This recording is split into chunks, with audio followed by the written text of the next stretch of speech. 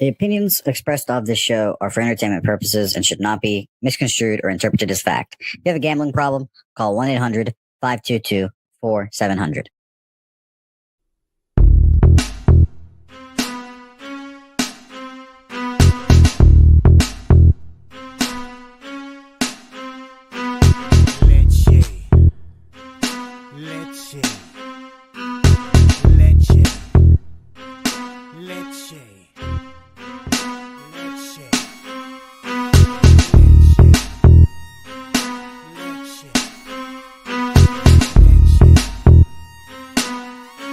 Introducing Pubcoin.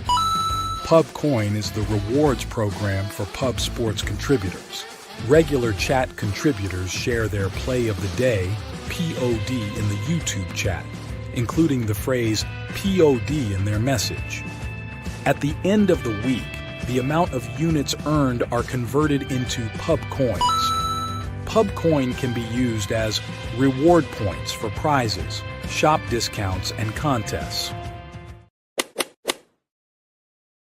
Hey, what's going on, y'all? It's Mills here, Pub Sports Radio. Do you guys want to challenge the personalities here at Pub Sports Radio?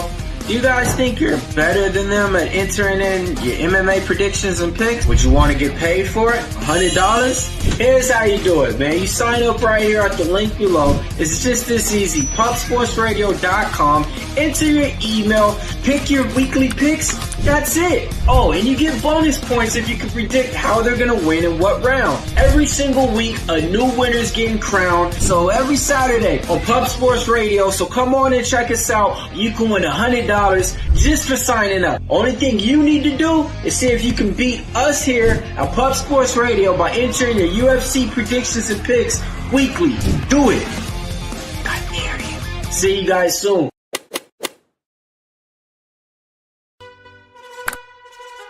Your membership to Gold, you will be automatically entered in every horse race, every Wednesday and Friday. It is time to race horses.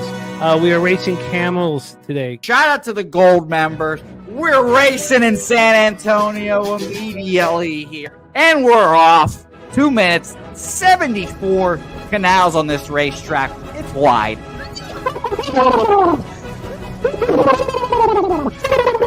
We're racing in San Antonio. Pat Wally moving forwardly. Jeff Slaughter in the mix as well. And as is Randall Sheffield, who's put that beautiful nose out front. But it's actually real grass here, Jimmy. Maybe Kentucky bluegrass. Oldie, no! There he goes. Oldie in the lead now. K. Wolf falls back. The horses love it. Sometimes they stop and eat it on the way to the finish line. That's why your horses start so far in the back. Here. Oh, look at Nussflush Allen bursting out here. J-Dub in the mix. Rude Boy up here as well. Jimmy, take it away. There's Oldie. Oldie is moving to the front. We are past the halfway mark in our 2 mile. And there's Ricky Levy. Oh my goodness, he's in the mix here. Jimmy, take it home. This is our first dog race ever. 19 seconds left in the horse race here. It's Fernando Mendoza trying to find the wire. 14 seconds left. Can Fernando Mendoza take this home? Here comes Kenny Can. Kenny Can wants a piece of the pie. Put his schnoz up front. Ricky Bobby, 9 seconds left. Can Donut Silks make a run? Can Res Mall make a run to be $50? You son of a bitch! Here comes Tori Coker. Kenny Can Smoking Mirrors. Director 97 home. That is way. Here comes Jason Meyer, the other auto custodian. Billy Friedrich. Jones one all coming down to the finish. Coin!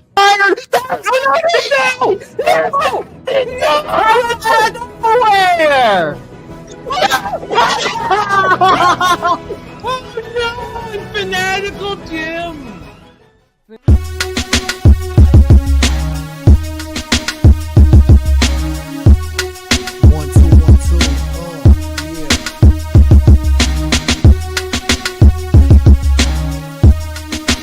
Loshak, Pub Sports Radio. Started from the corporate for Peter Loshak. Legendary sports handicapper, more dapper than a dawn. For the young phenom, known as Jimmy, who declared one day that the bag was here to stay. Information like a PSA, when we all PSR, Pub Sports Radio is all. Is a man named Slaughter, and he flipped the script. No competition in this but they quick to trip. But we say we be pubbing, betting with the bag and you love it. We want it top 10, we above it.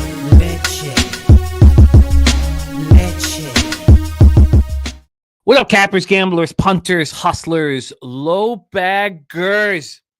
Another week begins here. Now we got it rolling with Medicate Monday yesterday. And now it is the week. And at the end of this week, I'm going to get day drunk with the boys at Woodbine Racetrack. I'm very excited about that. We also have football season coming very, very soon, which means Cappers Contest back in business, season 4, and our inaugural winner is my co-host here today. So without further ado, please welcome his triumphant return from Bet Bash in Las Vegas. Please welcome my guy and yours, Mr. Peter Loshak, to the show. Lodos, what's good, man? How are you? I'm all right. How's my audio and video? Everything okay? Yeah, you sound good, my friend. You sound so good that our friend Julian Cesario, actor, rock star, capper, has blessed us with a $19.99 dono just to get us rolling. And also, Kev Reed upgraded membership to PSR Gold. He will be racing on Friday when the winner wins entry into either the Cappers Contest or the Survivor Pool, whatever it is, your choice. Peter, how are you back from Las Vegas, my friend? I'm all right. I got these new glasses, Dolce & Gabbana. Hopefully they'll be lucky for me. I don't know. We'll see. I got a lucky price. Dolce & Gabbana, $5, Jim. $5. They brought a lot of good luck to old fat women everywhere, Pete. I imagine that you will also feel that same glory. That's great. Proud of you, buddy. Yeah. It was very intense there. I'm still recovering. I'm not fully recovered. I did gap the card tonight. I mean, tonight's card, 90% complete, not 100%. Last game is a little bit iffy, but it's an interesting card. I'm doing all right. Very interesting stuff there. Well, tell us. So we got some updates from you. We heard a lot about the all-male review that was taking place at the pool, at the stadium swim pool, the all-male review there. We heard about this scavenger hunt. Yeah. With the MIT students. What we have not heard about, Pete, was the Hall of Fame ceremony. How was that? I mean, that was hilarious. Sean Higgs posted about it. We got some shrimp cocktail spilled all over us while we were there, but that's all right. That's okay. It was very interesting. It's I don't want to take up. I could do like a 5-hour show on everything that happened there at Bet Bash, including the Hall of Fame. It's very there was elements of autism for sure. That's all I'll say on it.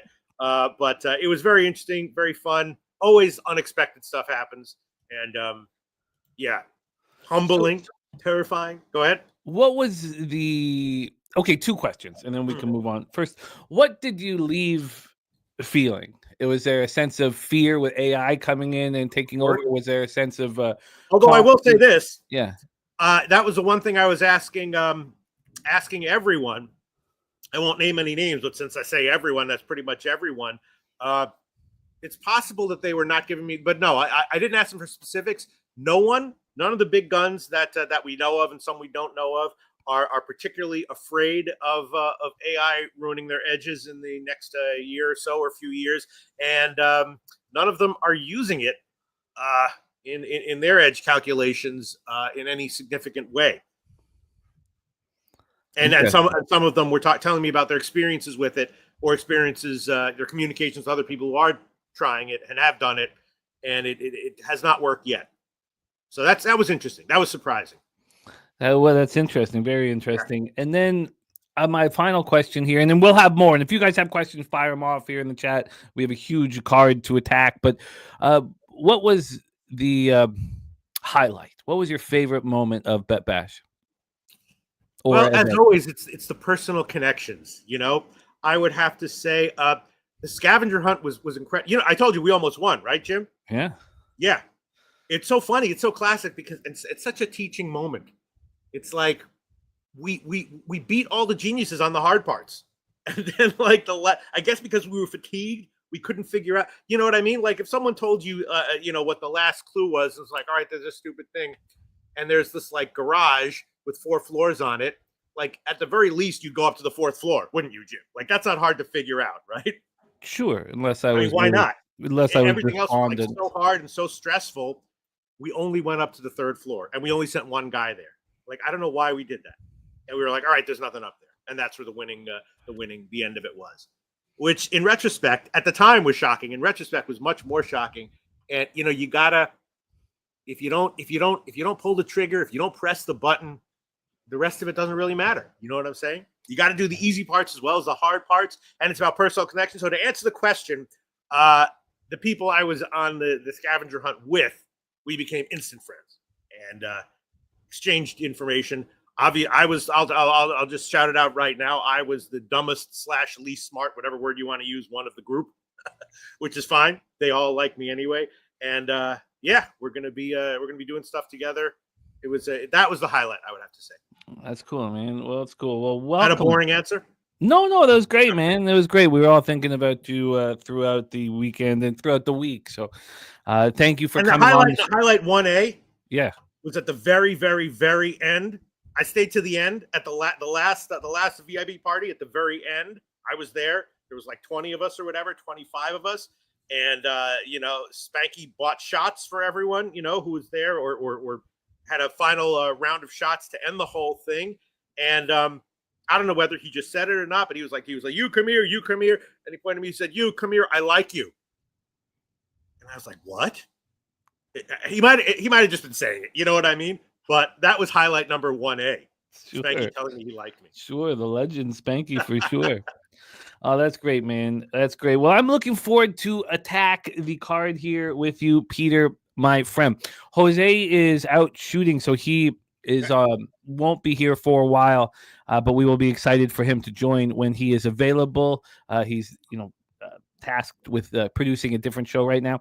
We also have Justin Mcelvy joining us for the 5-game WNBA slate. Justin Mcelvey, stacks plays of the day are in: Braves, White Sox over 9, Atlanta Dream, team total over 82.5.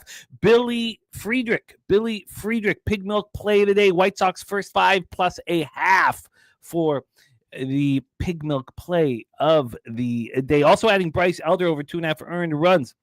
It says he's given up 3 or more earned runs his last 6 home starts, giving up a total of 28 earned runs in those 6 starts. He is coming off an okay start. We have some people disturbed with our thumbnail today, Peter. Disturbed I didn't even look at it. With the thumbnail. Why don't you take a gander? And highlight 1B, sure. Getting Dolce & Gabbana sunglasses for $5. Oh, yeah. You are in business, man. You're going to be dripping. All right. Old E, disturbed by our banner. We have Beavis in the house. Just my 2 cents.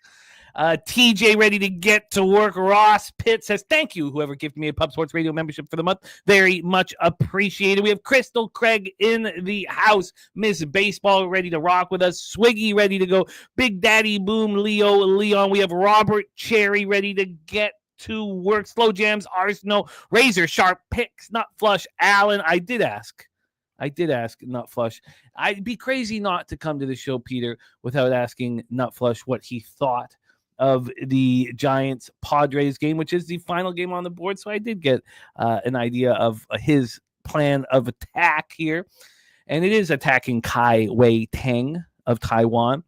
We have Jason Meyer, the Eldorado custodian. He donated $50 to us on Friday. Thank you, Jason Meyer, my friend. Serious business. We got Ronnie Lofton. And we have Slow Jam saying, my brother from another mother going for my Stros today. Got to get it done. Wine Time Sports in the house. Ross Pitts on the Dodgers -2.5. And Nut Flush Allen You are a kind man. Thank you for that very kind comment there.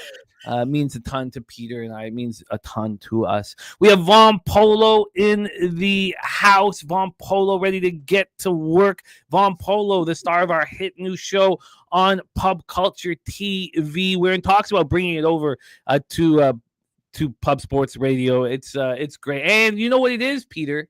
It is evergreen content. You can watch our guy Von Polo show today, in 2 months, a year from now. It still slaps. Our guy Von Polo in the house, Charm City. We got Ronnie Lofton ready to get to work. Noel ready to eat. There's Julian Cesario with that 1999 donut to bless our action.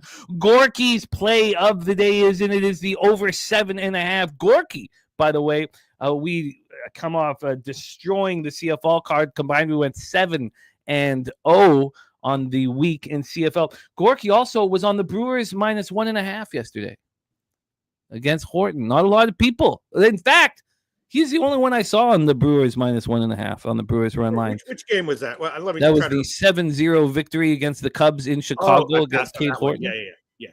It's a thing of a beauty from our friend Gorky. Great to see all of you guys.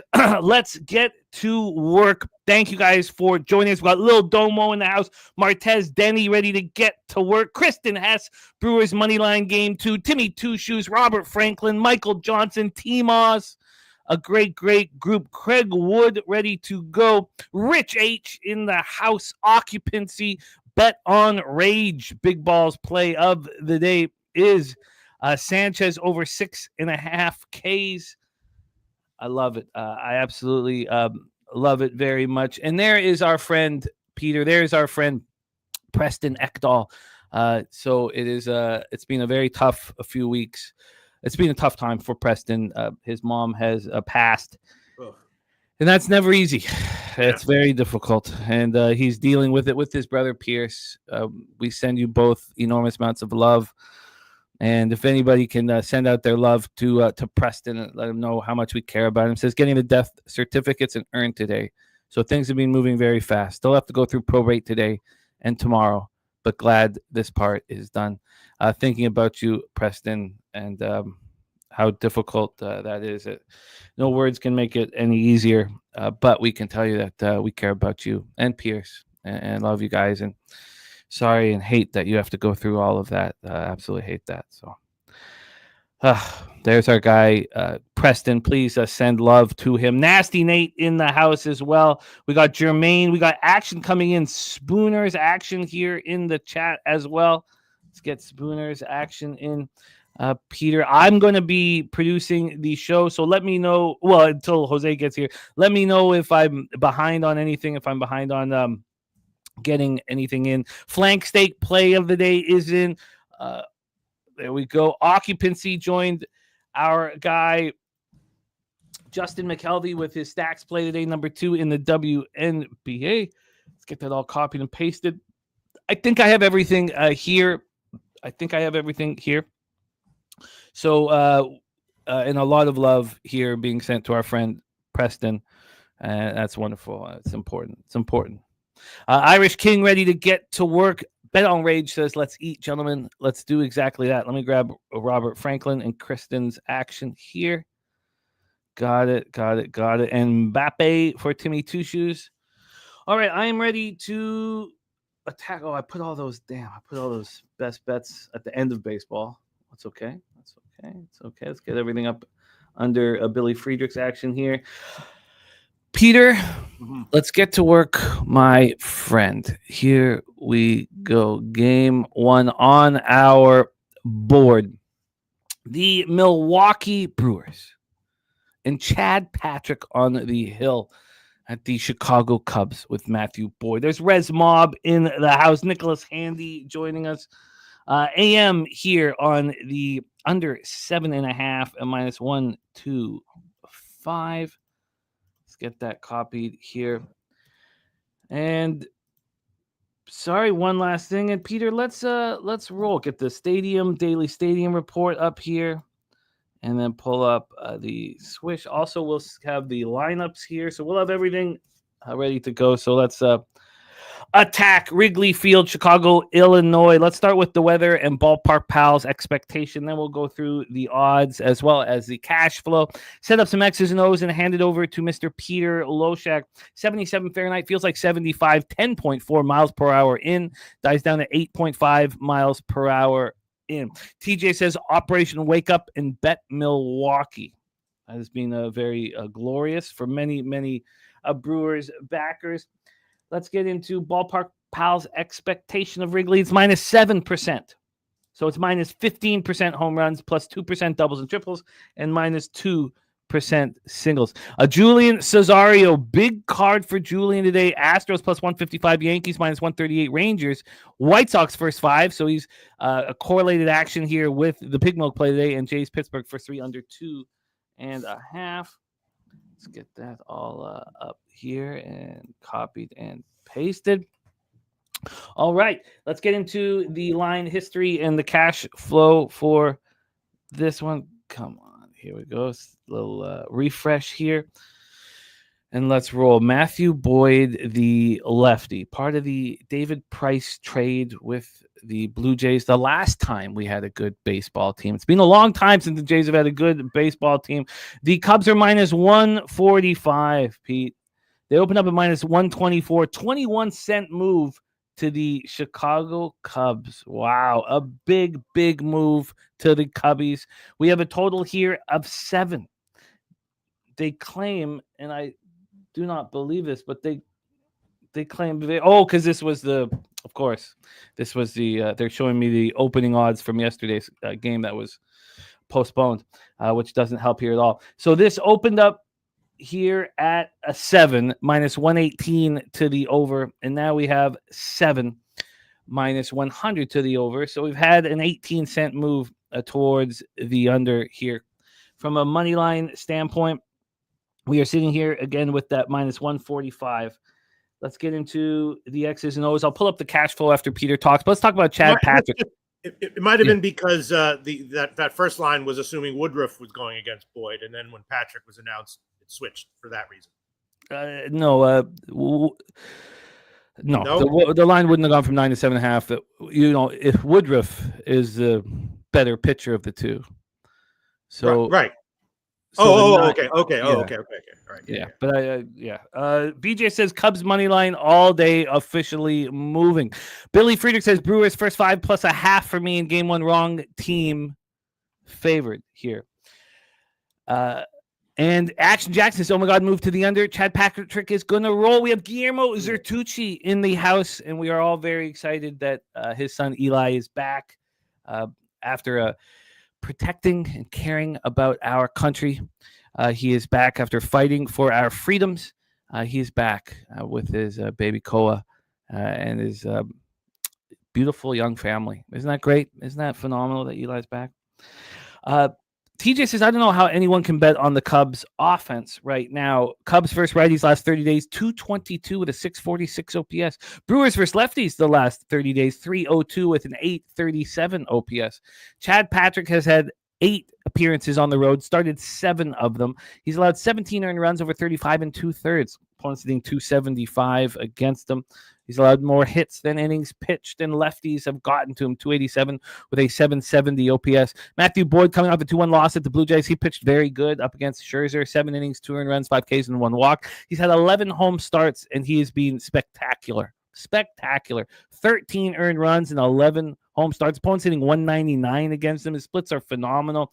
The Cubs bullpen is a problem. 5.13 ERA over the last 30 days, while the Brewers bullpen has been very, very good. Peter Loshak, game 1 of the double dip. AM on the under 7.5. We have cappers on either side. What is your plan of attack?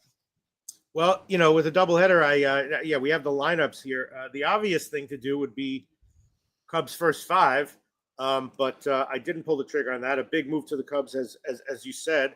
Patrick, got hit a little bit in the minors, but has had big league success.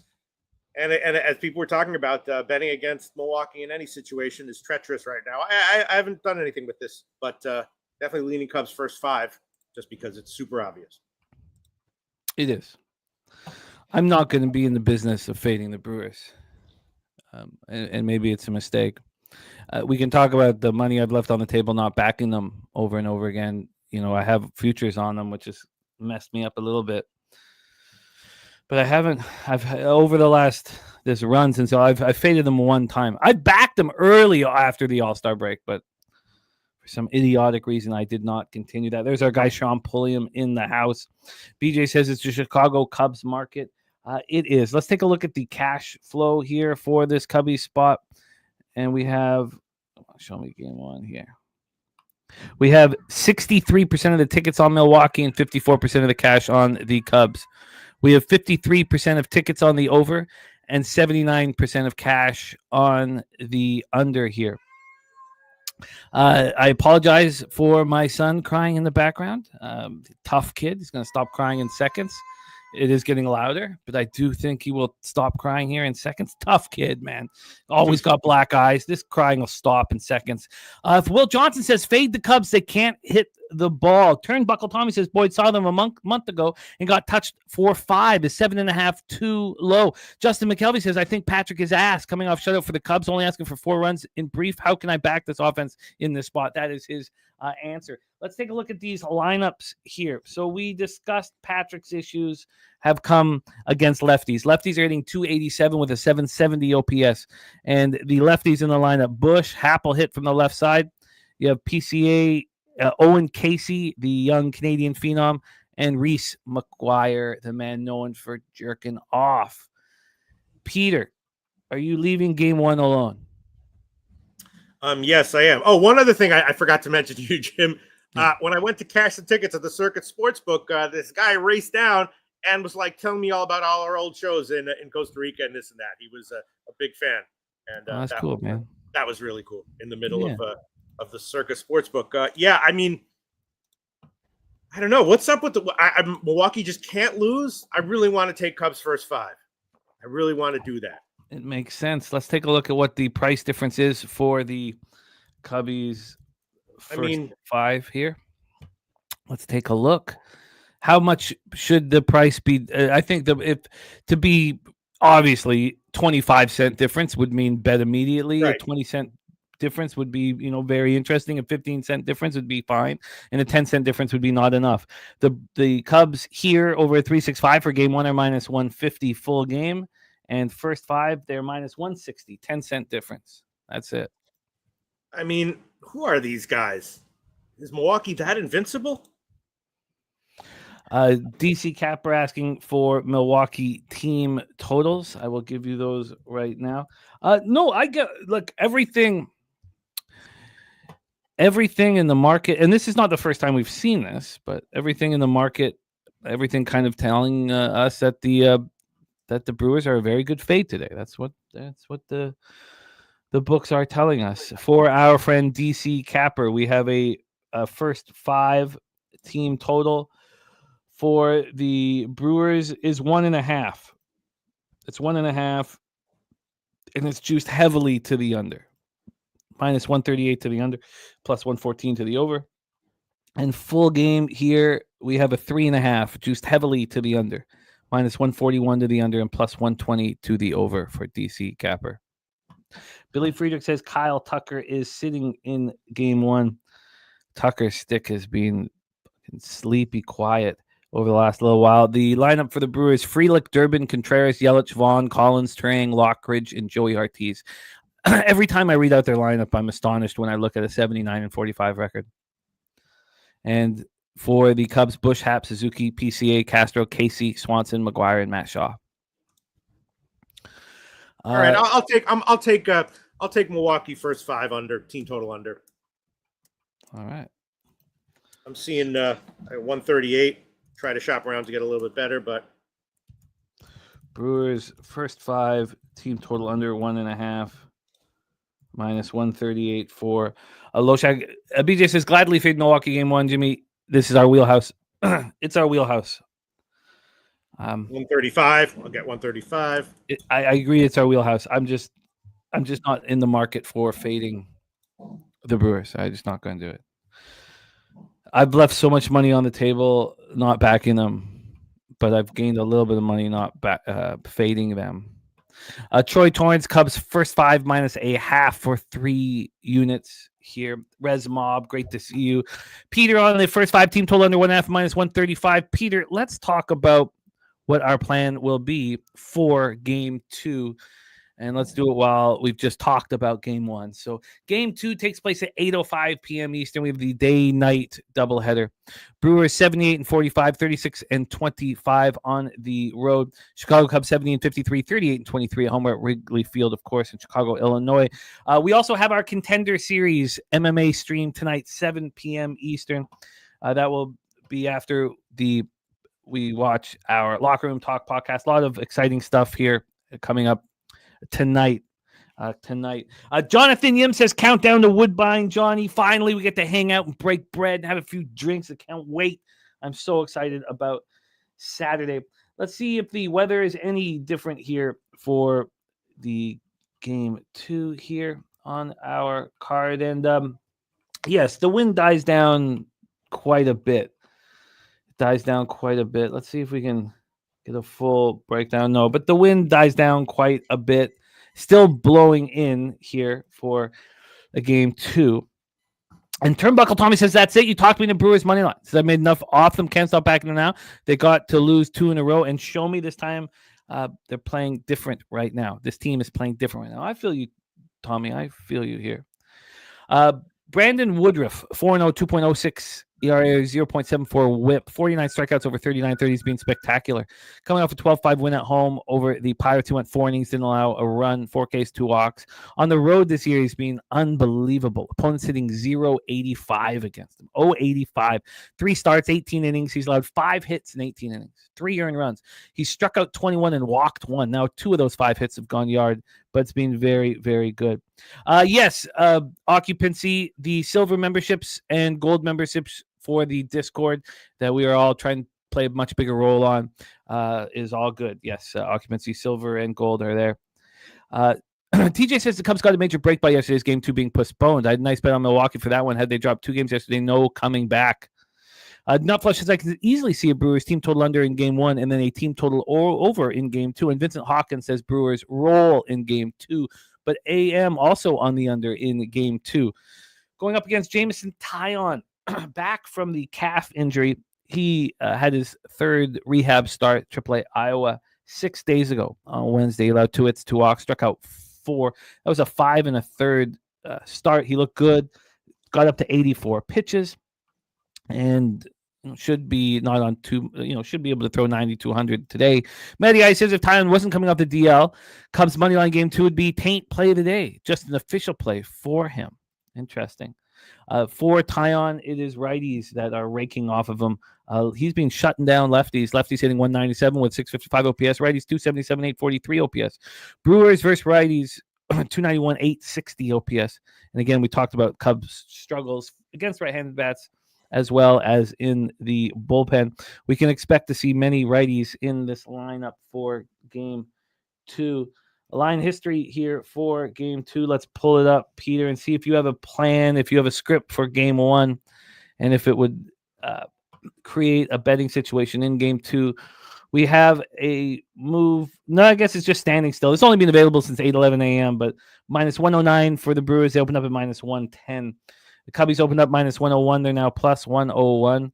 And from a total standpoint here, we have the 7 minus 112 to the under. This opened up minus 102 to the under. So we've already had 10 cents of movement towards the game 2 under. Peter, is there anything you're looking for in game 1 to rock a bet for game 2? No, not really, other than, Woodruff obviously excellent in return so far, and I would expect that to continue. No reason to not think that that's going to continue. So hard to fade Woodruff right now. Want to be on him. And Taillon, I have to look into that more on his, what to expect from him. So no, game 2, no real opinions as of right now. Robert Franklin asking, was there a reason Woodruff got pulled early in his last start? He left after 4 innings. That's a good question because he only went 4 innings. I just thought they were keeping their innings down. They were dominating the game. I didn't take it as any kind of concern or issue or blister as we saw that affect Horton. So I didn't put too much into it. So for me, Peter, if the Cubs win game 1, and everybody's right with this market analysis, is this a instant bet on the Brewers in game 2? Yeah, it's tough because Kion can also be a die you feel uncomfortable fading. Probably. I don't know though. I'm really not. Yeah, I wouldn't feel comfortable saying that right at this moment. At home, he hasn't been quite as dominant as he was last year at home. 8 starts, but he's been very good. 8 starts, 18 earned runs in 47 innings, just 36 hits, 208 opponents batting average, K to walk ratio, beautiful, 39-7. He has allowed 8 home runs at home. Now he's allowed 14 on the road. So yeah, so that's okay. Look, I'm not going to fade the Brewers. So I understand that the market is telling everybody to fade the Brewers in game 1, and I'll cheer you guys on. If you guys are right and the Cubs win, then I will be on the Brewers in game 2.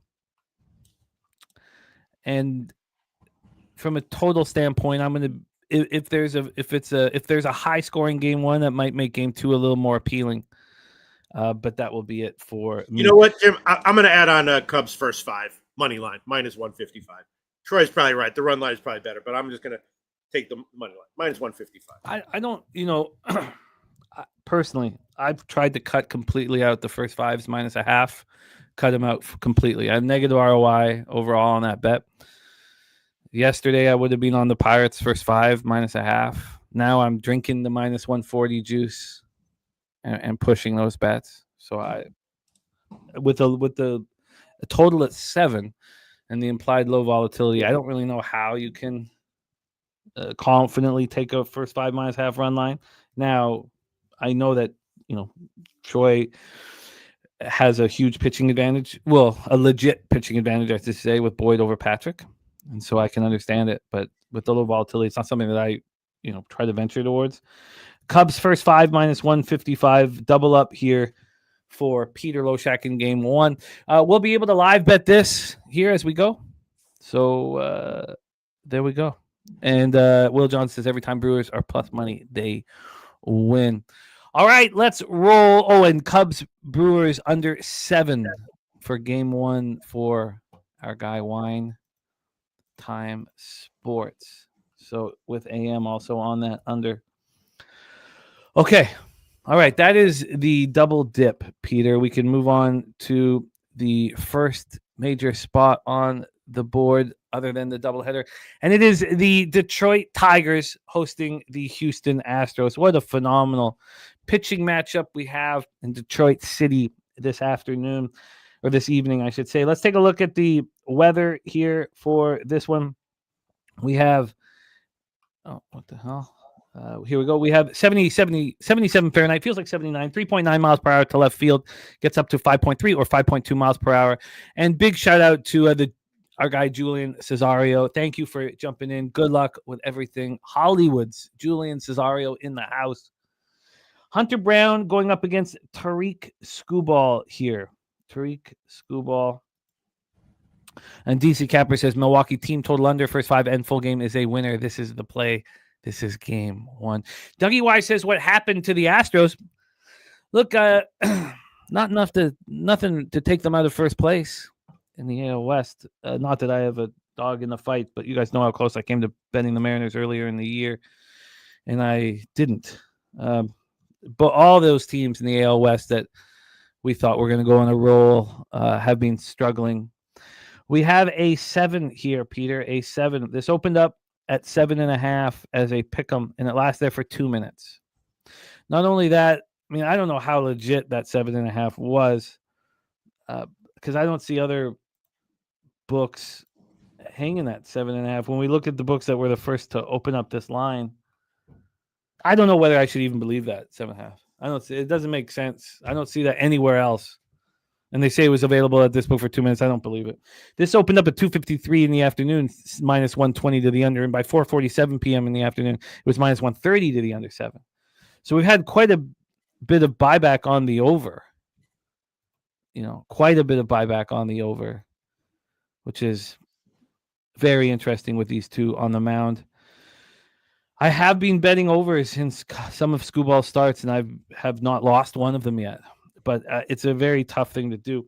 There's been a big move towards the Houston Astros, Peter, from plus 156 to plus 140, 16-cent move towards them, and a 23-cent move away from the Detroit Tigers, minus 175 to minus 152. That's extremely interesting. I feel like the sharps are on the Astros. 56% of the tickets are on the Tigers. 56% of the cash is on the Astros. Now it's a pretty similar situation that what we had with the Pirates Blue Jays last night with Skeens and Gossman. It ended up around the same deal. 56% of the tickets that were on the Pirates, 56% of the cash was on the Blue Jays. Blue Jays were on the road. The line moved pretty legitimately towards the Blue Jays. There was a little bit of buyback before first pitch. So a similar situation here. 72% of tickets on the under, 90% of cash on the under here. So, Peter, Ballpark Pal has this ballpark plus 9%. So it's 0% homers, plus 3% doubles and triples, and plus 11% singles. We have Hunter Brown, 10-5, 2.45 ERA, 1.00 whip, 143 innings, 164 Ks, 43 walks, and 12 homers. Last start, 6 2/3, 6 hits, 1 earned run, 4 Ks, 3 walks, 4-1 win at home over the Red Sox. That was my last first 5 minus a half. And I think I bet 1 in the last month. And it was something I didn't want to do. But there will be some spots where I will do it. Lefties hitting 187 with a 590 OPS. Righties 209, 555. He's just being spectacular. Going up against Screwballs looked a little bit more human lately. 11-3, 2.42 ERA, 0.87 whip on the season. His last start, he allowed 3 earned runs over 7 innings in the 4-3 extra inning win at the Twins. 23 earned runs now in 13 home starts. Not as dominant. Opponents hitting 209 against him at home. And his splits are also very good. Astros rating 252, 711 OPS their last 30 days versus lefties, while the Tigers are rating 241, 717 versus righties. And the Astros bullpen has been a bit of a problem. Tigers bullpen 3.56 ERA. Nuffleshon says if the rain starts and stops, Screwball will be done early. I'll take an extra look on this here. What I'm seeing is that the weather might delay it, but that if they start, it should be consistent.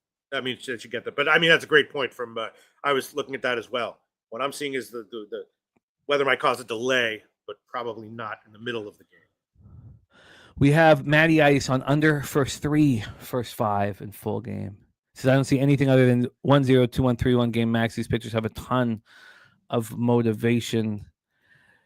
This market is starting to open up their arms to cappers that want the under 7, which is extremely interesting. Extremely interesting. We have a move towards the Astros, which tells me that Hunter Brown can throw. What is your thought here, Peter? Is there anything you want to get involved in?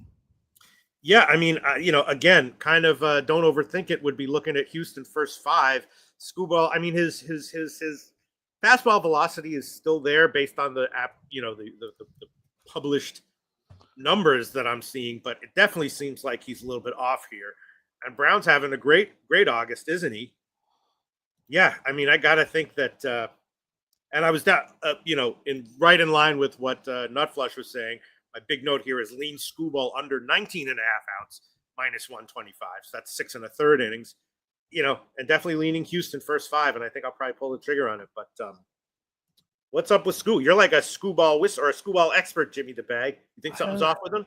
I don't know about that. What I've been doing, Peter, it's not as much based on studying Tariq, who when he was, I don't need to get into it, but when he was getting lit up, I had colleagues on camera with me tell me that he was trash and all that stuff. And he was, the minor league pitcher of the year. And he's a phenomenal pitcher, but it's not X's and O's and watching him pitch. It's more the market.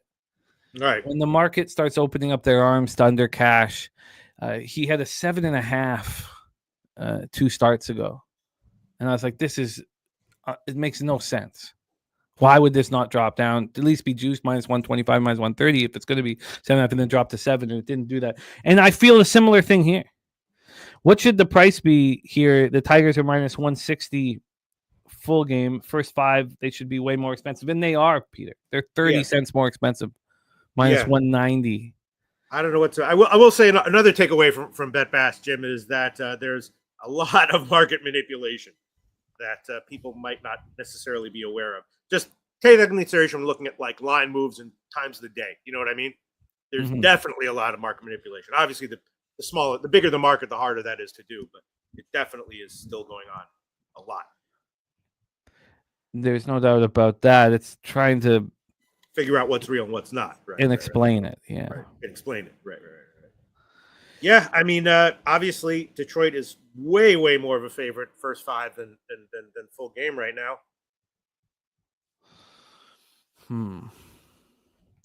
All right, we got the Pamper Pop parlay here. Nutflush got the Astros team total at 3.5 at plus 125. Under or over? That's got to be an over because he was talking. He thinks that Scuba could be done early. By the way, this game won't be postponed. There's zero chance of that. It could be delayed a little bit, but this game will go.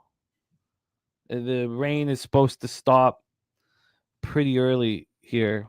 It's actually becomes a pretty nice night. There's a, if they were to push this half an hour, like it's a really nice night. At 9 p.m. it's beautiful. Perfect weather for baseball. Over at Netflix says. Occupancy says, would this be considered a bargain for Detroit money line? Couldn't they be minus 190 or minus 200 full game? No, not against Hunter Brown. Huh.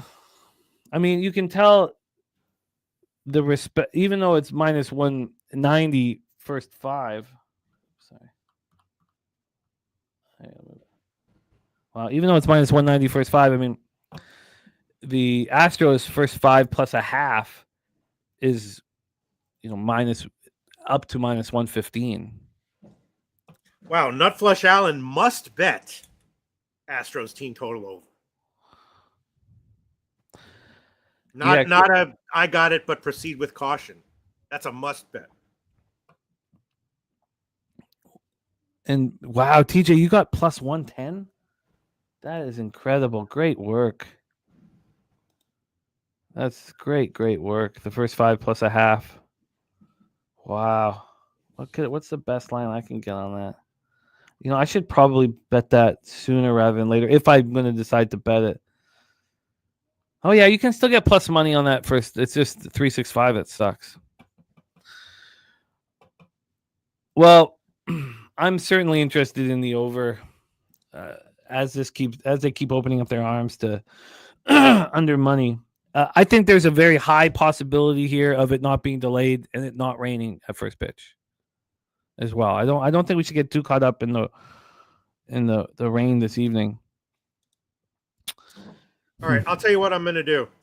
I am going to take a shot with Houston first five. I also am going to take that Scooble under 19.5 outs prop because, not a big lot of juice to pay there. We're risking a little bit here, but I'm going to take both of those.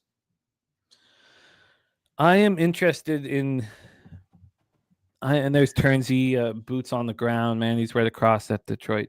Actually, you know what? I'm just going to take the Scooble outs prop. I'm scared of that Houston line. Oh, no. He suffered a torn ACL, Gorky. Oh, I feel bad for the kid. Thank you for letting me know, man. Okay. Scooball under 19.5 outs. Yeah, I'll shop around. Best lines. Okay. Well, I'm going to bet that Astros first five plus a half. What was the cash flow? Sorry, did I even talk about it? Yes, I did, of course. Okay, I'm going to take that first five plus a half here with Hunter Brown. Now, the over I may or may not bet, but I'm going to bet that first 5.5 plus a half, now. Mark A getting that plus 105 on it. I'm not going to get that close, but I can get that plus. We got JM in the house. Let's roll here. Peter on Scooball under 19.5 outs. He's looking for the juice right now. TJ on the Astros first 5 plus a half. I'm going to be joining with him on that. There's Turnsy. Great to see you, Turnsy, my friend. Let's roll on. I think we got Jose backstage. Let's roll on. 6:40 p.m. Eastern. St. Louis Cardinals. 62 and 64, 27 and 34 on the road. Marlins 59 and 66, 28 and 32 at home. Lone Depot Park in Miami, Florida. Michael McGreevy is really starting to roll here, going up against Edward Cabrera. It was one of the rare, I've been picking out when to back Cabrera and when to fade him pretty well. Or how about this? No, I've been figuring out when to back him and when to stay off. I think that's a better way of putting it. I'm hesitant to fade him. I guess I have a bias here in regards to Cabrera, where I think he's a very good pitcher. We have Spooner on Cardinals Marlins first 5 under 4.5 and minus 120 here, Peter. So Spooner gets his card started here at Lone Depot Park in Miami, Florida. Let's take a look at the line history here. We have. What was that? Make sure it's not a full game. Okay, here we go. We have the Marlins minus 138. They opened up minus 134. The initial move was away from them, went down to minus 127 by 9:30 this morning. This line came out 9:04 p.m. last night. So after 12 hours, line was moving towards St. Louis. Now a very slight move towards Cabrera. 4 cents of movement. Nothing too extreme. From a total standpoint, Peter, we have an under 8 and minus 114. This opened up at 7.5. It was there for 23 minutes before it went to 8. But it did go back to 7.5 at 5:04 a.m., and it stayed there for a while until 7:45 a.m. Now we have an 8, not the most legit 8s, minus 114 to the under. We call it a quarter of a run move to the over. Taking a look at the cash flow here, Peter, for St. Louis, Miami. We have 69% of the tickets and 91% of the cash on the St. Louis Cardinals. It's a lot of money on the Cardinals for this line to be just, slightly moving now towards the Marlins. 63% tickets on the under, 65% of cash on the under. Interesting. McGreevy 4-2, 4.41 ERA, 1.22 WHIP. Coming off a 6-5 loss at home versus the Rockies, he allowed 3 earned runs over 6 innings. It was a, 2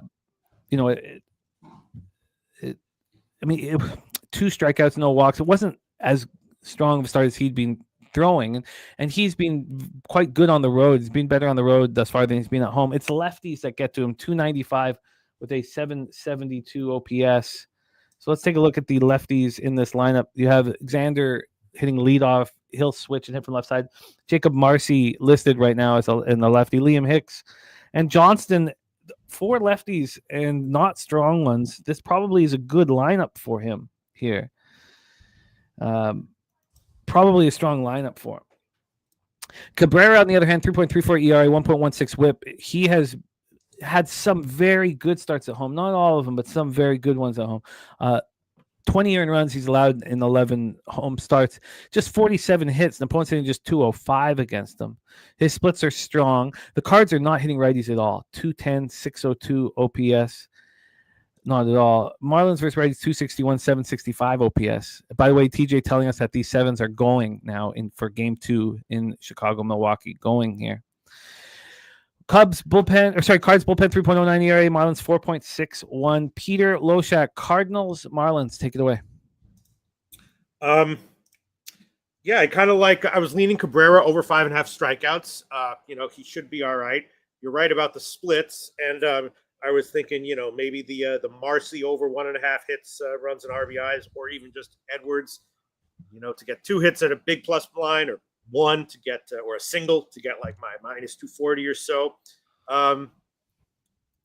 McGreevy has been much better away for some reason. The top one. I mean, if McGreevy's going to be good, maybe a first 5 under. My numbers say Cabrera should be okay here, decent for him.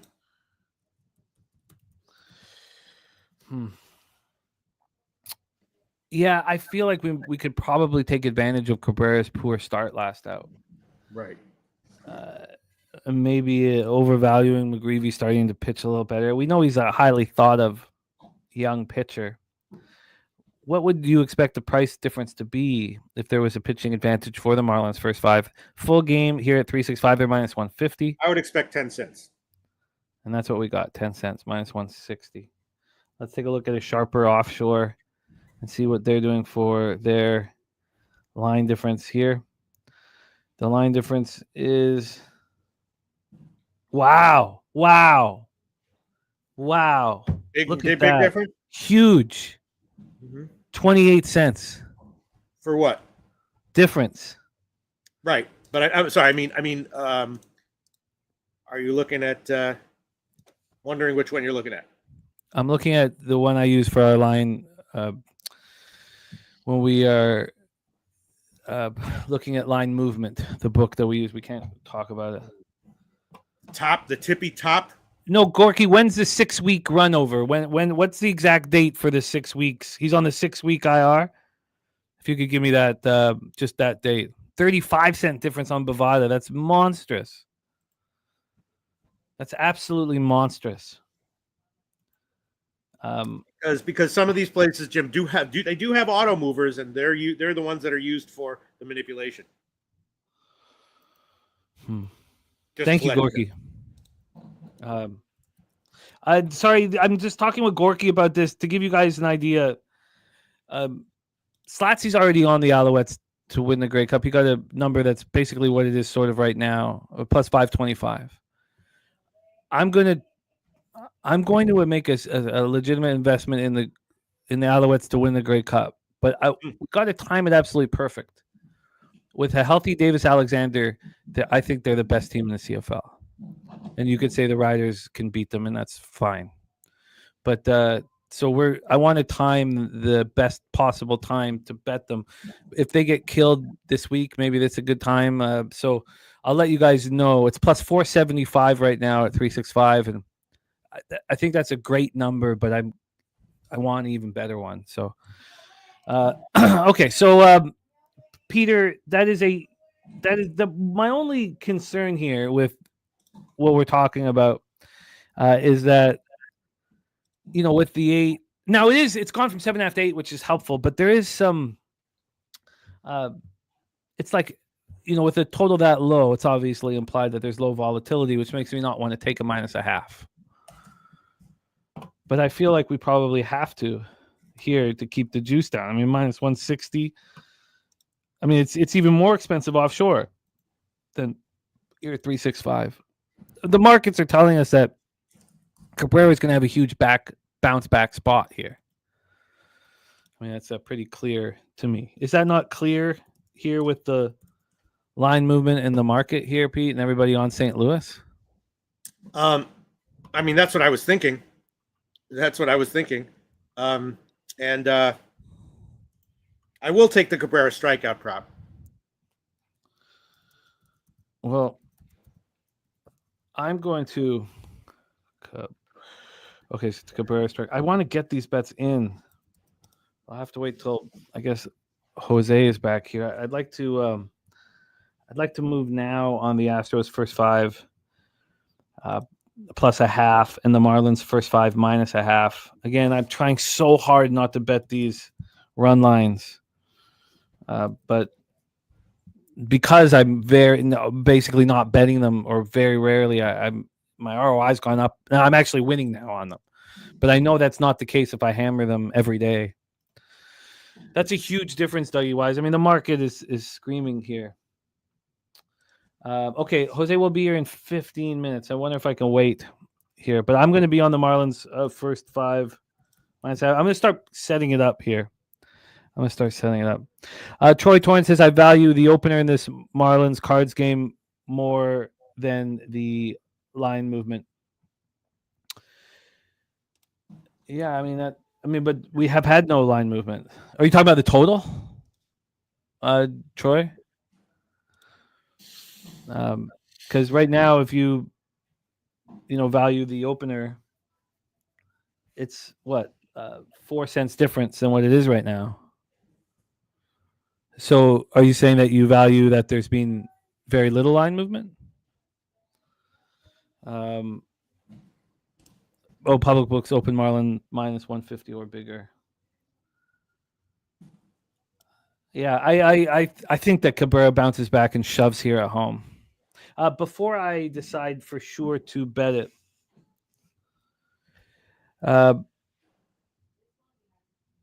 you get a bet.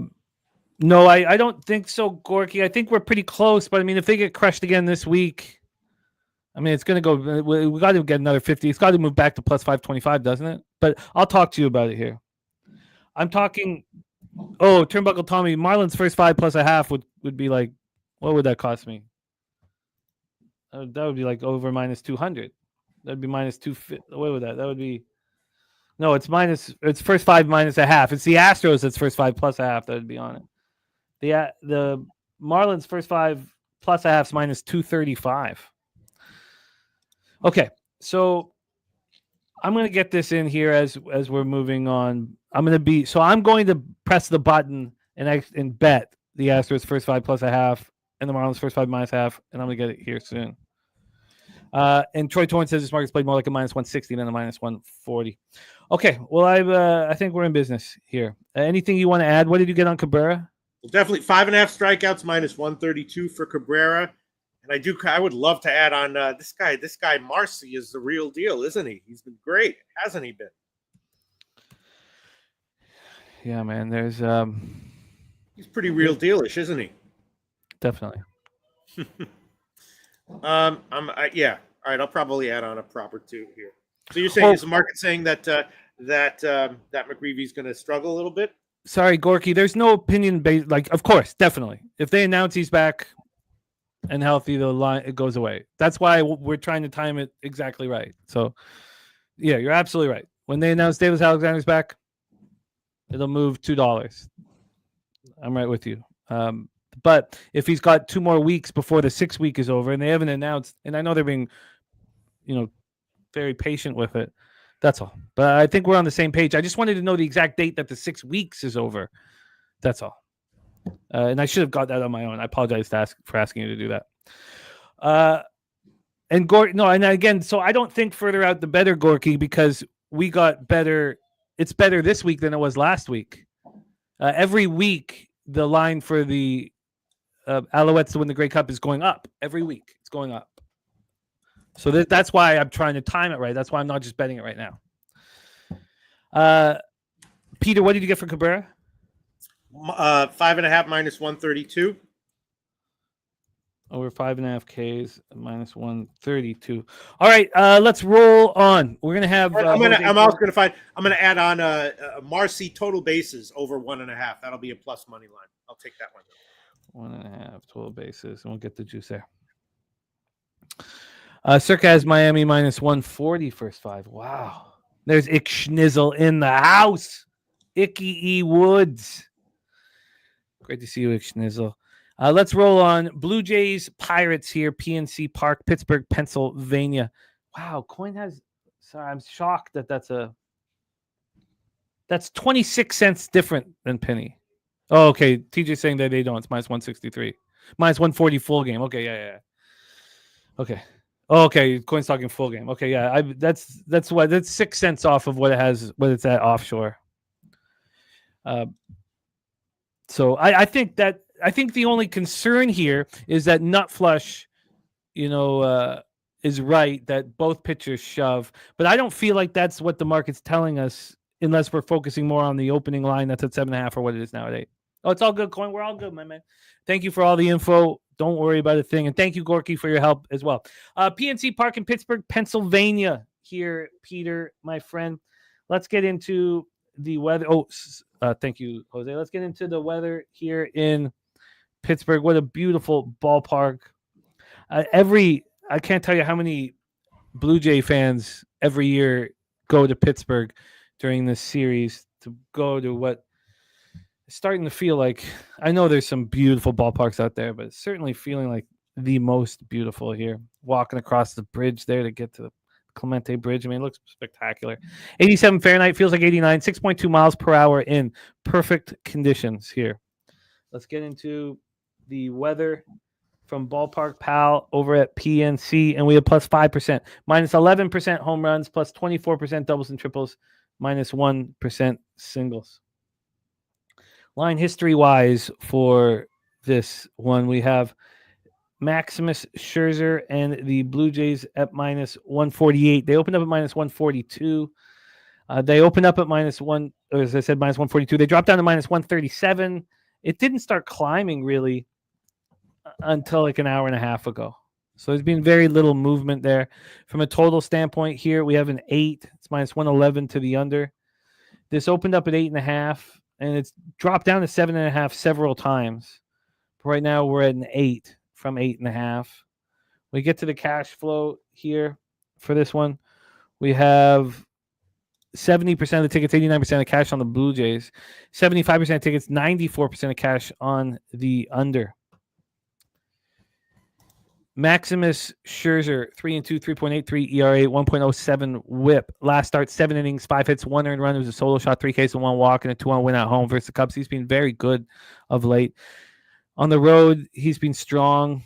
He's allowed 4 homers in his 4 starts on the road, but he's only, 24 innings, 11 earned runs. I mean, he's been better at home, but he's still been good. 28 strikeouts in 24 innings, 7 walks, opponents standing 225. Lefties, righties, splits are fine. Mitch Keller coming off a bad loss at Milwaukee. They were just destroying Pirate pitching here. Keller, 4.13 ERA, 1.27 WHIP. At home, he's not been very good this year. 35 earned runs in 14 starts. He's only allowed 7 home runs in those 81 innings. So lefties hitting 270, 752 against them. Righties 238, 650. He prefers an all-righty lineup.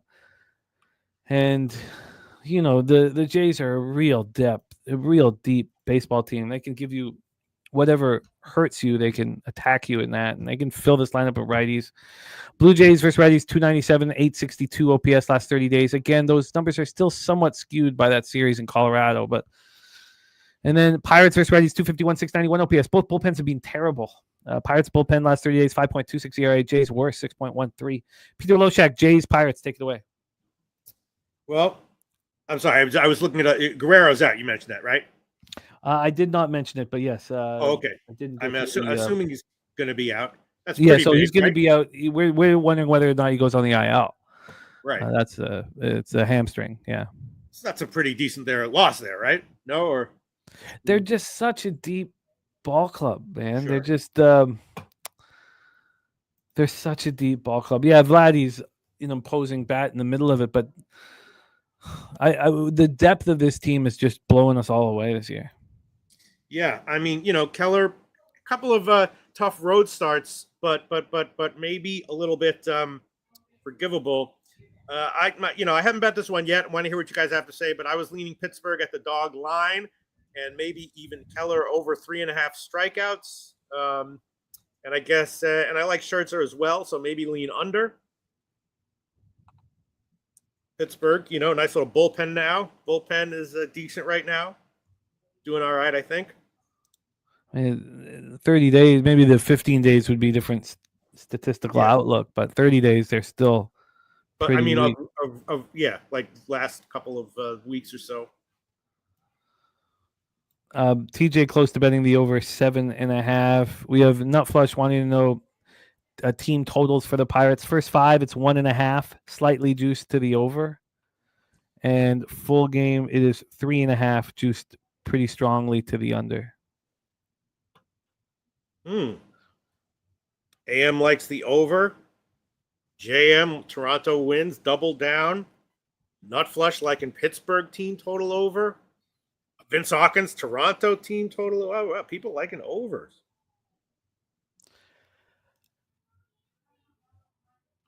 Well, our best. Spooner says who are the lefties that get to Keller. Well, our number one.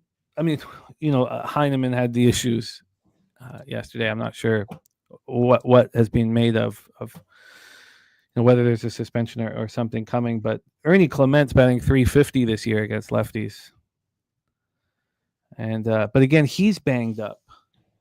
I should probably let's just go to this. Let's take a quick look at the injury report, because if he's our best hitter against lefties in the lineup.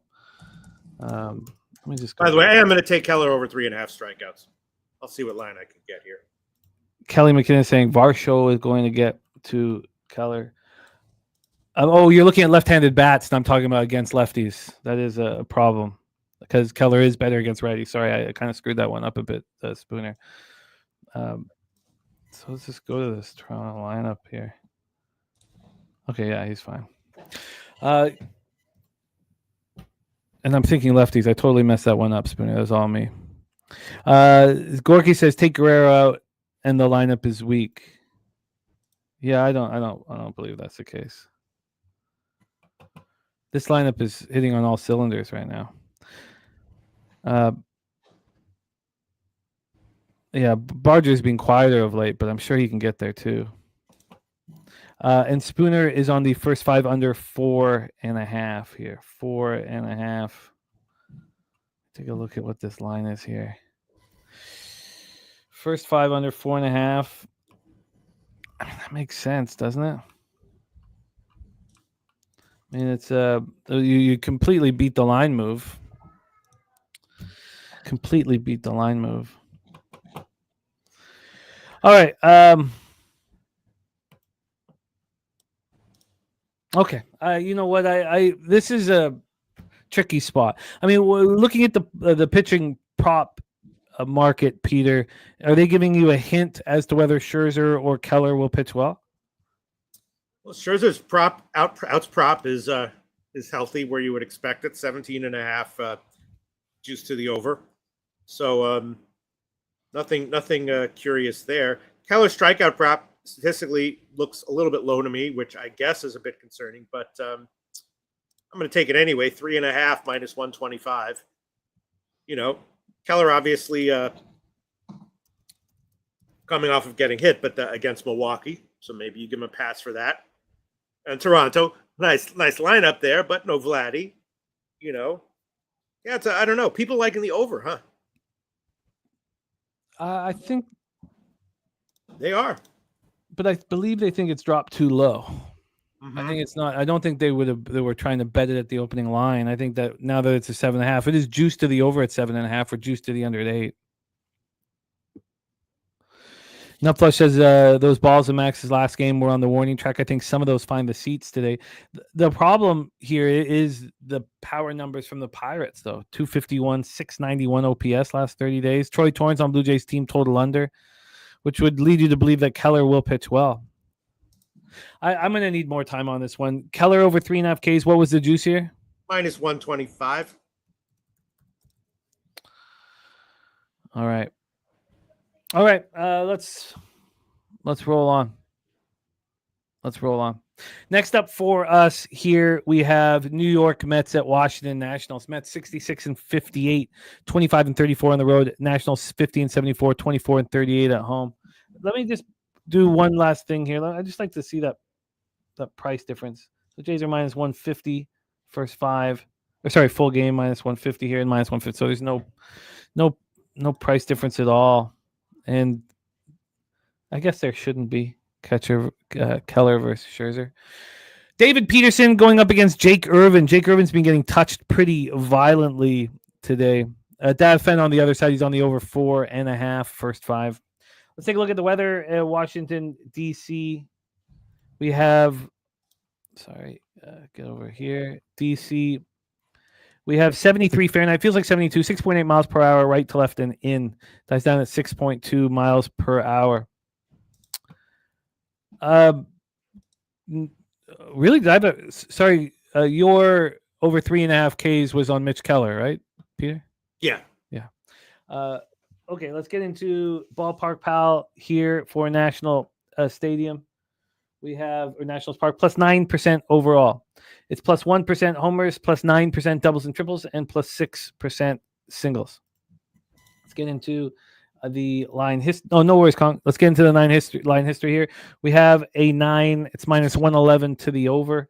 This opened up at 9, minus 101 to the over at 9:04 p.m. and it got up. Not a real 9.5. It was juiced pretty heavy to the under. Right now, we have had 4 cents of movement towards the over. So a tiny move towards the over from the opening line. On the money line here, we have the Nats at plus 174. They open up at plus 171. The Mets line has not moved. Get to the cash flow for this one, we have 82% of the tickets, 85% of the cash on the New York Mets. 53% of tickets and 78% cash on the under. 53% of tickets on the over, 78% cash on the under. Robert Franklin says Washington money line. For some reason, Mets can't hit Irvin. David Peterson in his last start, that was the 7.5, the very high total, and it soared over 11-6 loss at home to Atlanta. That was Peterson versus Cookie Carrasco. That was the exact same line as this. The Mets were minus 190. They were at home against Cookie Carrasco, and the line didn't move, and everybody was on the Mets. It's a similar spot here. Peterson has looked quite a bit more vulnerable of late. Now he's pitching on the road where he's struggled at times. Still decent numbers. 25 earned runs in 10 starts, 59 and 2/3 left, 57 hits in those 59 and 2/3, 254 opponents batting average. Jake Irvin's been getting touched, start in and start out, touched at home. They actually have pretty similar numbers as Irvin at home and Peterson on the road. Mets versus righties last 30 days, 260, 784 OPS. The Nats are finally, not hitting lefties at all. And we thought that would be the case with this left-handed heavy lineup, but it didn't seem to really rear its ugly head until lately, where they're just not hitting lefties at all. Right now, they're the worst team in Major League Baseball against lefties last 30 days, 200, 593 OPS. Mets bullpen 3.56 ERA, while the Nats bullpen last 30 days is 5.33. Peter Loshak, take it away. Are you moving on Mets Nationals? Well, I want to see what the market does and what you guys have to say, but it seems like at the line, it's got to be Washington or nothing. And then what's your ballpark pal saying? Is it pitching weather or pretty neutral? It is. No, it's not neutral. It's offensive. It's plus 9% overall. Yeah. Plus 1% homers, plus 9% doubles and triples, plus 6% singles. We don't have a low temperature with a slight wind in. Is that not what? All right, maybe I'm wrong here. No, you're right. It's feels like 72 Fahrenheit. It's 73, 6.8 miles per hour, right to left and in. I mean, yeah. Got to be thinking at least Washington at that big of a line. Also leaning Peterson under his strikeout prop. Also Irvin under his strikeout prop. And like you said, maybe some batter props for righties for Washington. Yeah, he does have pretty nice numbers against a lot of these guys. I'm talking about Irvin here. Nemo is like the only guy who gets to him. And Frankie Lindor. And then Marte gets to him, but only 2 at-bats. He's got some pretty good numbers. And Soto has decent numbers against him. Coin saying 13 earned runs of Irvin's last 13.2 innings pitched at home. One thing that happens with Irvin is the market kind of indicates when he's going to pitch well. I wouldn't say that I'm getting that indication, but it's very the market doesn't care how much money's coming in on the Mets, which is interesting. Alan Minton on Boyd to record the win here at plus 155. Well, you know what, Peter? Nothing. I just wish that Jake Irvin was pitching for somebody else. Because I would love to fade David Peterson here, and I'm not. I've always kind of had it's been a very costly soft spot for Jake Irvin or whatever, but I've barely backed him this year, and we backed him when the market is supposed to back him. I just think Peterson is pitching quite a bit worse than his year-long numbers indicate, and I would like to fade him today, but I can't fade him against a team that's not hitting lefties at all, and no power against lefties. And it's just lefty after lefty after lefty in the lineup. If you're looking at the dangerous bats, I really, but in saying that, Bell will hit from the right side. So then it'll just be James Wood and C.J. Abrams. But look who they have. They have Paul DeJong batting third. I mean, that's how weak this lineup is. Now, I know that, he hits lefties pretty well, but Riley Adams, Dylan Cruz, Brady House, Chaparro, Young. It's a pretty weak group, but Troy Torrance on the Mets on the run line here. Troy Torrance likes the Mets full game on the run line? He does. He does. That probably means that Irvin gets hit, right? Or does he think that I mean, Peterson? Irvin's been getting hit start in and start out. Yeah, I mean, yeah. nonstop. He's just been getting touched. So I don't want to back Peterson. I don't. Now, when I'm telling you, I see a minus 190 favorite with public all over them and line not moving, and I'm like, well, I think that's a red flag. Obviously, we have now. Maybe the big difference is the fact that this is a minus 190 road favorite. Maybe that's why in Troy Torrance market efficiency database it's saying that the Mets are a good bet. But and TJ also agreeing. So all right. Well, I will take a shot. Might get burned, but I will take a shot with Peterson under 5.5 strikeouts, minus 109. I'll take that. The Irvin strikeout prop under is probably good too. What was the juice on under 5.5 Ks? Minus 109. All right. Let's roll on here. I'm not moving on this one. And I'll take the Irvin as well. And I'll tell you what the juice is that I get. All right. Irvin under. Okay, let's roll on. Next up for us, 6:45 p.m. Eastern, the Seattle Mariners 68 and 58, 31-33 on the road at the Philadelphia Phillies 72 and 53, 38 and 21 at home. We're at Citizens Bank Park in Philadelphia, Pennsylvania. Let's get into the weather in Philly. We have 74 Fahrenheit, feels like 73, 7.8 miles per hour, right to left, right across the diamond. Dies down to 6.5, but it's right across the diamond. Ballpark Pal has Citizens Bank plus 6%, plus 19% home runs, plus 3% doubles and triples, and minus 5% singles. Oh, thank you. Sorry. Jose will be here shortly. Bryce Miller is back from his rehab. He was out for right elbow inflammation. He got his pitch count up to 76 in his last rehab start for AAA Tacoma. Went 5 2/3, allowed 2 runs, struck out 4. And he's back. Righties before he left. I mean, he was just, something's wrong with Bryce Miller. Something was wrong, and he was getting tagged. Righties were absolutely annihilating him. 313 with an 881 OPS. Pretty shocking numbers for Bryce Miller. Trey Turner, Real Muto, Bohm, Castellanos, the 4 righties in the expected lineup. I mean, you could expect that there would be more. Action Jackson says Phillies early, Phillies often. Christopher Sanchez on the other side, 11-4, 2.45 ERA, 1.09 WHIP. His last start, 6 innings, 7 hits, 4 runs, 3 of which were earned, 6 Ks, 1 walk, and an 8-0 loss at the Reds.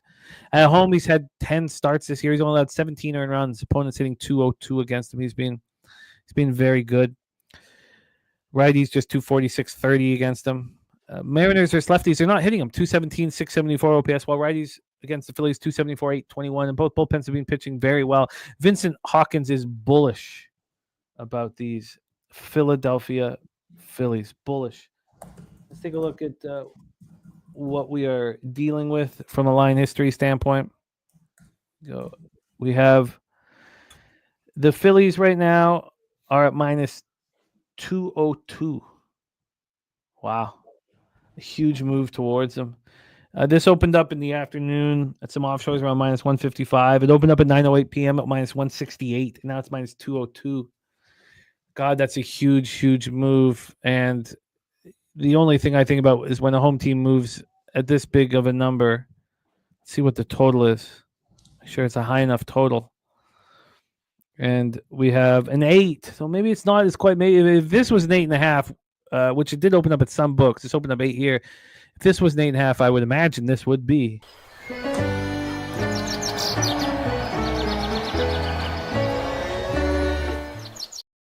This total is an 8, minus 115 to the over. Open up minus 107 to the over.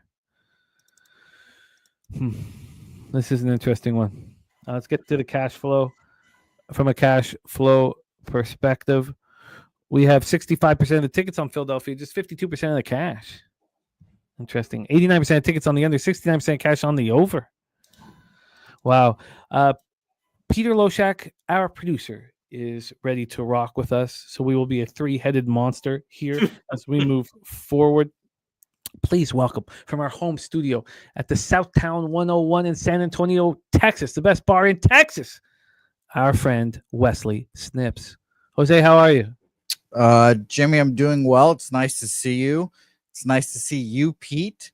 Last time I saw you, Pete, you were barely a human. So it's nice to it's see you. very intense there. Very intense over there. Right now, all I've said, betting markets, look out. The three-headed monster is here.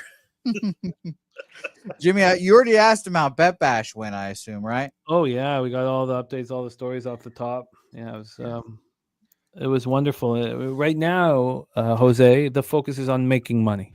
Sure. But after the show, you know how Pete likes to hang out backstage. And Yeah, he likes to slap ass backstage, telling us that what a great job the show was. so you'll have plenty of opportunities to ask him about it. You're right. Pete, what are you doing today? You going out there just sucking and fucking today? Oh, God. Cougars? Is that what you're gonna? He's gonna run off immediately after the show's done. Like, sorry guys, I've got to go. Hot date to go do. Yeah, man. Fucking, sulking, everything, man. What do you use that accent for? Well, I mean, look, I do look a little bit Cheech and Chongish. Cheech specifically. I mean, what? I don't know who they are, Pete, but I respect that. Oh my God, really? Is that a rap group? Yeah. They And rap. straight out of Compton, Cheech and Chong. We're talking Mariners, Phillies. We've set the game up, Jose. I'm going to get my bets in that I wanted to make, and I was waiting for you to arrive. So, are you moving on Mariners, Phillies, and then pass it on to Peter? I am not. I mean, it's a pretty ridiculous line move, though. I'll tell you that. Minus 168 to minus 202 at Penny, which is crazy. Minus 155 to minus 200, where we used to play poker at. So, I could see why people are putting together a big line movement parlay of Cubs game 1 and Phillies game money line. I could easily see why people are doing that. I haven't. I don't think I am yet. Though again, I'd like to hear what you guys have to say. I'm sure, Jimmy, everyone was all over the Cubs in game 1, the 20-cent move away from the Brewers. Yeah, your assumption is correct. Now, there are people who've been making money off the Brewers every day that are going to keep making, expecting to keep making it. So yeah, and I bet against the Brewers at several points where the market's like, oh, they're down, they're whatever, they're to be gotten today, and yeah, it has not gone well. The Brewers are just one of those teams that the market be damned. The Brewers can sometimes just go out there and win. So I'll stay off of them there. But Pete, would love to hear what you have to say. I mean, it's a big line movement. I'm sure you got in at minus 150, and you're already counting this as a dub, right? I'm actually. I was looking at more of these Mets Washington props because now I'm thinking maybe some Washington righties, Mets lefties. I'll think about it. But this one, Miller, obviously his rehab starts were decent, but not great. First one was great. Then he gave up some home runs, and Sanchez I statistically expect to be good here. So, but it's very hard to fade Seattle in any situation as this big of a dog. So I'm probably going to just pass on this one completely. No action for old Pedro Loshak here. I haven't put any action on the previous games in the card here. So, Pete, I'll quickly just ask you here. I know you don't bet sides. If you bet a sides, it's a fucking rare time here. But I want to quickly ask you while Jimmy putting in his bets. Detroit, Houston. Did you lean Houston there? Yes. First 5, of course. But I pass on that one. I did take the Skubal outs prop 19.5 on the under. So, he could give another one of his, 7-inning gems, but has struggled a little bit. If it's 6 1/3, I'll cash it. And massive, much higher first 5 line on Detroit, which is a little bit concerning. So why do you like Houston first 5 then? I don't really. I didn't take it. Oh. That's my point. Okay. Yeah. No, okay. I'd probably lean Houston as well, but obviously I'd rather go full game here. We successfully faded Skubal last time with the Twins, I believe it was. Market was kind of saying the Twins were live for that game. Kind of the same vibes there in Houston. Minus 175 opener at Penny, minus And I will refresh here real quick. Minus 152 right now. BOL 165 to minus 152. It feels like the Tigers are alive here. And admittedly, maybe I'm a dumbass, but if this was a playoff series, Tigers, Astros, I'd be one of the assholes betting the Astros, just taking their pedigree and postseason experience. But I don't know. I'm back and forth on that game. I kind of want to move on the the Astros full game there. And my last thing here, quickly, Pete, to keep picking your brain here. Mets. Marlins, Cardinals. Again, just another live movement spot that's semi-interesting. Now, Penny opened this up minus 134. Marlins up to minus 138. But BOL has minus 150 down to minus 140 now.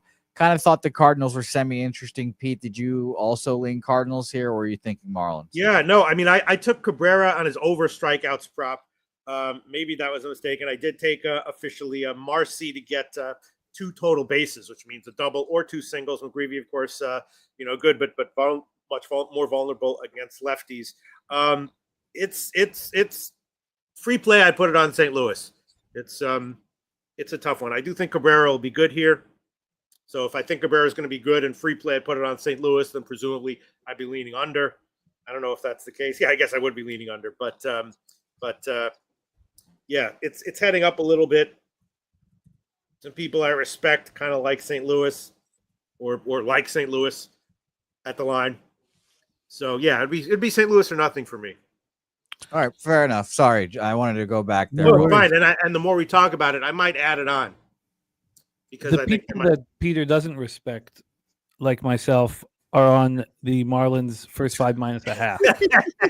No, I mean people that I respect who aren't in this video is what I meant to say. No, I'm good. So my action. Oh, you're breaking your rule with the minus a half there.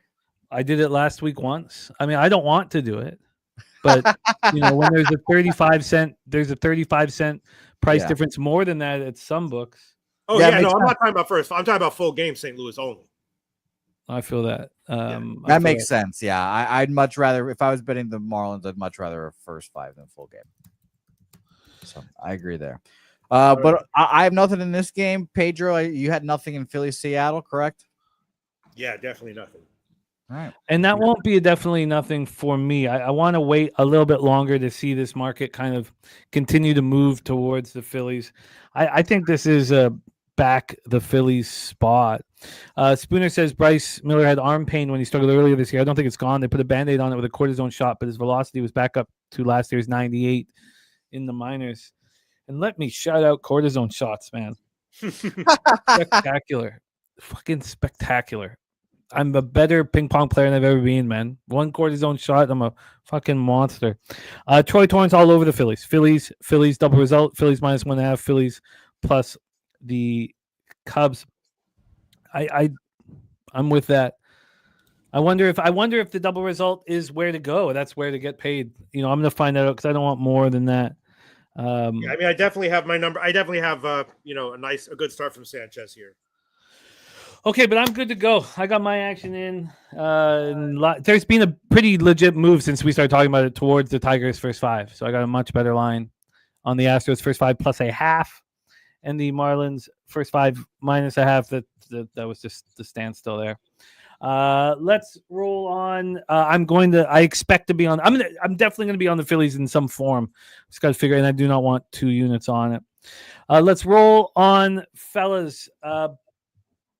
Wesley Snipes, Boston Red Sox in effect here. You like that one? I do, yeah. You like that? I got to hang out with Wesley Snipes. I love him, man. He's a really, really great guy. Like the guy's like he doesn't act like a star. He wants you to be funny. He wants you to shine. He's like you can tell why everybody loves him. I'd put him up there. Top 3 celebrities that are around him: Joe Pesci. And I don't know who the others were, but yeah. Yeah, and you better enjoy Joe Pesci as much as possible because his days are numbered. Yeah. Jimmy takes the under on Joe Pesci's life. Oh, yeah. I'd take the under on days for sure. For sure. Fuck. Let's roll here. Dougie Wise is very close to taking White Sox first 5. AOD says, my cousin Vinny forever. Look, Pesci's the man. So if you like him, really enjoy him for the next 280 days. Fenway Park in Boston, Massachusetts. Let's take a look at the weather here in Boston. I remember, because I had this conversation with Nasty Nate. He hung out with Wesley Snipes. Snipes is like, I can't explain. He letting everybody he's not overpowering the conversation, not overpowering anything. He's just being part of the fun. He's money in the bank, man. So you see a lot of Wesley Snipes from there. Oh, it's sorry. Say what? You guys both had Snipes thoughts. Well, I just said so many actors are actually terrible. He's actually makes movies great. Yeah, and you see a lot of Wesley Snipes in me. No, I don't. No slander, Frank. Frank Lucas, another gangster in the chat. One gangster supporting the other gangster. Frank Lucas saying, "Did I hear Joe Pesci slander?" Absolutely not, Frank Lucas. No one will talk about it too. I'm just saying that if you like him, then you should let him know. Let him know because you're not going to get the opportunity for much longer. I don't know if you guys have seen Pesci in the last few months, but just take the under, guys. Under 280 days. Tickety talk. All right, here we go. We have, let's get into this one. Boston Red Sox. Let's take a look at the weather here at Fenway Park and then decide what moves we shall make. And there's Dennis Garcia in the house. Says, are we doing football contest this year? Yes. And we also have a sponsor again that we're very excited about, but we need to log everything before we announce everything. But yes, everything will be out this week. I saw Dennis Garcia's lovely pictures from Woodbine at King's Plate Day. Yeah, I got excited because I thought you were there, and I remembered you were at a birthday, and I was like, oh my God, is Jimmy going to meet him? No, and of course, he's not going to show up when we're all there a week from now. Of course not. But he's still in the chat, so it's not like he hates us. He just doesn't like us. That's true. Let's get here. Weather, 68 Fahrenheit, feels like 66, 7 miles per hour right to left and slightly in, dies down at 5.3 miles per hour. Let's get into the line history here for this one. Sorry, let me move over. We have for full game action, Sagano, Bueller, we have a 9, minus 119 to the over. Opened up at 9.5, juice to the under at 9:04 p.m. Went down to 9 at 8:30 this morning, and then bounced back up to 9.5 around 11. But we have a 9 right now. Call it a quarter of a run move towards the under. Let's take a look at the money line here because I want to. Every time I just see Walker Buehler written, I want to bet against him. But I know that there's some spots there where it doesn't make sense. Is this one of them where it does? The Orioles open up plus 119. Now they're plus 121. So there's been no movement at all. Take a look at the cash flow here. Cash flow wise for Orioles Red Sox, we have 52% of the tickets on the Boston Red Sox, 59% of the tickets on Baltimore, 74% of tickets on the under, 74% cash on the under. It hurt having first, third, and fourth in the King's Plate. I tell you that much. You have the winner at 18-1. Now the pick 3 paid out $600 for a $3 pick 3, which is great. But when Scorching was in second, and I'm sitting there, and that exacta is going to pay off. And if I had the try there too, that was going to pay off so much money. But of course, the class showed with the turfer, and that was close. So close to a couple K that would have been nice, but still. I was on it with you. I obviously didn't watch the race, so I can't imagine what it would have felt like. I just refresh and see that in my account. Oh, it was perfect. It was perfect. It was perfect. I just had to get Scorching home. I was going to have an 18-1 on top, 15-1 in second. It was absolutely perfect. Yeah, it was exact to buy try box. What are the fuck? I bet $2 there. You would have made so much money if it had stuck, but yeah. Okay, we have Tomoyuki Sugano going up against Walker Buehler, and we took the look. There's the money lines moved not at all. 52% of the tickets on Boston, 59% of cash on the Orioles, 74% of tickets on the under, 74% of tickets on the under, 74% of cash on the over. Sugano 10-5, 4.13 ERA, 1.28 WHIP. Last start, 5 1/3, 3 hits, 1 earned run, 1 walk, and a 5-3 win at home over the Mariners. We were all on him, and he pitched very well. He's struggled at times on the road, and he's looked good at times. He's a tricky pitcher to figure out. I feel like he's pitching better than he's pitched in his career. I mean, that's not saying much. Let's call it his year. Lefties 268, 788 against him. Righties 256, 709. But those splits are coming down. Walker Buehler coming off the 4-1 loss at the Astros. Now, that was the first 5 minus a half. Hunter Brown last week. And now we have Cabrera for a first 5 minus a half here. Again, I don't want to bet them, but I want to fade Walker Buehler all the time. I want to fade him nonstop. Lefties are hitting him very hard. 317, 860 OPS. Let's take a look at the lefties in the lineup. They're dangerous ones. We have Holiday, Henderson, Kauser, Basallo, Beavers.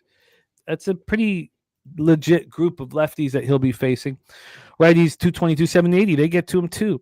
Orioles versus righties 248, 736 OPS. Red Sox versus righties 242, 735 OPS. And the Orioles bullpen is starting to pitch a little better. Red Sox bullpen starting to pitch a little worse. Still, the Red Sox bullpen is quite a bit better than this Orioles bullpen. Jose Bouquet, Orioles, Red Sox, take it away. Yeah, it's an interesting game, and it's a big week for the Red Sox here. Because, they come into this series and it's the two best Orioles pitchers against the two Red Sox pitchers, just in a tough spot here. And then you go off to play the Yankees next, which is obviously going to be a big series. But this is only a 2-game series, so no Red Sox Orioles tomorrow here as well. Just to know, and they're both teams a day off tomorrow. So I expect both these teams to go out there and goes balls to the wall for this win. But I'm right there with you. I just cannot trust Walker Buehler. Because he has no idea where the ball is going. His signature thing since he's been in Fenway or been in Boston has been walking more guys and striking them out in his starts. He's done that frequently this year on the Red Sox, and I don't want to trust him here. It's not a big game opponent like a Dodgers Padres situation, so I can't rely on that, his adrenaline to get me there. So. I lean Orioles. I really do. And just to echo the market like you just did, Jimmy, 52% of the bets on the Red Sox, 59% of the money on the Orioles. The line really has not moved much. It's kind of worrisome, it's scary for me to try to put those bets in, but it's Orioles or nothing for me. Maybe even first 5, I guess. What would you think the price difference would be? What should the Red Sox here at 365 or minus 140? What do you think they should be first 5? At the very most, minus 130, but I would guess 125. No, they're minus 130. Yeah, I guess. I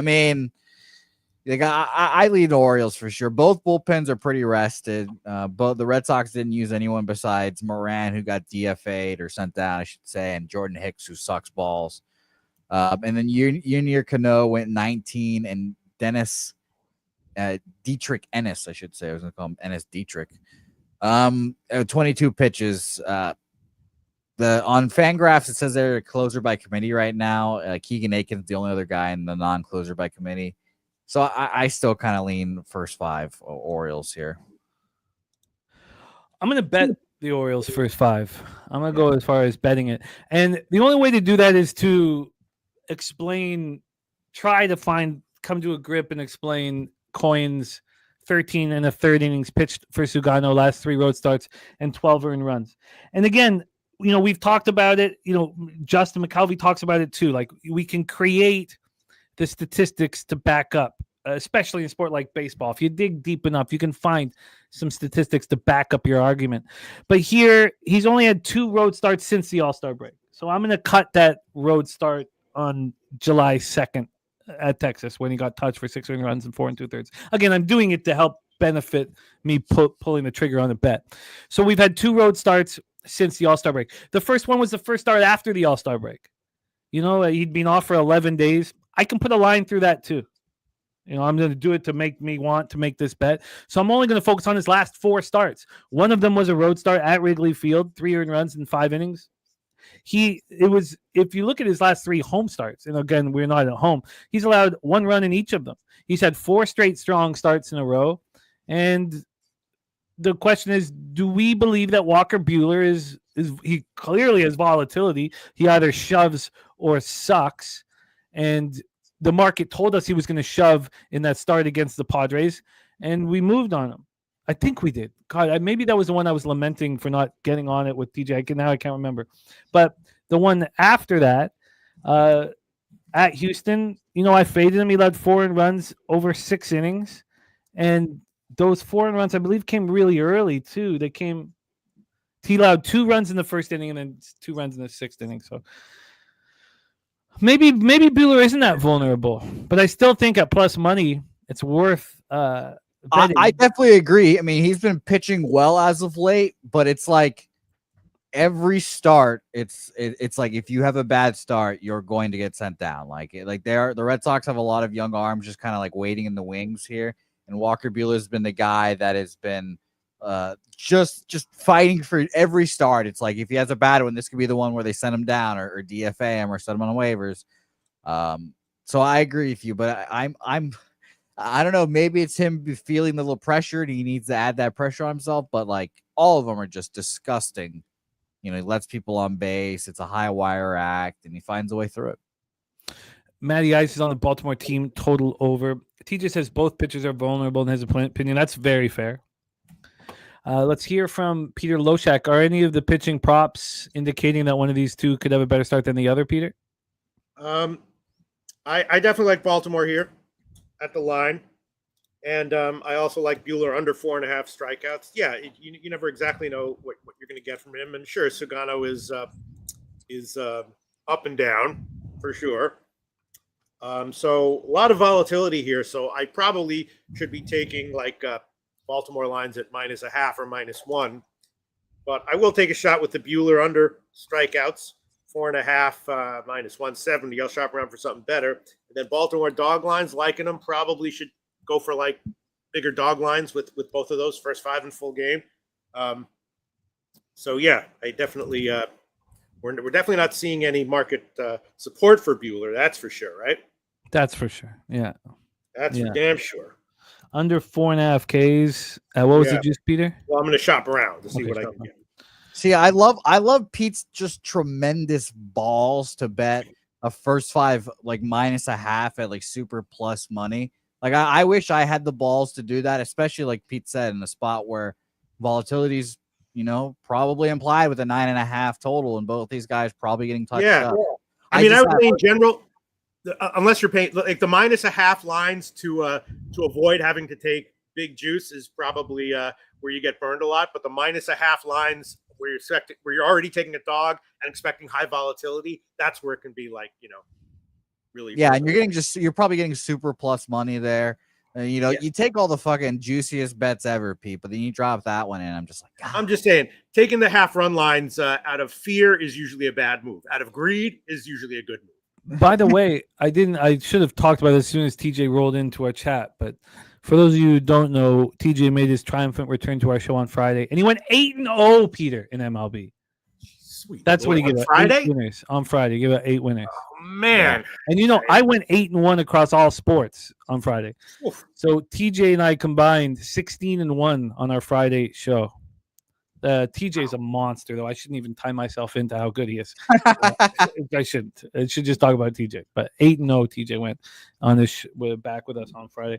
Can't wait till he comes back. Can't wait to put his record up. It's just spectacular. He started out the year on our show 0-5, and now I think he's gone 21-6. I'll have to double check that, but I believe he's gone 21-6 since then. A lesson to all guests: if you start out slow, don't give up. Keep coming on and battle. Buehler under 4.5 Ks. I'm going to be on the Orioles first 5. You're going to line shop that. But, Peter, I would focus on the line shopping right now because if you look up, instant arousal.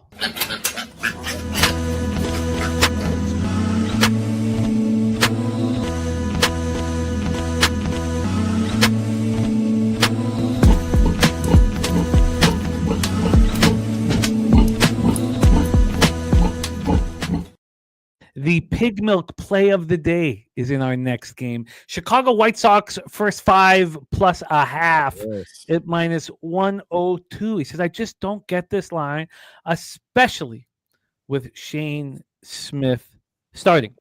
Now, it's interesting. For me, when I don't trust a line, I run in the opposite direction. I sprint. I fuck off. And other cappers see it and want to attack it, and I love that. I respect that. Truist Park in Atlanta, Georgia. Let's take a look at the weather. 83 Fahrenheit, feels like 86. 5 miles per hour left to right. Slightly in, dies down to 3.1 miles per hour. Ballpark Pal. Oh, look at this. Stacks is in this game as well. My bad. So Ballpark Pal has the Truist Park in Atlanta, Georgia at minus 1%, plus 9% home runs, minus 12% doubles and triples, and plus 1% singles. So we don't just have pig milk play of the day, but we also have the stacks play of the day. The stacks play of the day is over 9 at minus 103 here in White Sox, Atlanta Braves.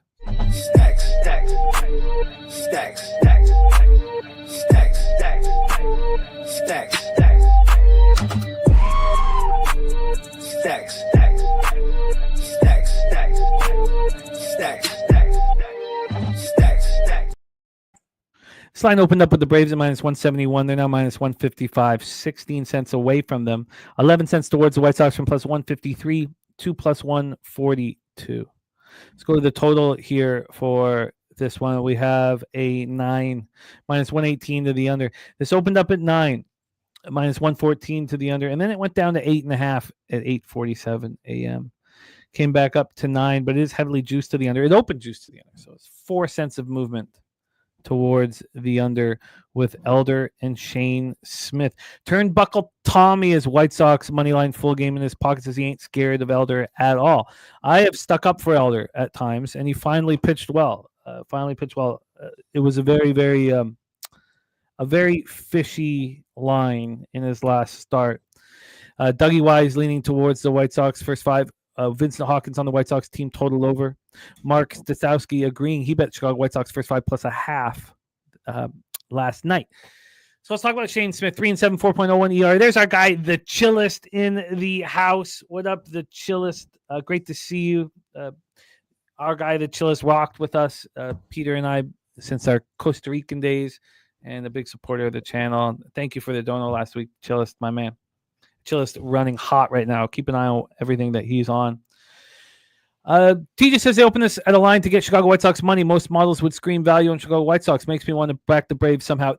Look, obviously,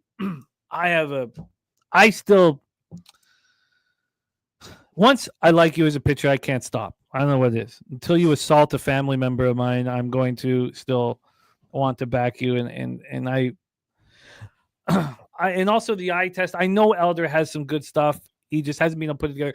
Last week, remember, we went through Elder stats from year to year to year to year. Obviously, he's been horrible this year. But we're talking about Shane Smith first. 5 innings, 5 Ks, 3 walks, and 1-0 loss at home versus Tigers last out. On the road, he's been very good this year. Unlike the other White Sox starters, 11 starts, 25 earned runs, 236 opponent batting average. Lefties 222, 712. Righties 225, 650. AM is on the under 9 here at minus 115. Elder coming off allowing 2 earned runs over 7 innings in the 4-3 win at the Mets. And look, his numbers are terrible at home, on the road, anywhere. They're terrible. Opponents hitting 317 against them at home. And that win was in New York. That was at Citi Field. So it's not like he got some confidence here. White Sox first righties 257, 763 OPS last 30 days. Braves 246, 749. And both bullpens have been trash. They've been trash. So let's go over this money line one more time. 15 cent. I want to kind of go over what TJ was talking about. So the Braves open up at minus 171. They're now minus 155. They open up at minus 171. Now they're a game under 500 at home. They're much better at home than they're on the road. And the White Sox are, 25 games under 500 on the road. But everybody wants to fade Elder, of course. When we go to the cash flow here, we have interleague action. 52% of the tickets on Atlanta, 61% of cash on them. 63% of tickets on the under, 52% cash on the over. Jose Bouquet, take it away, White Sox Braves. Yeah, I'm kind of feeling the same way you are, Jimmy, about this. This is a kind of a suspiciously high line. My guess would be minus 150 here with Bryce Elder and company. I like Shane Smith. I'm right there with you. Shane Smith and Sean Burke, two of the guys that I've been backing this year, and shots at Cannon wherever he is nowadays. But yeah, I'm staying off this game too because it's just a little too high for me. I like Pig Milk though. I wish you luck, and shot to Stacks on the over in this game, but nothing for me. What should the price difference be here? White Sox bullpen's now falling apart. Remember how good the bullpen had been for a long time? We kept talking about it. Their bullpen has bad numbers right now over the last 30 days. So there's a clear advantage with the White Sox starting pitcher. So the full game here at 365, Jose, they're plus 135. What should they be first five? I would say a 20-cent difference would be my guess here again. So if it's minus 160, you said? Okay, if you want to go that. Well, no, I mean, I was going the White Sox side, right? Oh, but sorry. Yeah, the White Sox are plus 135 full game. What should they be first five? 120? They're 130. It's a 5-cent difference. Yeah. That's sussy to me. So let's see what the Sharp Offshore has for a price difference here. This I think will this will be very telling because I like Shane Smith though. I'm not lining up to fade him. The difference here plus 142 and plus 132, so it's 10 cents here. Peter Loshak, take it away. Okay, first of all, I'm going to be adding a whole bunch with the Baltimore game, so I'll go over that, I guess, a little bit later, right? Yes, let's touch on this right now. Okay, so this one, let me just go down to it.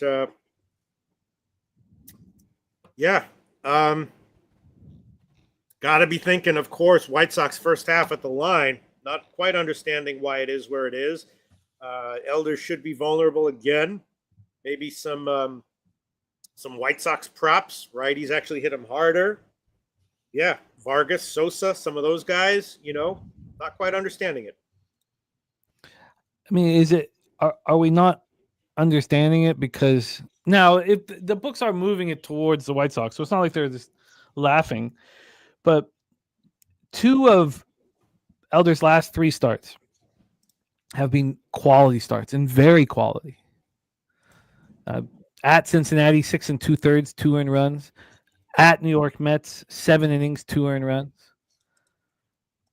Is it possible that Elder's, getting it together? And if he is, then, I mean, I know this sounds crazy, but would this be a first 3 under? Yeah, I mean, I wouldn't do that. I mean, the Mets, the Mets can slump out offensively, and that's a very pitcher-friendly park relatively. What about Great American Ballpark? Yeah, I know the Reds right. aren't hitting. What? The Reds aren't really hitting, so it's not like. No, you're right. You're right. And he had a nice road start against. He has very weirdly much better numbers on the road, which is weird. Like, look at his splits; they're like a little shocking. You know what I mean? Yeah, but if these splits didn't include the last 2 starts, they'd be completely even. Would they? Completely.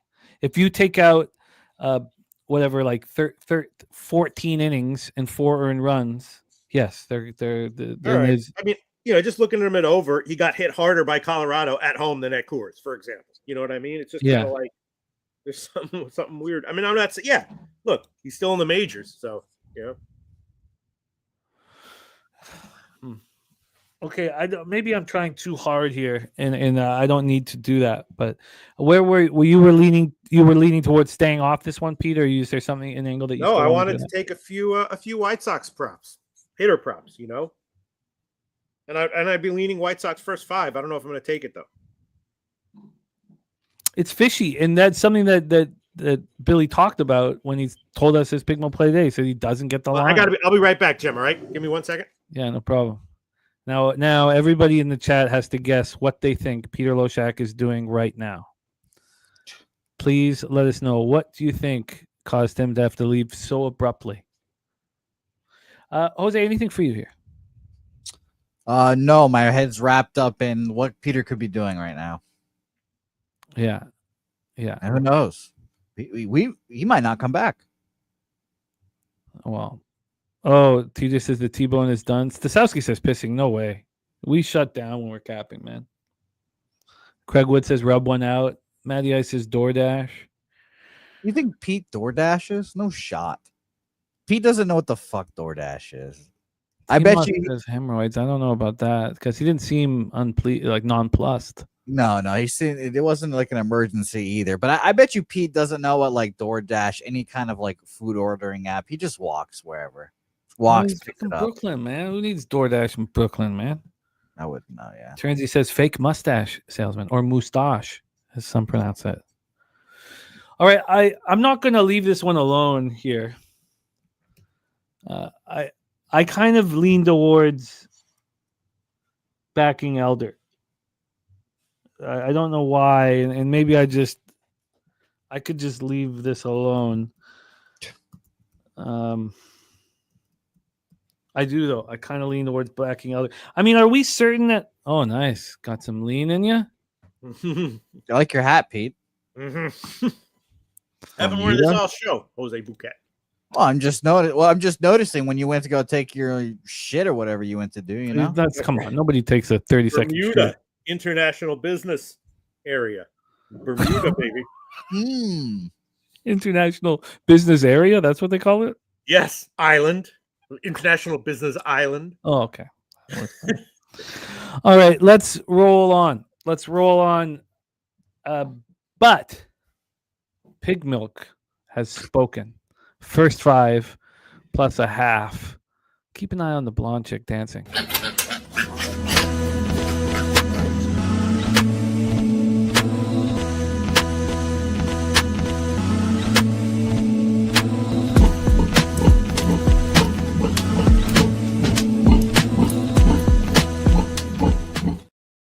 We also have the Stacks play of the day. He's on the over 9. AM on the under. Stacks on the over. Stacks.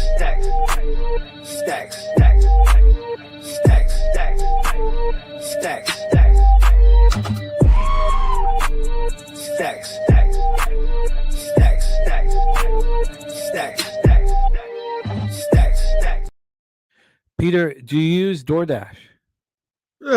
Once in a while, rarely. I'm surprised you know what it is, Pete.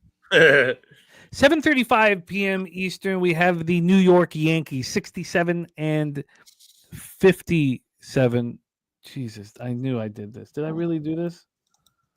Come on, I couldn't have. I mean, thanks. Are you getting different? Did you have different pictures? Yeah.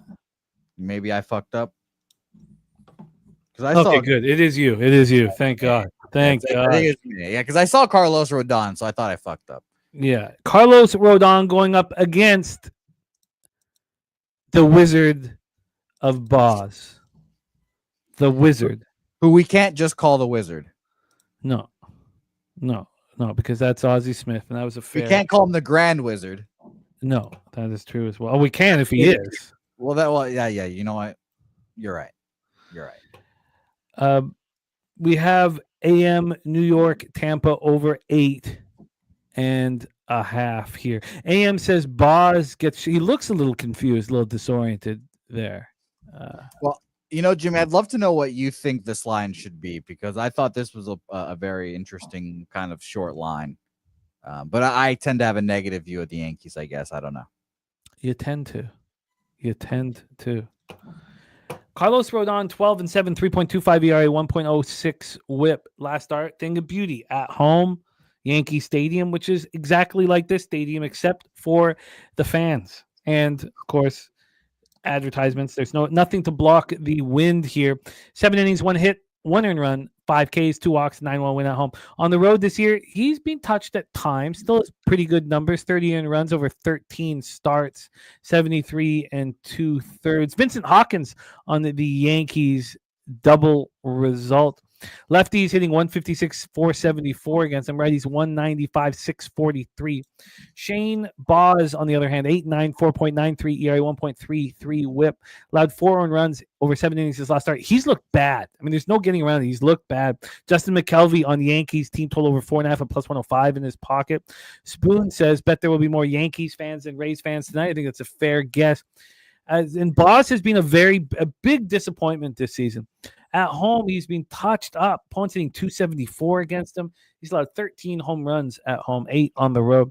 He's allowed 46 earned runs in 12 starts. I mean, he's just getting touched violently. Lefties, righties, both hitting him similarly, both hitting him hard. Yankees, 223, 732 OPS last 30 days. Rays versus lefties last 30 days, just 211, 6.19 OPS. Rays bullpen pitching well. Yankees bullpen struggling, but being a little bit better. Let's get into the line history here and the weather and the cash flow. Weather-wise, 87 Fahrenheit, feels like 89, 6.7 miles per hour, left, right, and in. Goes down to 4.9, comes up to 5.2, ends at 5.2. Ballpark Pal has George M. Steinbrenner Field just plus 3%, plus 15% homers, even doubles and triples, and minus 3% singles. Money line here for Yankees Rays. The Wizard of Boz is plus 113. Opened up at plus 118. Yankees have gone from minus 130 to minus 122. From a total standpoint here, we have an 8 minus 110 to the over.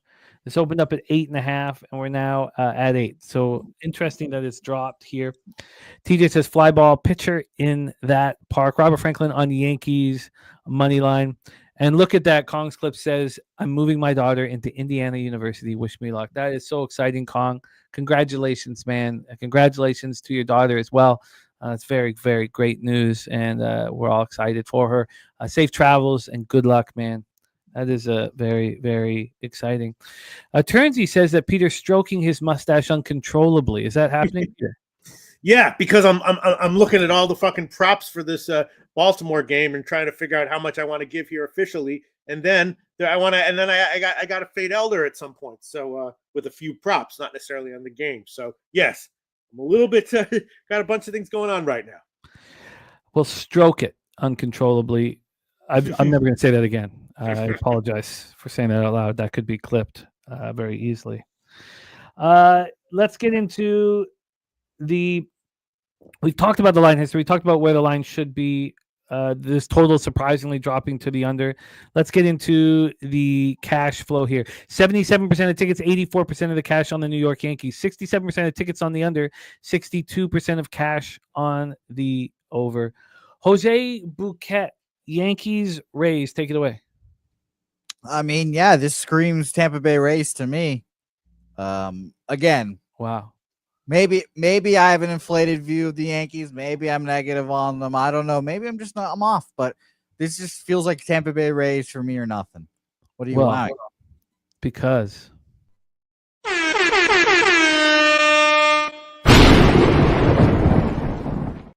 the taint play of the day is in Yankees double result. Let's get this cash at a plus money spot.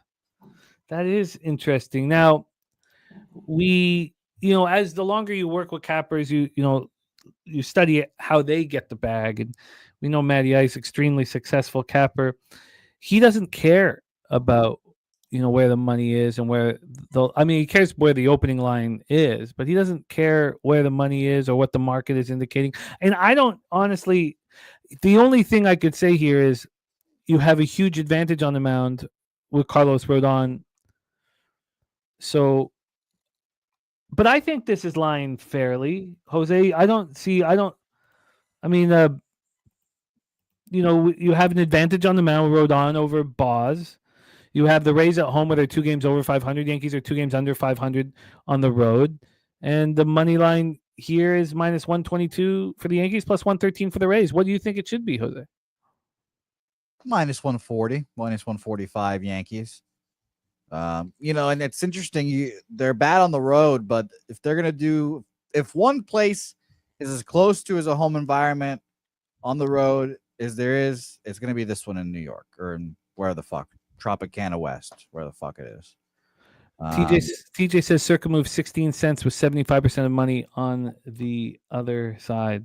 And New York's bullpen has been hot ass, by the way, since, well, let's just do this month. This month, their bullpen is 21st, 4.34 ERA. Tampa Bay, second best, 2.77. Good God. You know, I'll bet the Tampa Bay Rays here. I'll be the asshole again. I'll roll with the Rays.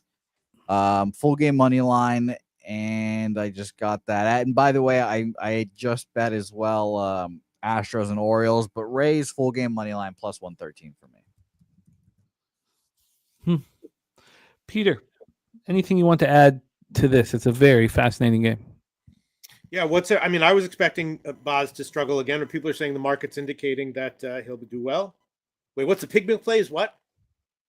This is Taint play of the day. The Taint play is what? Taint play of the day is the Yankees double result. Yeah, I mean, my numbers here are expecting Boz to be vulnerable again. I mean, he's off of extra rest, which I didn't factor in. I don't know if that alone can help him. Maybe he can, but aside from that, I mean, he's still getting strikeouts, but my numbers indicate that he will struggle again. Yeah, I mean, it's a fishy line, man, and Jose trying to take advantage of it, and I imagine that's a possibility here. Yes, no flush. This is Yankee Stadium, just with 50,000 less fans and nobody, the wind not being blocked in the outfield.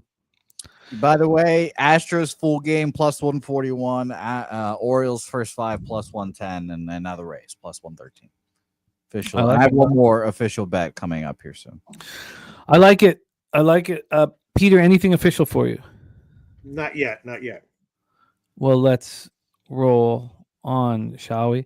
Let's make sure that I would like to take another look. Oh, sorry, it was at the bottom of the baseball. Sorry, some of our plays of the day from our cappers and Yankees money line for Morgan Spooner. Yankees money line. Christ. Interesting. And Freeband's play today is coming up here shortly. Jose, I didn't do Medicate Monday, and so I needed to have a bet in, and for some reason I thought I should bet it the night before. I don't know why, and I felt sick. I woke up at 6 a.m, like, and I went and checked the line, and it had gone 20 cents against me. I don't know how and now it came back 15 cents, and it pushed, and I was like, oh, thank God. Oh, thank God. I don't know how cappers can get in baseball, in football, hockey, even basketball. I think it's different, but baseball, I just need to know what the market is going to do. Had I seen the market move the way it did, I would not have been on the Pirates first five. But let's roll on. And Spooner saying he doesn't like it. Obviously, what the line has done, he wants it to close back at the opening line, and that is in the cards, right? It all moved here. I'm looking at the Yankees going from minus 130 to minus 122. So it's not like it's a massive move against. It's just the problem here, obviously, is that the public is backing Carlos Rodon and the Yankees. 75% of tickets, 81% of cash. Let's roll on. Next up for us, Athletics Twinkies. Target Field in Minneapolis, Minnesota. Speaking of our friend Spooner, good God, did he nail young Jacob Lopez. By the way, Troy Torrance thinks this is the sharp trap, and he is on the Yankees money line. AM is on the under 8 here. Jacob Lopez is now in his last 4 starts. He's been spectacular. But his last 4 starts, 24 innings, 0 earned runs allowed, only 14 hits allowed, 28 strikeouts, and 6 walks. In his last start, 7 innings, 4 hits, no earned runs, 9 Ks, no walks, and a 6-0 win at home over the Rays. On the road, 10 games he's pitched in. He started 8 of them. He's only allowed 18 earned runs. Opponents hitting 235 against him. His splits are phenomenal. His pitching very, very well. Vincent Hawkins on the first 5 under here. Justin McKelvey on Lopez over 5.5 Ks. I think he's had 19 in his last 2 starts, but I don't have that in front of me. Going up against Joe Ryan, 12-5, 2.72 ERA, 0.92 WHIP. In his last start, he went 6 2/3, allowed 1 earned run. It was a 4-1 win at the Yankees. I was beating my. That was the day when I cashed whatever afternoon spot, and I just shut down. And the Twins, I was beating myself up for not betting them first 5. It pushed first 5, but they won the full game. And it was so expensive to back Joe Ryan, even though they were going up against the Yankees first 5, that you had to bet a money line. You couldn't take them plus a half here. Joe Ryan at home has been very good. 12 games, 11 starts, 22 earned runs, 204 opponents batting average. He's been excellent. His splits are very strong. Righties have been getting just annihilated against them. It is just lefties that have a chance. And there's some dangerous ones. Nick Kurtz, Soderstrom, Butler, 3 lefties that are pretty dangerous. Athletics versus righties last 30 days, 269, 807 OPS. Spooner on the Athletics first 5 plus a half. Twins versus lefties, 225, 657 OPS. They're struggling. The Twins bullpen has been bad. The Athletics bullpen has been quite a bit better. Matty, I said I wanted to pull the trigger on the A's at plus money, but wanted to hear the breakdown from the show first. Pitchers equal push. A's better offense, in my opinion. That was in Matty's opinion. That was quote unquote. So let's take a look at the weather in Minnesota.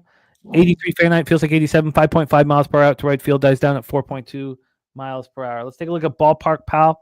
It's the second most offensive ballpark, plus 12% overall, plus 14% homers, plus 6% doubles and triples, and plus 5% singles. Then when we get to the money line, the Twins are minus 132. They opened up at minus 146. The Athletics gone from plus 132 to plus 132 to plus 122. 10-cent move towards the Athletics. And then when we get to the total here, we have an 8.5 juice to the over. So this makes no sense at all. This is precisely the type of game I've been betting overs on. Opened up at 8, juice to the over. Now we have an 8.5 juice to the over, where these starters have been spectacular of late. They have very, very good numbers. So you would think that if this opened at 8, it would close at 7.5, and I'd be on the first 3 under. That's not happened. It's opened up at 8. It's gone to 8.5, which obviously you guys get it. Makes me very interested in an over here. You have 55% of the tickets on the Twins, 92% of cash on the A's. Is 10 cents enough for 92% of cash? Maybe. You have 86% of tickets on the under, but just 70% of cash on the under, and this line moving to the over. Wow.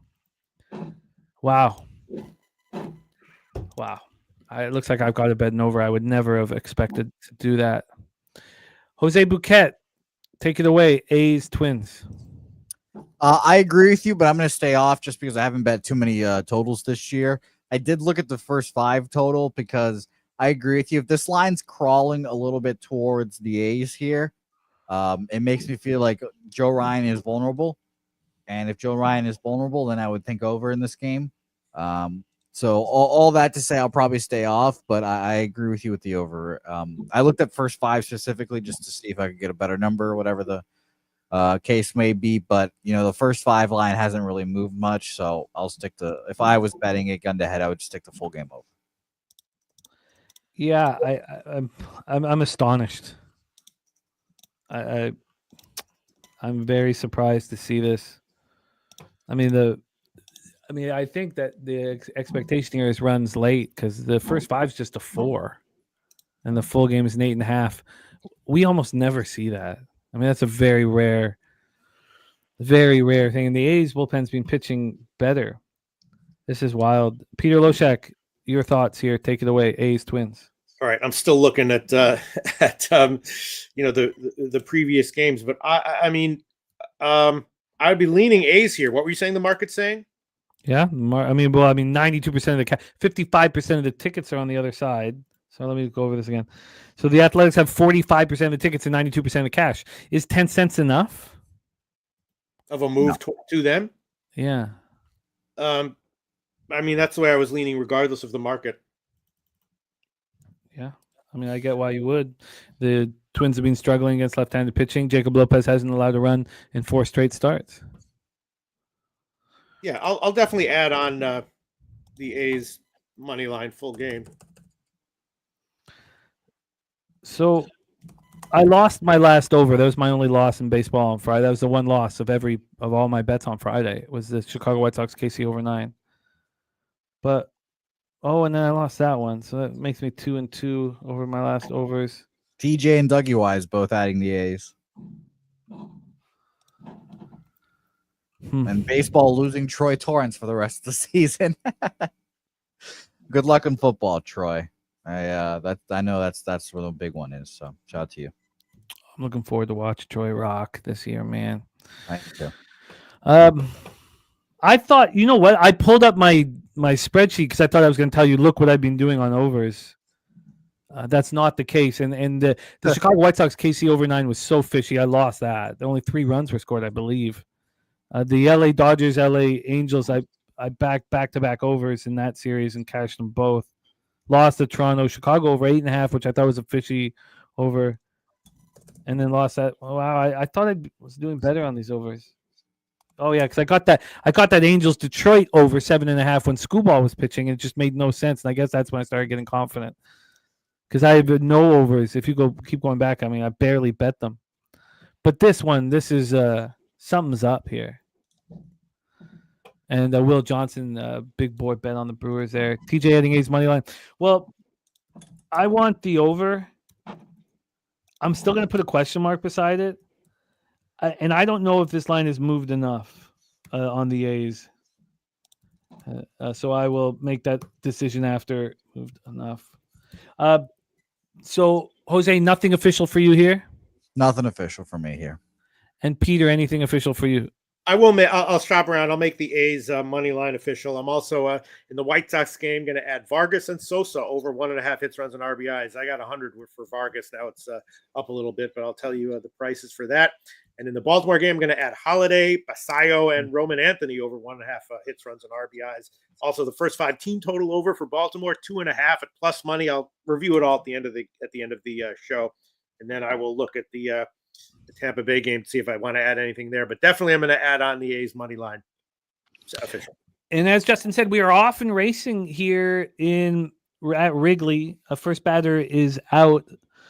We have Boyd in a 1-2 count here. So against Bush. So we're off and Durbin. Sorry, excuse me, Durbin. We're off and racing. Okay, let's move on. And Jose, what's keeping you off the A's? I just don't really. I looked at their bullpen ranks. Both of these teams 3.21 bullpen ERA for the A's, 4.09 FIP compared to Minnesota Twins 3.53 and a 4.07 FIP. But I thought that was interesting. But I'd rather bet the over if I was betting this than the A's. Just a lack of faith in both bullpens, really, even though they've been pretty decent, both of them, in the last 19 days. So you guys are liking the over in that one? I would rather personally bet on the over in this game. I'm gonna see what happens with this market, but it makes no sense. So I'll tell you this, Pete. This is what I've been doing lately, and I did it in that screwball start against the Angels. When the total opens up at 8 with 2 very strong pitchers on the mound, and I expect it to drop. I expect it to drop to 7.5, be juiced to the under, and I'll take a first 3 under 2. And I'll take a worse number because the market's indicating there's fear. When the opposite happens, I'll bet the over. And I was looking at my spreadsheet. I thought I was going to tell you, look, I'm 4-1. I'm not. It's like I'm pretty much 500, so I'm down big. But this should not have gone to 8.5. So I agree. And I would bet the A's money line based on the fact there's so many good cappers in the chat that are on the A's money line too. So Yeah, you're right. I respect that, and I'm going to be very curious because has this line moved enough? I'd like to see another 10 cents. I mean, if I see another 10 cents, then I will probably move on it. Yeah, if this was minus 125 Minnesota Twins right now, and when it opened up at minus 145, I 100% agree with you. I'd be on the A's. Vincent Hawkins on the A's team total under. Vincent Hawkins, I get that. All right, let's roll on. Oh, and Peter, what did you get? What line? Are you still line shopping for the Oakland A's price? Yeah. I'll let you know. Next up, we have Texas Rangers, Kansas City Royals. I mean, here's a perfect example of a spot where, both Spooner and I were lamenting that we thought that Lugo was dealing with some fatigue. And then he gets lit up and smoked by the Nationals, and we weren't fading him. And I wonder if he bounces back here. That last start was at home, so I don't know why anything would be any different. The fact is, the Rangers are playing listless baseball. They look bad. A lot of people thought they were about to step up. That was not the case. But Dougie Wise, Freeban's play of the day is the Rangers. And we have Spooner on the Rangers. And we have Justin McKelvey on Seager over 1.5 bases. Let me copy and paste all of this. Let's talk about Kauffman Stadium here. Pull this up. Kauffman Stadium. Take a look at the weather first and foremost. 90 Fahrenheit. Feels like 93. 6.5 miles per hour. Index down at 5.4 miles per hour. Let's get to the daily stadium report here. We have Kauffman plus 2% overall, minus 25% homers, plus 19% doubles and triples, and plus 5% singles.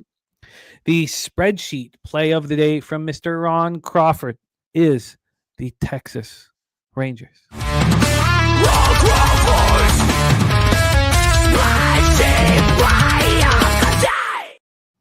So a lot of love for the Texas Rangers here. Let's see if the market correlates with all of this love. First, though, we're going to talk about the total. It's an 8.5. It's minus 110 to the over.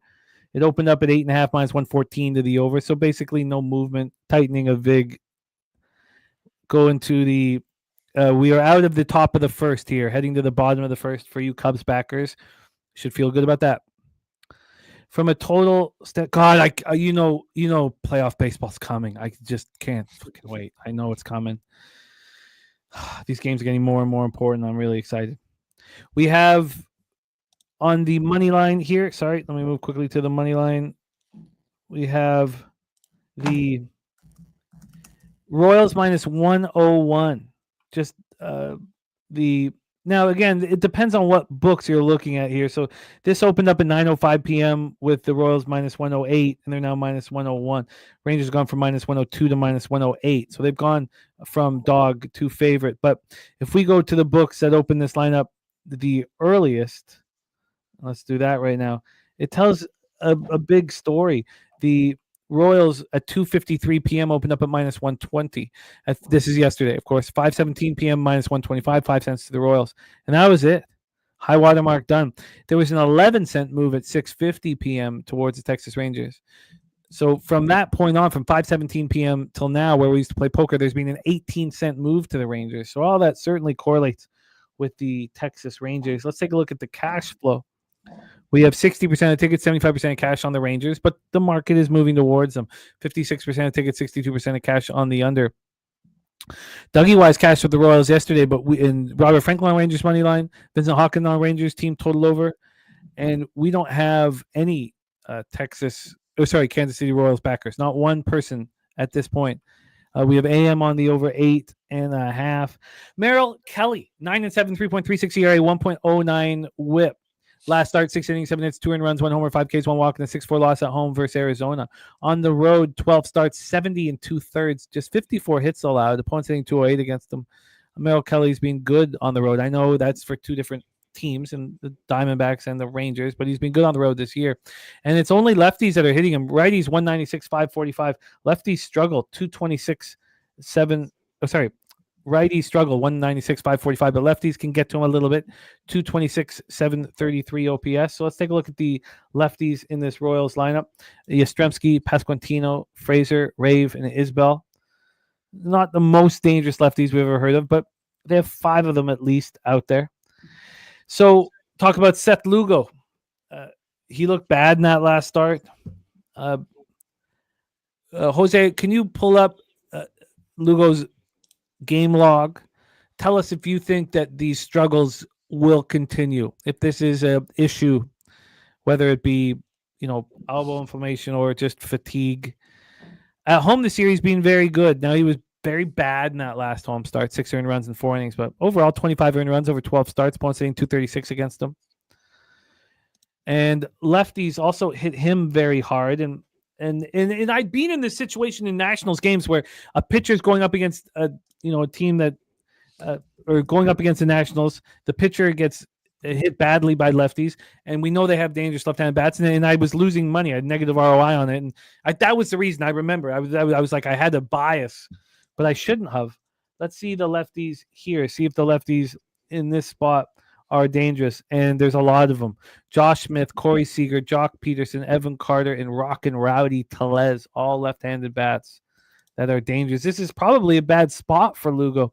Rangers versus righties last 30 days, 238, 716. Royals versus righties, 263, 805.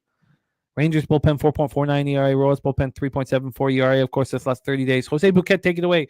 Rangers, Royals. I agree with the crew here, but nobody. Oh, there is JW. There we go. J-Dub is our first capper on the Royals. Take it away, Jose. Yeah, I'm on the Texas Rangers as well with everyone else. Minus 120 at where we, used to play poker at, now down to minus 105 each way. It's kind of just a big teller for me. I expected this line to be minus 120 Royals personally. So I didn't think it was a weird open or anything like that. And now it being even / Rangers are going to be favored hopefully soon. At least they're favored in my book, minus 107, minus 103. So I just think the Rangers are going to win this ball game. Yes, I do believe Seth Lugo will continue to struggle. The thing I'm most concerned about is obviously the back-to-back 7-run starts and expecting him to go to a third consecutive bad start. It's a little scary, I will admit, but if you just look at, and the thing that I think is most important is 206 innings pitched last year. He's only thrown 130, but in the last 2 years, it was 146, 206, 131. I think there just is going to be some fatigue. I think he's just going to start wearing down a bit. It's just 3 consecutive years of a very heavy workload. And I think especially last year, it will come and bite you back this year. So I'm on the Rangers. Just in the FIP, by the way, if you just look at his FIP compared to his ERA in his last 3 years, from 23, 3.83 FIP, 3.57 ERA. Last year, a 3 ERA, 3.25 FIP. This year, 3.77 ERA, a 4.88 FIP. So I think that it's going to go up. But again, the worry is he really going to go 3 straight starts being terrible? Well, he did this in 2024 when he was spectacular. He did this exact same thing. April, he was, Cy Young. May, Cy Young. June, excellent.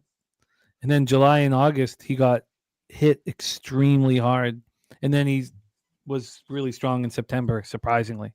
But July and August, he got touched up. Another worrisome thing is, too, that he's faced the Rangers already. It's 6 innings, 1 earned run, 9 Ks, 1 walk. So I'm a little worried about that, too. But I'm on him. I'm on him full game. All right. We have Jose moving on the Rangers. Peter, take it away and tell us if the pitching props are indicative of Lugo being touched. I'm not sure what they're telling. I like Lugo to struggle again. I definitely liked maybe under 4.5 strikeouts. And Kelly's strikeout prop was a little bit low. I didn't quite understand that. I like over 4.5 strikeouts. Decent plus money for Kelly, and under 5.5 hits. What's Ballpark Pal saying about offensively here and for hits in particular? Hits are up high. Mm-hmm. Home runs are minus 25%, but hit doubles and triples are plus 19. Singles are plus 5. Okay. Yeah, I still kind of like the under hits prop for Kelly, and definitely Texas lefty hitter props: Smith, Seager, Peterson, all those guys. I'm going to look at. I added on a whole bunch of official plays for. I'll quote you the lines later, but I'm adding on A's first half money line, Lopez under 2.5 earned runs as well. So, but and this one, yeah, I see no reason to think that Lugo will not be at least a little bit vulnerable here. Yeah, I think everybody's on the right track here with the Rangers. I don't mind joining them. I wonder if the over should be bet as well. It's just not moving at all. I just 56 of tickets on the under, 62% of cash on the under. We have two pitchers with very nice numbers, which would lead anybody towards the under, and maybe that's how we can explain the over not moving. Okay, I'm interested in the over as well. I mean, is the concern with the over that Merrill Kelly shoves here? I mean, the Royals bats are hot. That's would be my concern personally. If I was betting the over, but I'm not, obviously. Okay. I'm interested in the Rangers in the over. Again, though, I'm going to keep real close eye on these overs tonight. Obviously, I'm betting, but keep a real close eye.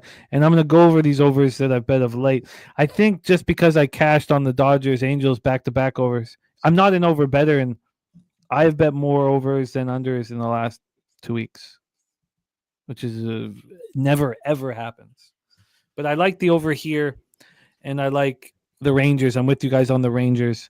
Is there concern, Jose, with this Rangers bullpen? It's been playing poorly. Rangers been playing listless offensively. What do you think? The Rangers are not a good ball club here, and bullpen exhaustion meter, whatever you want to say. Yeah. Robert Garcia, 18 pitches. Phil Maton, 12 pitches. The guys I care about in this bullpen are the guys they traded for. Maton, Hobie Milner, and I'll take Sean Armstrong, I guess, as their closer. I mean, he has 4 saves. Robert Garcia has 9, and it's truly a closer by committee kind of deal. So, guys should be available. Call Danny Columbi. I still can't say his name. Jesus. Hobie Milner didn't throw yesterday, and Sean Armstrong didn't throw, and Phil Maton is available. So, I'm good with those arms. And I know that the Rangers bullpen. By the way, Kansas City, sorry to interrupt. Kansas City's bullpen, Carlos Estevez back-to-back, probably not going to be available. Lucas Ursig back-to-back, definitely not going to be available. John Scribner, I still can't say his name either. 16 pitches, probably available, but not really that good. So who will close the baseball game for the Kansas City Royals today will be a big question. Okay. Let's roll on here. What just happened? Wow. Okay, we got the bases juiced and 2 out. Okay, let's roll on. Rangers. I'm with you guys. Rangers in the over for me. Okay, let's roll on. Peter, anything you want to make official for Rangers Royals? Not yet. I'll probably throw on a few Rangers hitter props though. All right, let's roll on Dodgers Rockies. Cash the over in that Emmett Sheehan start last out. 7-6 loss at the Angels. Dodgers Rockies were Coors Field in Denver, Colorado. Let's start with the weather here in Colorado. It is. Yes, Guillermo, we're still doing the Cappers contest this year. Oh, absolutely. Yes. It'll all be up and at 'em this week. The sponsorship is just being finalized, but everything will be up and at 'em this week. Guillermo Zertucci, year 2 co-champion. We have Peter Loshak, year 1 champion.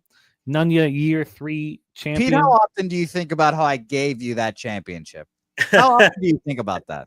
Wait, if you had made your final pick, were you? Fuck you, Pete. You fucking remember. You fucking remember, you piece of shit. It's the hardest I've seen Pete laugh.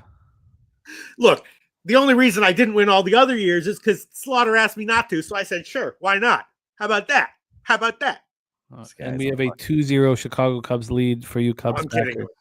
I was trying even harder than I've ever tried at anything in my life to win those other years that I came in like. No, it was a spectacular performance, Peter. Richly deserved championship. I disagree with the richly deserved. I'll disagree with that, but he's doing a great job. 85 Fahrenheit in Colorado feels like 85, 9.2 miles per hour right to left. After an hour, it's very slightly out. After 2 hours, it dies down to 5.9, but it is blowing right out to left field.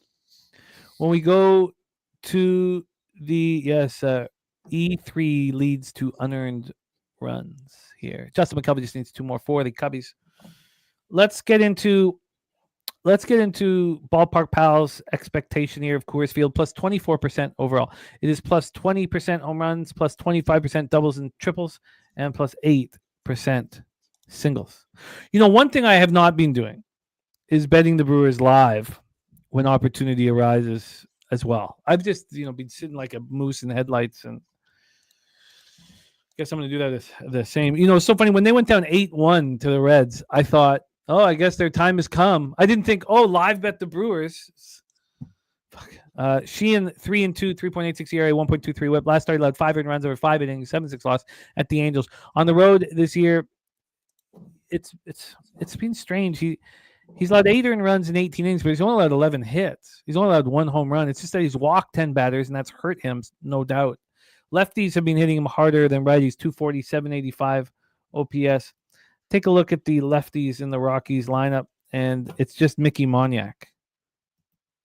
That's it. Jose, can you look up Emmett Sheehan if he's ever pitched in Coors Field? Going up against Austin Gomber, 0-6, 6.75 ERA, 1.61 WHIP. This guy was a first 5 moneymaker at one point in his career. He's a young man, and it's very tough to back him. At home, opponents are hitting 354 against him. In 25 and a third, he's allowed 7 home runs at home. Lefties have a 1.046 OPS, a 319 average. Righties, 310, 903. I mean, he's getting hit by everybody. 259, 761 OPS for Dodgers against lefties last 30 days. Rockies versus righties, 261, 738. And the Dodgers bullpen starting to pitch better. 3.41 run advantage over the Colorado Rockies here. There's our guy, Top Set in the house. Oh, Buck Knife. This was a gift from old Buck Knife. Our friend, Top Set in the house. So take a look at the cash flow and then the line history here for Rockies Dodgers. We have this total at 12. It's minus 107 to the under. This opened up at 12, minus 102 to the under. So it's taking 5 cents of movement on the under. We get to the money line here. We have the Rockies at plus 243. They opened up at plus 229. The Dodgers have gone from minus 263 to minus 272. And then cash rules everything around me. Cream! Get the money. We have 77% of the tickets on the Dodgers, 66% of the cash, 80% of the tickets on the under, 94% of cash on the over. That is something that I've not seen all year. That big of a difference. 80% tickets on the under, 94% cash on the over. Jose Bouquet, take it away and let us know about Sheehan, my friend. Yeah. What song is that from, anyways? Wu-Tang Clan. That's Wu-Tang?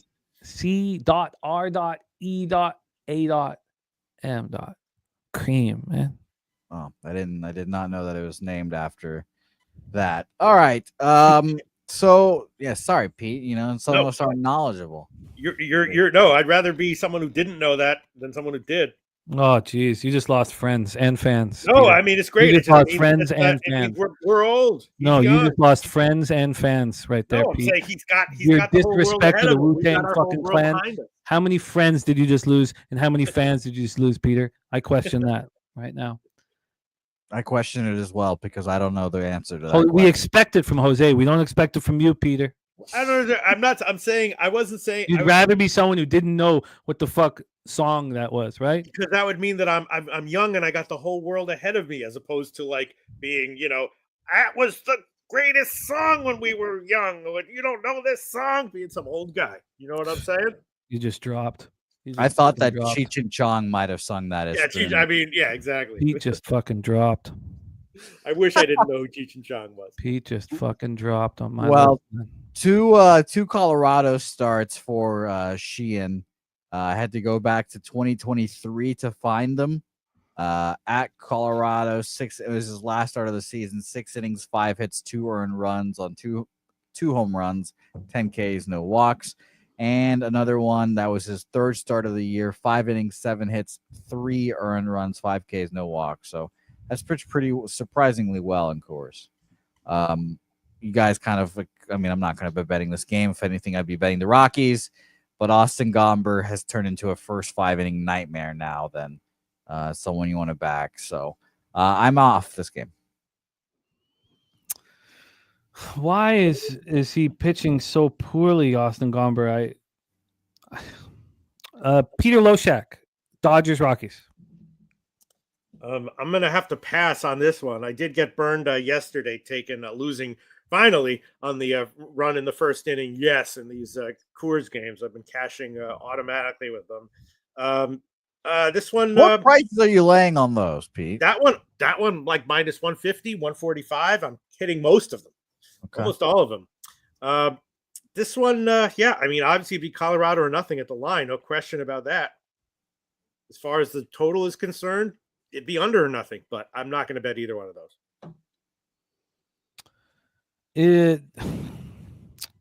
JW says this Rockies bullpen is cooked. I know they're terrible, but are they also exhausted, Jose? Let me tell you right now, shout out to Colorado. I can't imagine fucking playing for that team and having to just grind out this season like this. Yeah, they are pretty exhausted, honestly. Victor Vodnik is their closer on Fangraphs, 13 pitches, day off, and then went back-to-back the previous 2 days.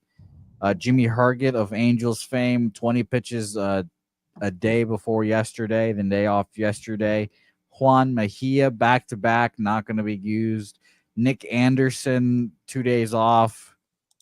Dugan Darnell, 25 pitches, not yesterday, but the day before. Jaden Hill, 35 pitches, and Luis Peralta went back-to-back. It's a pretty tired bullpen. Guys that I've never heard of, a pretty tired bullpen. The volatility of these games is ridiculous. I don't know why I would try necessarily to find an angle. I don't need to here, but I do kind of lean towards the under. Ron Crawford saying road unders in Dodger games 8 of last 11. Robert Franklin is moving on the under 12. I guess I just move on, but that would be my lean here as well. Peter, nothing official for you. We move on? No, yeah, not on that one. Let's head to Angel Stadium in Anaheim, California. We have the Cincinnati Reds 65-60, 29-31 on the road at the LA Angels, 60-64, 33-30 at home. By the way, TJ moving on that Colorado team total under 4.5. Interesting. I'll keep looking at the under, but I'm not gonna. It's just so these are so volatile, these spots. Here though, we have Hunter Green. He was spectacular in that. Hunter Green. You don't have. Okay, sorry. Jose doesn't know who Hunter Green is? Come on. That's me. That's me. Sorry. I was I didn't update the graphic then. Okay. I have Green Hendricks as well. Okay. Oh, he knows who Hunter Green is. Okay. Oh, okay. I was thinking Hunter Brown, and I was like, is he confusing? And I was like, no, actually, I'm confusing. Okay. We have Hunter Green, 5-3, 2.47 ERA, 0.93 WHIP. First start off of the IL, he was spectacular. 6 innings, 3 hits, no earned runs, 6 Ks, no walks, an 8-0 win at home versus the Phillies. On the road this year, he's had 5 starts. Now, very small sample size, but he's allowed 5 home runs in 25 2/3, but just 10 earned runs overall. And his K to walk ratio is spectacular: 28 strikeouts and 4 walks.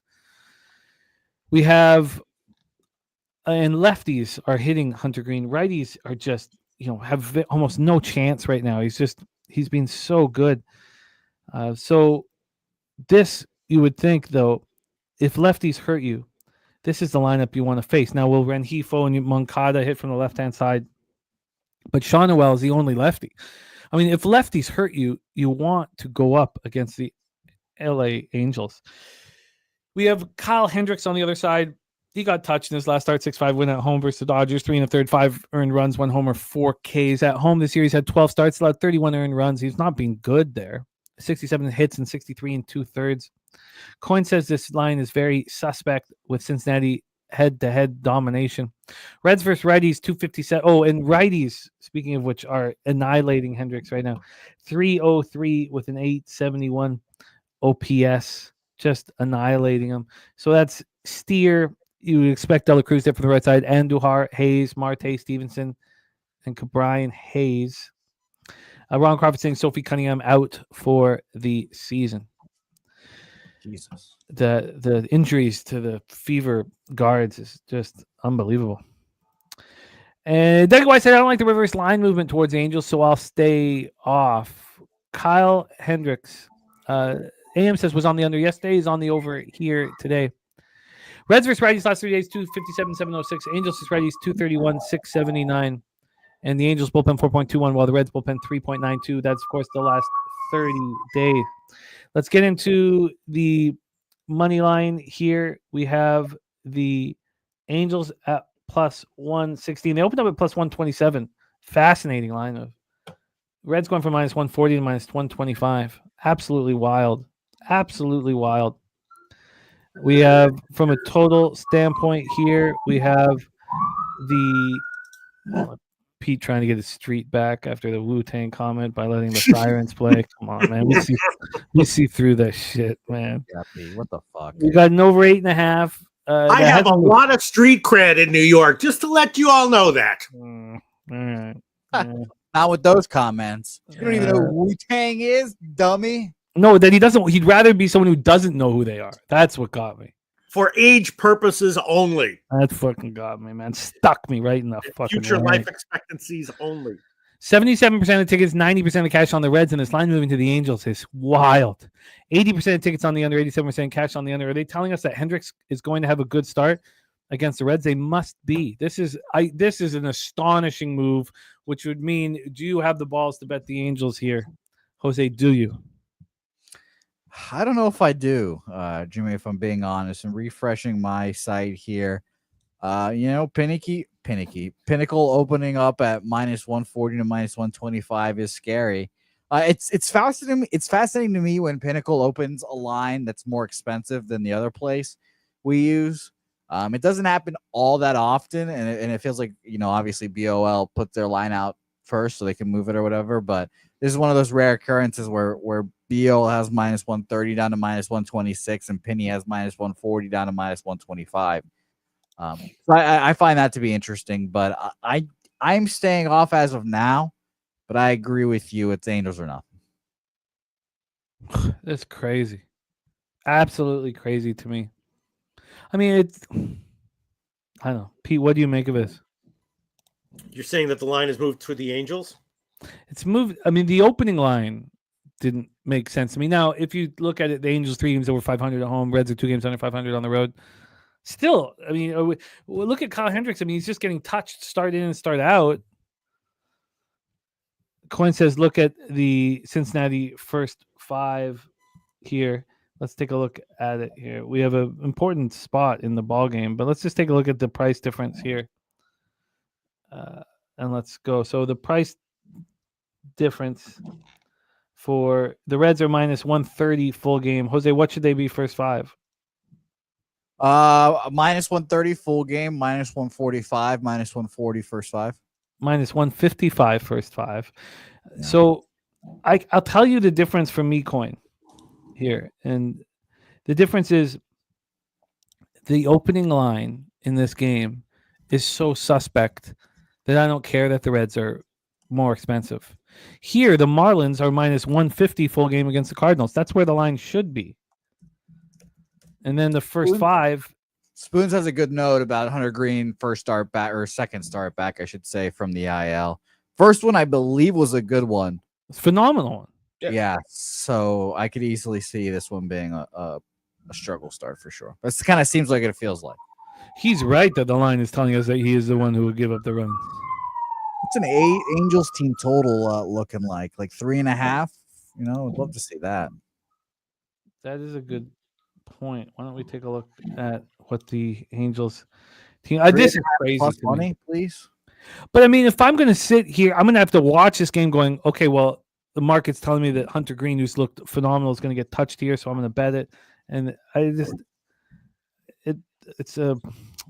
again, like I can feel it in my stomach already. Just talking about it, it gives me a pit in my stomach. The team total for the Angels is 3.5, juice to the over, -123. Yeah, I have -130. Jesus. Yeah, I'm close to the Angels, I will admit. TJ says Angels have been touching righties. I have their last 30 days, and their numbers are poor, 231, 679. So what are they last 15? Can you give me last 15 weighted runs created for the LA Angels? Sure. Against righties here. It's 90 for the full month, but I'll cut it down to just the last 9 days here. For us here, from the last 9 days, 95 weighted runs created, plus still about the same. Robert Franklin, though, doesn't care. Reds money line. And TJ says 6 off Morton, 6 off Yamamoto, 5 off Sheehan, and 4 off Otani. All right. I am not betting this game. But yeah, I don't understand. You're saying that normally you'd be liking Cincinnati, but because of the market and the movement, it's everything. The opening line, everything telling me that this is Angels or nothing. I think with the way Hendricks has been pitching, but the interesting thing about this is let's compare this money line here quickly. Here, let's compare the money line to Hunter Green's last start, because it told us that he was going to shove. And, I didn't trust it, and they shut them out, and they won 8-0. Let me just quickly it's going to take me a few seconds to get this. So is it not – are you not surprised by this line, Peter? Am I the only one who's, like, gobsmacked by it? The first half for Cincinnati is like 30 cents more expensive, right? Yeah, it's expensive, yeah. But the opening line makes no sense to me. So, yeah, I mean, that is something I look for, but the opening line has to make – and his earned runs prop was 2.5, heavily juiced to the under, and it's gotten bet like 30 cents lower for Green. I'm going to move on the the Angels first 5, or God damn it. Angels full game +119. Yeah, I get it. Here, when he went up against Sanchez, it was his first start back. The line opened up at +121 and it closed at +108. So there was 13 cents movement, 17 cents away from the Phillies. And I would just like to look at the cash flow. While you do that, I'll just mention that the Reds bullpen is pretty taxed here as well. Their top 3 guys got all a day off yesterday, but they all went back-to-back the last 2 days. So even if all 3 are available here today, I'd take my chances going 3 out of 4 days. Scott Barlow 25 pitches, Luis May 24 pitches, Connor Phillips 19, which leaves Brent Suter, who hasn't thrown in 4 days. Sam Moll, same thing. I just feel like this Reds bullpen is also vulnerable here. AM on the over. T-Moss on the Angels, Tariq B on the Reds, first 5 Angels, full game. It's a very interesting way of handling things. Ron Crawford says Reds are a spreadsheet spot. So in that start last Wednesday, 62% of the tickets were on the Phillies with Sanchez on the mound, but 61% of cash were on the Reds, and there was a 13-cent move towards the Reds. So fast forward it to today. We're going against a pitcher who's vulnerable, and obviously an Angels lineup that's, hitting decently. We have a line move that's, instead of moving towards Hunter Green, this line move is moving steadily against Hunter Green. The money line for Hunter Green is -125, down from -140. And the Angels have gone from +127 to +116. So we have the opposite line move, and then from his last start. And then when we look at the cash flow here, we have 77% of tickets and 91% cash on Cincinnati. Look, this makes no sense to me. I don't need to talk anymore. If there's 0% chance in this market that I'll ever bet the team that the public's on. 0%. I'm never going to bet them. The question is, am I going to bet the dog? And I don't think I will. I don't know if I want to. I think I have enough action, but it's Angels or no bet without a doubt in my mind. And the Angels should probably be bet, but I don't want to do that. Spooner says the first game was lined against a playoff team with a Cy Young candidate. This line set with a guy who's in the twilight of his career. Exactly, Spoon. That's my point. And the line moved heavily towards Hunter Green with the public on the Cy Young candidate. And Hunter Green shoved. Here he's going up against a guy in the twilight of his career, and the line's going against him. Were the first 5 and first 3 lines going against him too? Last week. No, I'm saying this week. This no, game. They're going. We talked about the difference. But let's just see what movement has happened with this first 5 here. We have, a second here, and we have it's moved with them 5 cents. Opened up 11:41 p.m. -150, now it's -155. So I mean, but Spooner, that's exactly my point. Like, the market told us what was going to happen last Wednesday. And the market is implying that the opposite is going to happen here. You do what you guys want with that information. The market was bang on last Wednesday. And I wouldn't be surprised if the market was right here. If it doesn't this is what TJ tracked of mine in 2022 in this situation. Now, I wasn't coming into the show already on Hunter Green, so it's a little different. He was tracking the spots where I got off of the bet because of the market. And those bets that I got off, if I had been on the other side, I would have hit at 67%.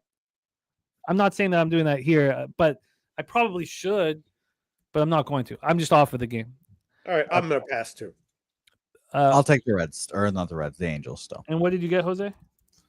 I got, give me 1 second. Sorry, plus 119. Plus 119.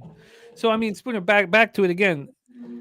I think I explained it, but you're going up against a Cy Young candidate.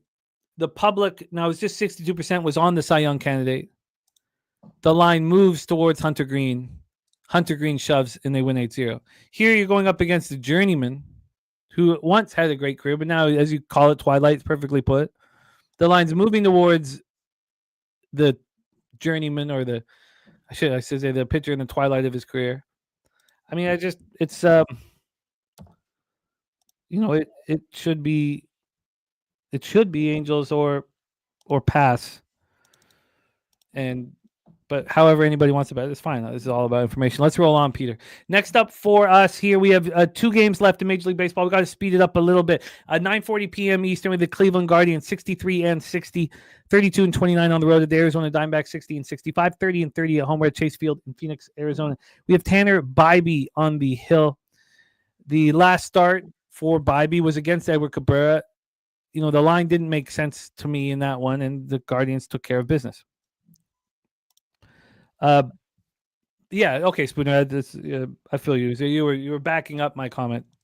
So thank you. I didn't think you were going up against it by any means. I just moving quickly here, and your comment did really help solidify everything. But it's not going to solidify enough for me to bet the Angels, which is probably a winning bet that I'm leaving on the table. But I'm not going to let just the market. But I do in totals, so I guess I shouldn't say I'm not going to let them. In this situation, I'm not going to let the market completely dictate my action. Let's get into this one here. Let's get into the line history for Guardians, Diamondbacks. We have Rodriguez at -1. Oh, shit, that's first 5. Sorry, let me move back here to full game. Apologies. And here we go. Full game. We have Rodriguez and the Arizona Diamondbacks at -120. They opened up at -109 or -119, a 10-cent move towards the Arizona Diamondbacks. Let's get to the total here for this one. We have an 8.5. It's -116 to the over. This opened up at 9. This dropped to 8.5. It opened up juice to the under. Now it's at 8.5. Tariq looking at Diamondbacks first 5 only. AM says Cleveland, Arizona over 9 at plus 105. Yeah, J-Dub, exactly. So it makes no sense. Now, you can be a capper who's like, this doesn't make sense. I'm going to take advantage of it. And I get it. And if that is an angle that's successful for you, then you should keep attacking it. For me, I respect the market very, very much. And these things will take me off of what I would deem the right side. So that's what it's done. Tanner Bybee has been bad on the road. Very bad. He's allowed 17 home runs on the road. He's only allowed 5 at home. Opponent's hitting 268. He's allowed 48 earned runs and 77 to 30. He's just been bad. Lefties hit him. Righties hit him. He just gets hit. Eduardo Rodriguez coming off a nice start. J-Dub says, I don't see the Reds losing with a heavy righty lineup. Look, JW, I get it. So because of those angles, how do you make that line make sense? I can't do it. But I'm like, I agree with all of your angles make sense to me. So why is the line the way it is? I mean, it's we have Jermaine here. He is on Tanner under 17.5 outs here. And he says Tanner got over 17.5 outs versus the Diamondbacks. So once in his last 13. Eduardo Rodriguez coming off a nice start at the Rockies. You saw them twice in a row. He was in Colorado and he pitched very, very well. His splits are terrible. His statistics are terrible. He's been bad at home. Is he a vet who could start turning it on late? Guardians versus lefties last 30 days, 255, 735 OPS. Diamondbacks versus righties last 30 days, 247, 749.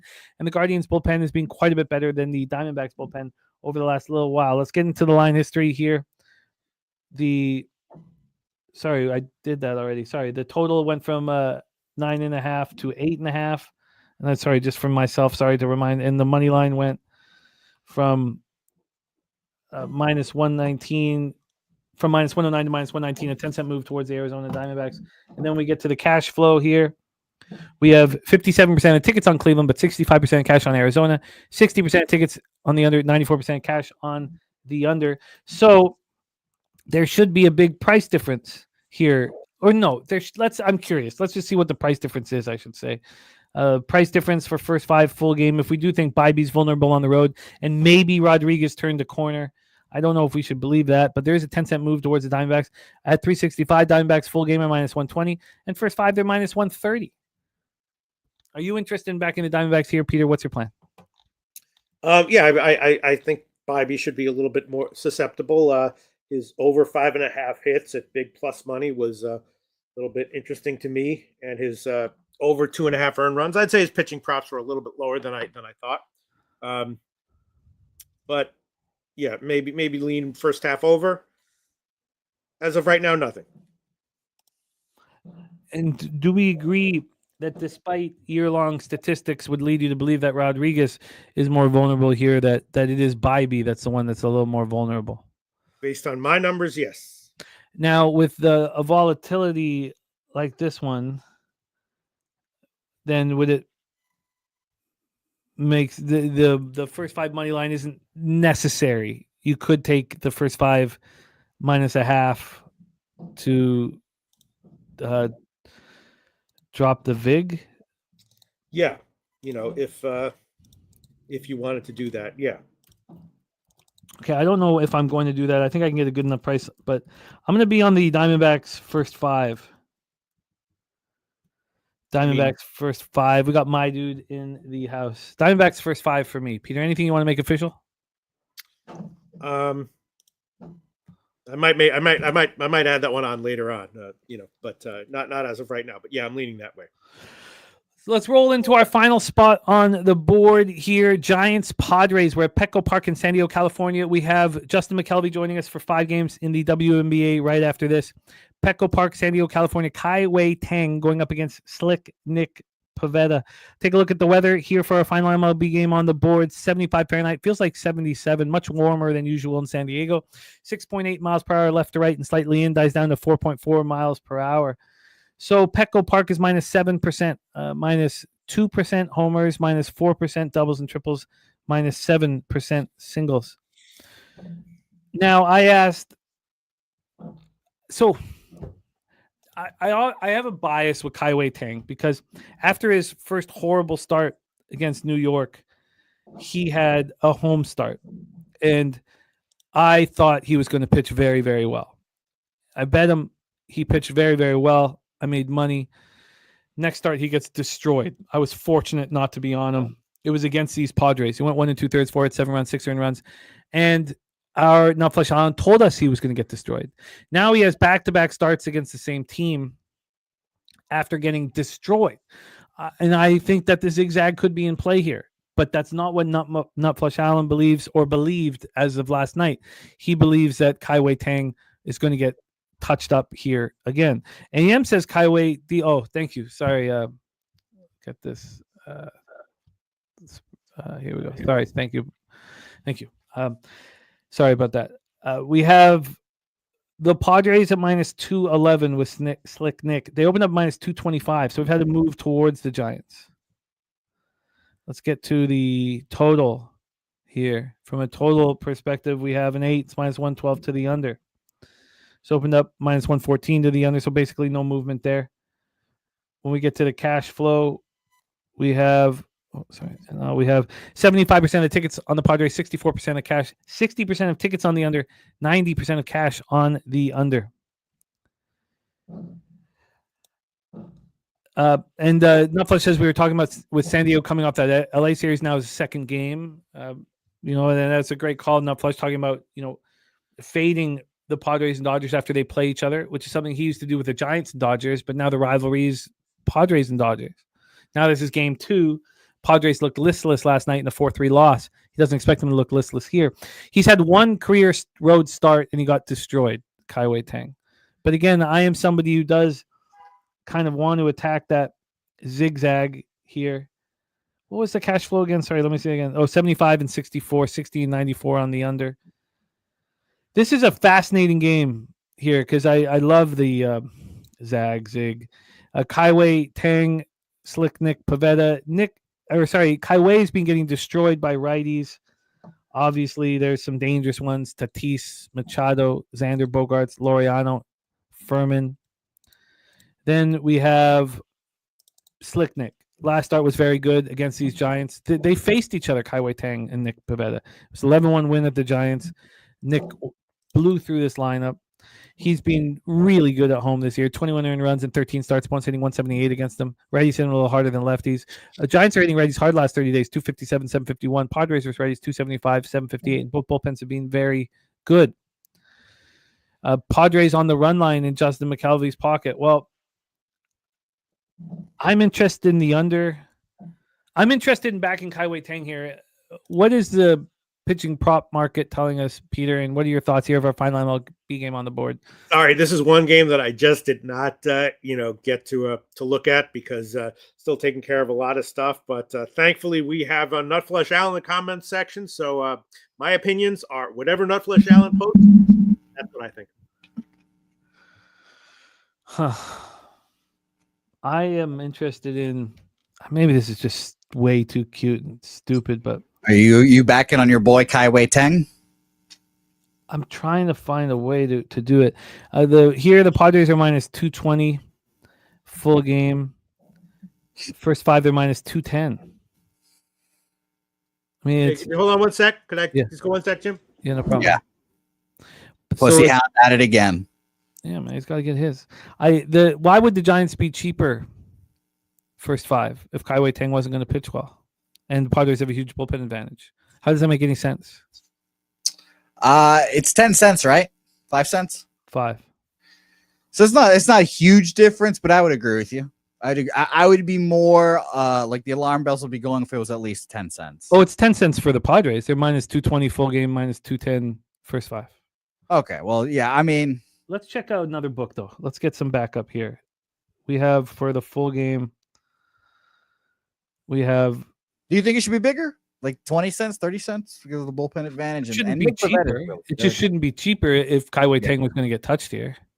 I would agree there. Yeah. I mean, I think I also think it's an advantage for Kai-Wei Tang. This is his 3rd start now, I think. 4th start. So that I don't think there's just that much, tape on the guy as well. But he's going against the same opponent back to back. Ugh, I don't love that either. You know that. I don't love. And he pitched well. Both of them are Nick Pavetta, pitched excellently. Kai Tang couldn't make it through 2 innings. Yeah, I mean, I you know me, Jimmy. I subscribe to the old zigzag theory. So if Kai Tang got his ass ripped last time, I expect him to pitch a lot better this time. And I don't expect Pivetta to go 6 1/3, 1 earned run again.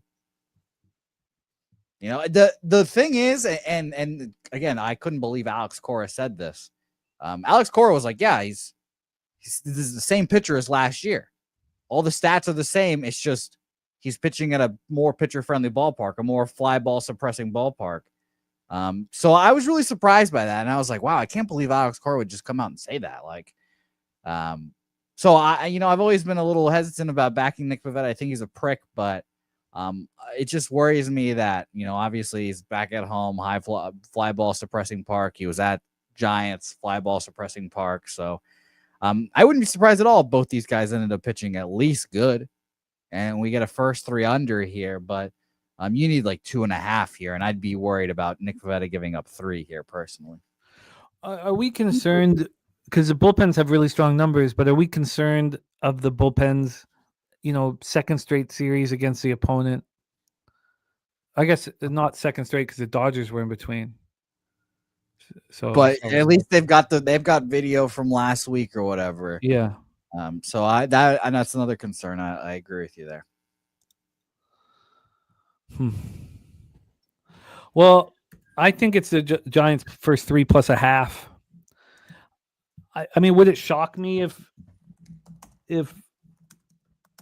Pivetta pitched well again? No.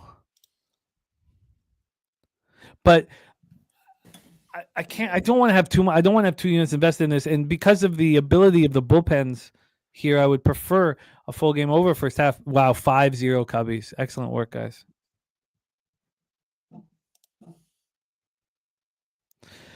Spooner said zigzag theory only applies to above average athletes. Test pilots tended to fly better after a bad flight due to regression. This is like backing test pilots who crashed every time except once.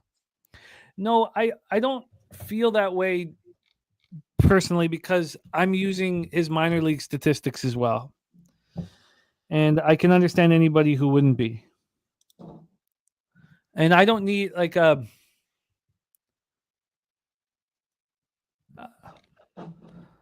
I can understand that this is not an appealing bet here. I've only backed and obviously I'm biased, and maybe I don't move on this. But I've only backed Kai Tang once, and he was excellent. Obviously, it's in my head. So maybe I just stay off of this here. But because of how good the Padres bullpen is specifically, and the Giants bullpen isn't bad, betting a first 3 under would only be doubling down on my full game under. I'd rather go a full game when I have these spots. And we have our first Rusty Kuntz play of the day in a long time. The Kuntz man. And Nutflush says, I will not be shocked if the Giants have a 0 on the board after 3 innings.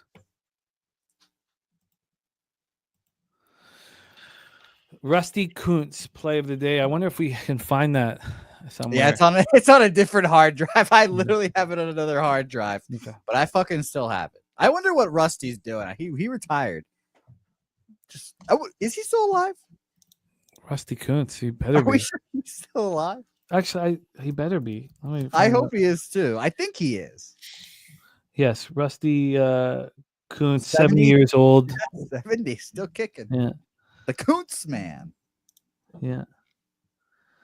Yeah, Rusty's parents, Willie and Chet. Which one's the woman? None of them. Ah. Shout out to old Rusty. No, I'm just guessing. I don't know. All right. It could be a Trey McBride situation. We don't know. All right. I'm going to study this one longer here, but I don't, just with the Padres bullpen. I do not want to double down here. If I'm wrong, then I would lose the first 3 under and the first 3 plus a half. I kind of am leaning towards Kai Tang looking okay and getting me 9 outs, which may be insane. So I'm going to study that a little longer. Let's review all MLB action here for Tuesday, August 19th. We're going to get into WNBA. I'm going to go over all the specialty picks too at the end of this. We only have Pete for a fixed amount of time, so I won't go over all the specialty picks until he bids adieu. But we will review all action here on the show. Those of you on the Chicago Cubs in any form, excellent work. Obviously, I should have let go of my tremendous fear, but I didn't. And my fear of fading the Brewers. But the Astros first 5 plus a half I've already bet. And I've already bet the Marlins first 5 minus a half. Those are 2 bets I made during the show. I felt like I wanted to get in immediately. I have here an over 7 in Astros Tigers that I'm interested in. I don't know if I get there. Then I'm going to move on the Phillies on the -1 line. I'm going to move on the Orioles first 5. I have some interest in the Braves in the first 3 under with Smith Elder. I don't know if I get there. I'm going to have to study that a little bit longer. And I am interested in the over in A's Twins. I know you guys are all on the A's.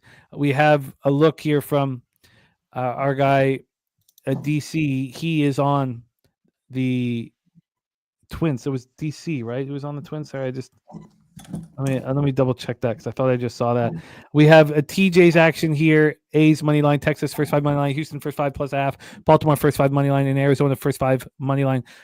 I'm going to have a lot of TJ's action today, which is a great sign. I would love that. I like that a lot. I'm going to join you guys on the Rangers and very likely an over in Texas, Kansas City. I'm going to study the under more in Colorado, but I'm fine getting off of it. Looks like I've got enough action. Diamondbacks first 5, I will be betting. And then what do I do with this Giants spot? Maybe Giants first 3 plus a half. There you go. There we be. Jose Bouquet, please review your action. Yes. My action here today, the Houston Astros full game money line +141. Orioles first 5 +110. Tampa Bay Rays +113 full game. Texas Rangers -107 full game. And the Los Angeles Angels +119 full game here. So should be a fun game. Fun day. I can't wait. Need to make some money back here. So I'm excited to break it all down here and to cure my Tuesday curse here. An important thing here is what Turnsy's talking about. He says the weather's getting worse. We've had a change in weather here, but the hourly says the issue is God. I don't know. There could be a thunderstorm at 8:00 now, but the weather is changing pretty quickly in Detroit and should be studied. Peter, so Jose, we will see you here at the end of the show after we break down WNBA, my friend. Indeed. But thank you for rocking with us. Mr. Loshak, could you please review your MLB action? All right, yeah. So I have Milwaukee first half team total under 1.5 -135. They just scored a run, so it's going to be a little bit tough. Cubs first 5 -155. Skubal under 19.5 outs -125. Cabrera over 5.5 Ks -132. Marcy over 1.5 total bases +122. I'm going to take Keller over 3.5 strikeouts -125. And Peterson under 5.5 strikeouts -109. Irvin under 3.5 strikeouts -120. And I'll add on Jeff McNeil over 1.5 hits, runs, RBIs at -135. In the Baltimore game, I got a lot here. Buehler under 4.5 Ks -155. Orioles first 5 money line +110 and first 5 team total over 2.5 +115. Then I'm going to take a shot with Orioles full game -1.5 +180. And some batter props. Holiday 1.5 hits, runs, RBIs -145. That guy Basallo 1.5 hits, runs, RBIs -115. And Roman Anthony over 1.5 -155. White Sox Vargas 1.5 hits, runs, RBIs at +100. And Sosa at -120. Then I'm going to take the A's money line +124. I'll also take A's first 5 money line +120 And I'll take Lopez under 2.5 earned runs at -158. Texas, I will take Evan Carter over 1.5 hits, runs, RBIs at +115. And I'll add on Diamondbacks first 5 innings money line -122. I like it. I like it. More sides for you as well here. I love that. It is time to talk WNBA, Peter. WNBA. We have our special guest joining us shortly. But let's set this up and let's get ready to attack as our guest gets ready to join us. I mean, I kind of have to leave though, but there's a bunch of plays that I definitely wanted to give. Sure. How much time? How much time do you have? Well, I mean, I was thinking the Minnesota Liberty under and first half under. I was definitely thinking the Washington game, at least Washington team total over. One I really thought I was liking maybe was Chicago first half plus all those points. Then thinking about Vegas first half as well. I just kind of got to run. What should we do? Well, I'm going to break down the card. Okay. I'm not sure what you're going to do, my man. All right. I guess I can be here and line shop and then give my official plays, and then I'll leave in the middle of it. I just can't really stay until I just got to run. No worries. So what? But it sounds like you want to hammer this first game. Why don't we just move as quickly as we can and see if we can if we can get this in less than 10 minutes or so. Yeah. But let us know, and no pressure, of course. Let's bring on our expert. He is the star of the 3-2 zone over at Tony's Picks, alongside our friend Ron Crawford and Ramon Scott. Please welcome great capper joining us right now, our friend Mr. Justin Mcelvy. Stacks.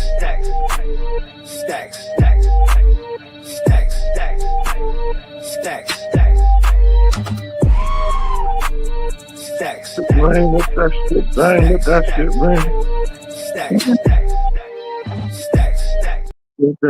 rain.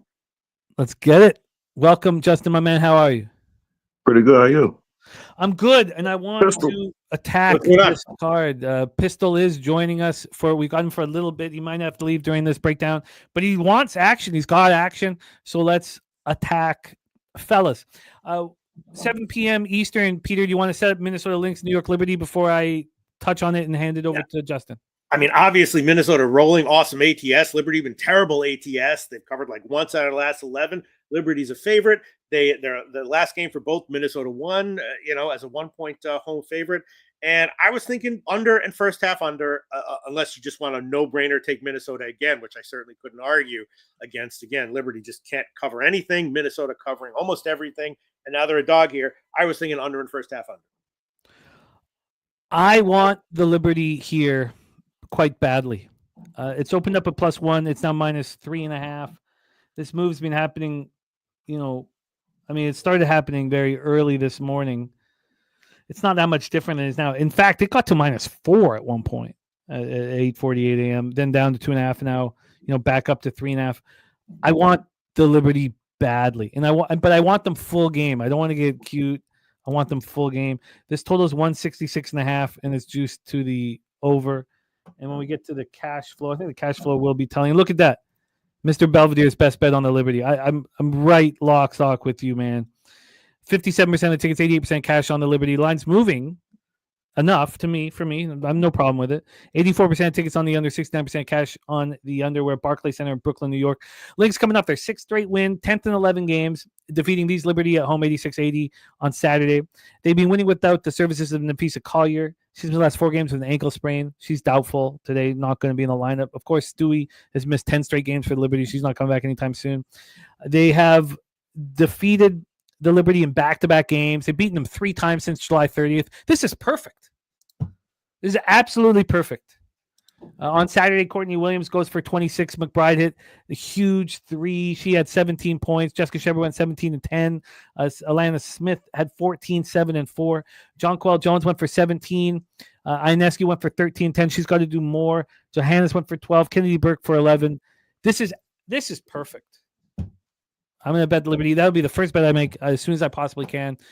And I probably should have bet it already, but I just wanted to sit with it. And JW says perfect for another Lynx win. Absolutely. You guys do your thing. Trust yourselves.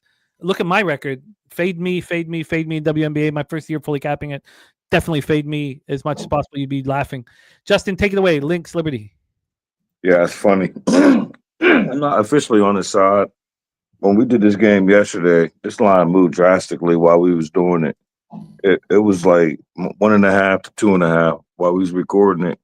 And I'm gonna give what I gave on the video because I wanted the Liberty. I couldn't. My finger just it wouldn't hit submit. Like I feel like 3-time revenge, but I could make a case for both sides. But while I will give you both sides, I'll give you my official play, and then I'll give you my little breakdown why I'm confused. My official play is going to be Kayla McBride. She played for the Minnesota Lynx. I'm on her 18 plus points and assists at -120 on DK. Damn, am I allowed to say that? Yeah, of course. Oh, okay. My fault. No worries. So that's my official play. But my thing is, it seemed like the Lynx, ever since the championship last year, they just made a point like, anytime we see the Liberty, this is what we're going to do. All hands on deck, punching on them, we're beating on them. We don't care where the game is. So I look at that like, how can I go against that? And then I tell myself, easy. The Liberty is fighting off the Mercury for that 4 spot, which 4 spot means everything in the playoffs in the WNBA. Then you look at 3-time revenge for the Liberty. Like, you got to win one. Like, and the Lynx not playing for absolutely nothing. Can't nobody catch them. So this is the game. I feel like it's a Liberty spot. And then it took me so long to cap it, I missed the line. So I didn't want to get on the side until I come down here and break it down. And I done promised my folks that I wouldn't go against them. So I think they on the Lynx. So I'm gonna just stick with Caleb McBride, but I want to do I want to find a Brizzy 2-leg parlay and do like maybe a Liberty money line since I missed the line because I could have had a -1.5 yesterday, and it just took me too long I was on both sides. I couldn't get there. I made official Caleb McBride, but I think I'm gonna find a 2-leg before we get off here. I think I'm gonna find a 2-leg Liberty money line because I can't give up 3.5 when I was staring at a 1.5 for a very long time. I think 2 things, personally. One, I think the New York Liberty are the best bet on the entire sports slate tonight. 2, including baseball? But the best bet on the entire sports slate tonight, I think New York Liberty are. And 2, I think that if they get down to the Lynx, it means we get to double down. And I also think that this should just be a full game bet, not a first half bet. If the Lynx are ahead, perfect. We double down. I think Liberty are the single best. So this is like an Edmonton finals spot. If they go down, we hammer the Liberty again. Absolutely, it is. I think this is the best bet on the entire sports board. And look at the Lynx come back in that last game. They were at home. They came back. I mean, they're just this means so much to New York, and it means nothing to the Lynx. They proved their point. It just it frustrates me. Like, I never understood when you used to talk about how you used to be jealous about friends getting better numbers until yesterday. Like, and the jealous brings anger because I literally broke this game down for a video 24 hours ago. In 30 minutes, it'll be 24 hours. Like, I'm staring at this Liberty line, and it just took me so long to pull the trigger. Like, I should have been on the Liberty. It just frustrates me that it took me a whole day. When I woke up this morning, it was like, Liberty. And then I looked at some more, and it was like Liberty, but I missed my number. And I know a lot of people got way better numbers, so I didn't move. But now hearing you say that, and it correlates with my original thought, it just makes me more frustrated. I should have just trusted. Like, I'd be so concerned with bank management and records, like on these public shows, like, and I didn't want to come out here and embarrass myself. Like, I just need to pull the trigger and just deal with it. It's just so frustrating that I did that. And 3.5 might be good. No, but it's the 3 I think is important too. But if I give 3 and they win by 2, I'll probably break something. No, I hear that. I don't I don't think Liberty needs to change the game plan, BJ. Look, the Lynx are better than them this year, and they've beaten them.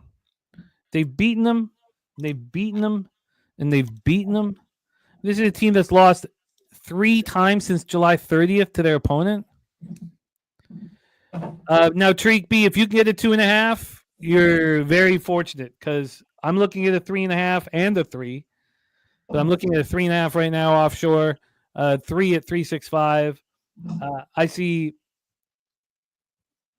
you're right. I see more. There are some 2.5s out there, but they're expensive. And there's one more thing to go with this. Like, this is like my first year of trying to sharpen up on my since doing this publicly, trying to sharpen up on my line reading. And where this line's at now, the way I see it, and others might not see it like that, I feel like they're begging you to take the team that beat this team 3-0. Like, they're begging you for Lynx money. Like, here, you don't want a 1.5, take a 2.5. You don't want a 2.5, take a 3.5. Like, it's just frustrating. It's just frustrating, Jim. That's all. I should have been on the 1.5, and I ain't got no one to blame but myself. I mean, I understand the frustration. It's what's happened to me in the past is the frustration has just made me stagnant. I just sit there and watch other people cash. I'm betting it right now, though. I'm worried that this will keep moving. I'm not gonna make it. I'll make Caleb McBride 18 plus points and assists for the Lynx, minus 120. I'll make that official. 57% of the tickets and 92% of the cash on the Liberty. I think this line's moving. I think the market's concerned, and I think it'll continue to move. 84% of the tickets on the under, 69% cash on the under. I don't know if I talked about the line moving because that's what Pete wanted to attack. And I know, sorry, Pete, that this took so long. Again, first game right away. And if you need to run, no pressure. But here, this total opened up at 168. It's now 166.5. Pete, are you moving on anything? And there is anger. And we talk about how, the familiarity breeds contempt. Mm-hmm. These two teams have contempt for one another, and the Lynx have put their foot down on the throat of the Liberty so far this year. Pete, anything you want to make official? So the lines moved down, huh? The total? 1.5, yeah. All right, I'll take the first half under 85.5 minus 113. I'll shop around for better though, but yeah. I like that first half under. Sorry, Pete, can you give me that line because I'm tracking your WNBA. First half under 85.5 minus 113, but I'm going to shop around to get a better line. And then also, just very quickly, I'll send you all my MLB stuff, but I want to add Carroll, Perdomo, and Marte over 1.5 hits, runs, RBIs each, and then also Gurriel and Carroll RBIs. So, and that was 83.5? 85.5. Sorry, my bad. 85.5. I like that. Shop around to probably get better. Under 2, but I'm gonna bet this right now. I'm getting a 3. I know that there's 2.5s out there, like you said, FanDuel. I'm getting a 3 at minus 110. I'm going to lock this in. So just give me just 2 seconds. You moved on to Liberty minus 3? I did. I'll cheer you on. I can't come with you. Maybe a money line parlay, but I can't. I know if they win by 2, I know how I'll be feeling. So. Okay, FanDuel just moved it to 3 at minus 112. And J-Dub says Lynx win. It's part of the fun, JW, my man. Good luck with your action.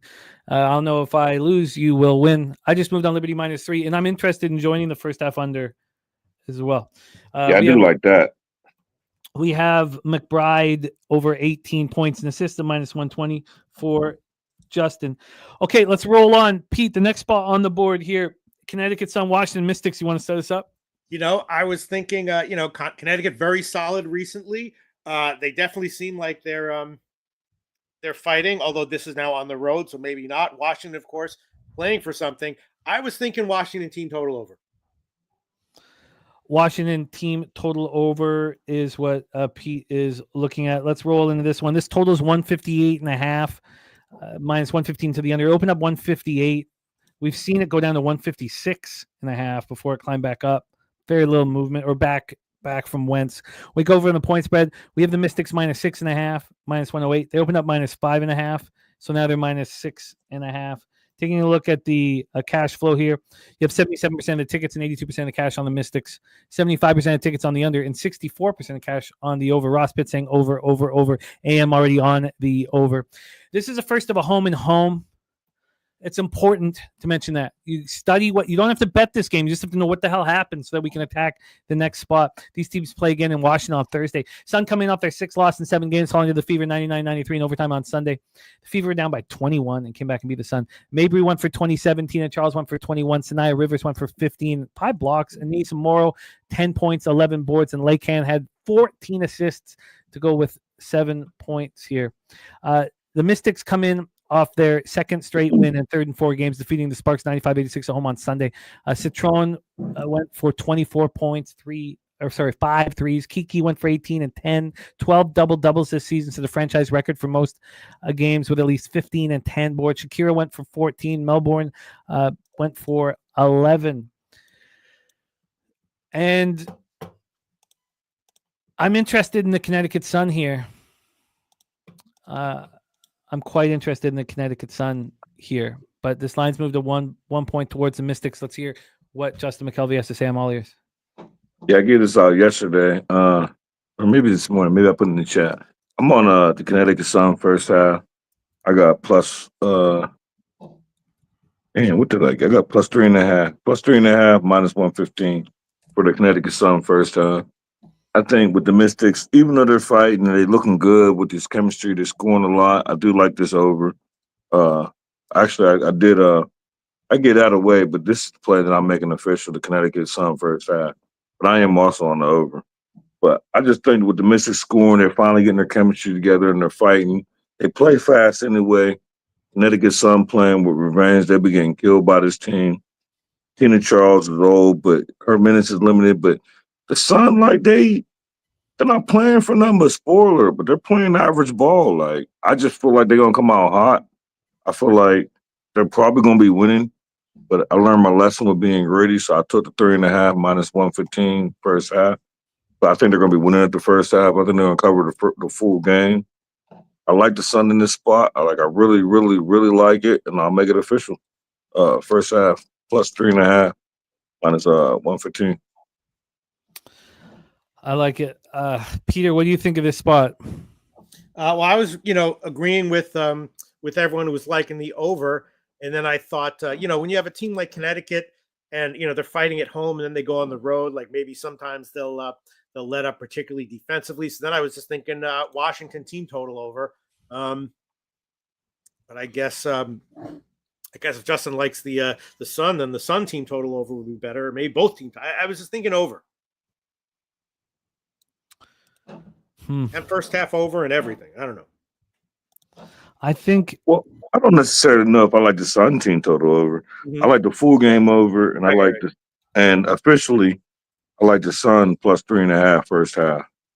But I mean, I don't see why I wouldn't go over. But just in case the Mystics take off the second half, I like the full game over, and I like the Sun, but Sun official.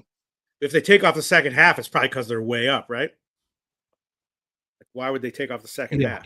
Yeah, definitely. They're down the first half. Oh, you think they just let it go and wait to fight them again in 2 nights in Connecticut? I mean, Mystics can't be losing games. Like, they got a big fight ahead. Like, there's only like 7. I don't know if people notice. Like 7 or 8 games, or give or take 1 or 2. There ain't many games left. So every game counts. But I don't know if I wouldn't take the Sun money line, but I just think the Mystics are going to have to fight. That's going to lead to a lot of points come the second half. So I like the over, but I like the Sun first half. The Sun played the Sparks tough. They lost by 11. They kind of got away from them late. Then 3 nights later, they played Vegas tough, lost 94-86, and we know how Vegas is playing right now. Then they finished off the road trip and it was a second half back-to-back against Valkyries. They get smoked. I think you can put a line through that. 2 days later, they play the Sky. They're terrible. They're still tired. I mean, that was still even that was the fourth game in the third game in 4 nights. Then they finally get a little break. They play very well versus Indiana. Indiana comes back and snakes them at the end. I think they can keep this. I think they can make this a basketball game. So I'm a wager detective there. We got picks from Dave in the house. Goon Collector, thank you for joining us. I want this on full game. I want to see what happens in like half an hour, 45 minutes when I get a chance to bet it. But that will be me. We have Justin on the Sun first half plus 3.5. And we have Peter Loshak. Anything official for you? I don't know. You think they're going to come here on the road and bring it like they do at home? I think this team is playing much better, and I have a complete excuse for them against the Valkyries. Right. And yes, I think that one of Justin's points is true that the Mystics are now starting to roll, starting to play better, getting comfortable without Sykes in the lineup, and getting comfortable with their rookies kind of running things. But I believe that the Sun are much better than their season-long numbers indicate. And if we look at them being 115 on the road, they're trash on the road. I thought they played the Sparks hard and tough. I thought they played the Aces tough. I think they're playing tough basketball. It went in because I was at home against the Fever, played them tough.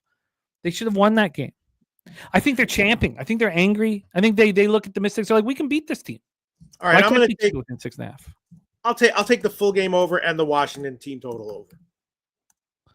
And another thing that I'm pretty sure, I didn't go back and stat check it, but I'm like 90% sure the Mystics trifected the Sparks the last game. Like, you got to fade that. I think they was up the whole entire game, like first quarter, first half, full game. Like, which makes me look at the Sparks the next game, but that's neither here or there. Yeah, they were up 5 after first quarter. They were up 12 at halftime. They won by 11.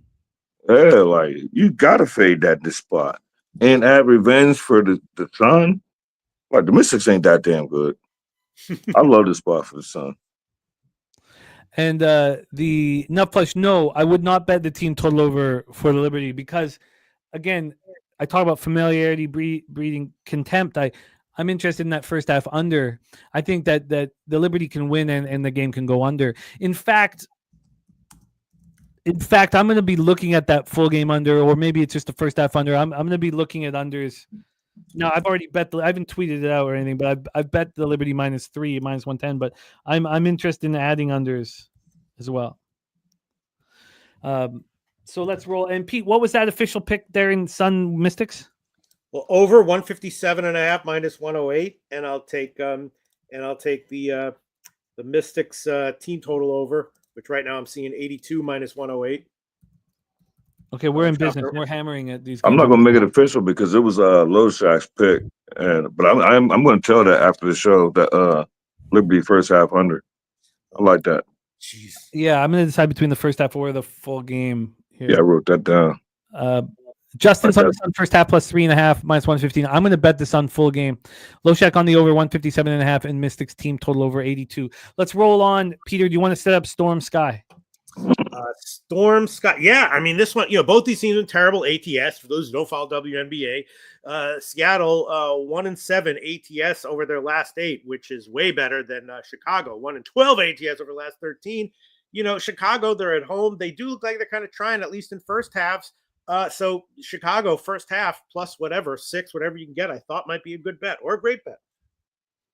And that was Sky first half is what you're looking at? No, Chicago, yeah. First half. So I'm very interested to hear Justin's take on this, but the Storm so badly need to blow some team out. They're a fucking mess, and they're getting they have no rhythm in their. Even they bring in Sykes, they don't know the rotation's all out of whack. Sometimes Sykes takes too many shots. Sometimes she doesn't take enough. I think they need one of those feel good smash and grabs. But this line has gone from 11.5 to 11, and I never want to fade a team after getting absolutely annihilated. And that's what happened. But this is different. The WNBA just seems to be different. A team gets blown out badly, and they don't necessarily come to play the next game like their counterparts in the NBA seem to. This total has gone from 156 to 158. And when we get to the cash flow here, we have 60% of the tickets on the sky and 64% of cash on the sky. The under has 92% of tickets and 93% of the cash. The Storm coming up their 7th loss in 8 games. They lose 85-82 at home in Phoenix on Sunday. Ogumake goes for 24. Diggins 14. Gabby Williams 13 and 7. And Erica Wheeler goes for 11. This is game 1 of a 5-game road trip. Why wouldn't they just want to smash a team and feel good about themselves?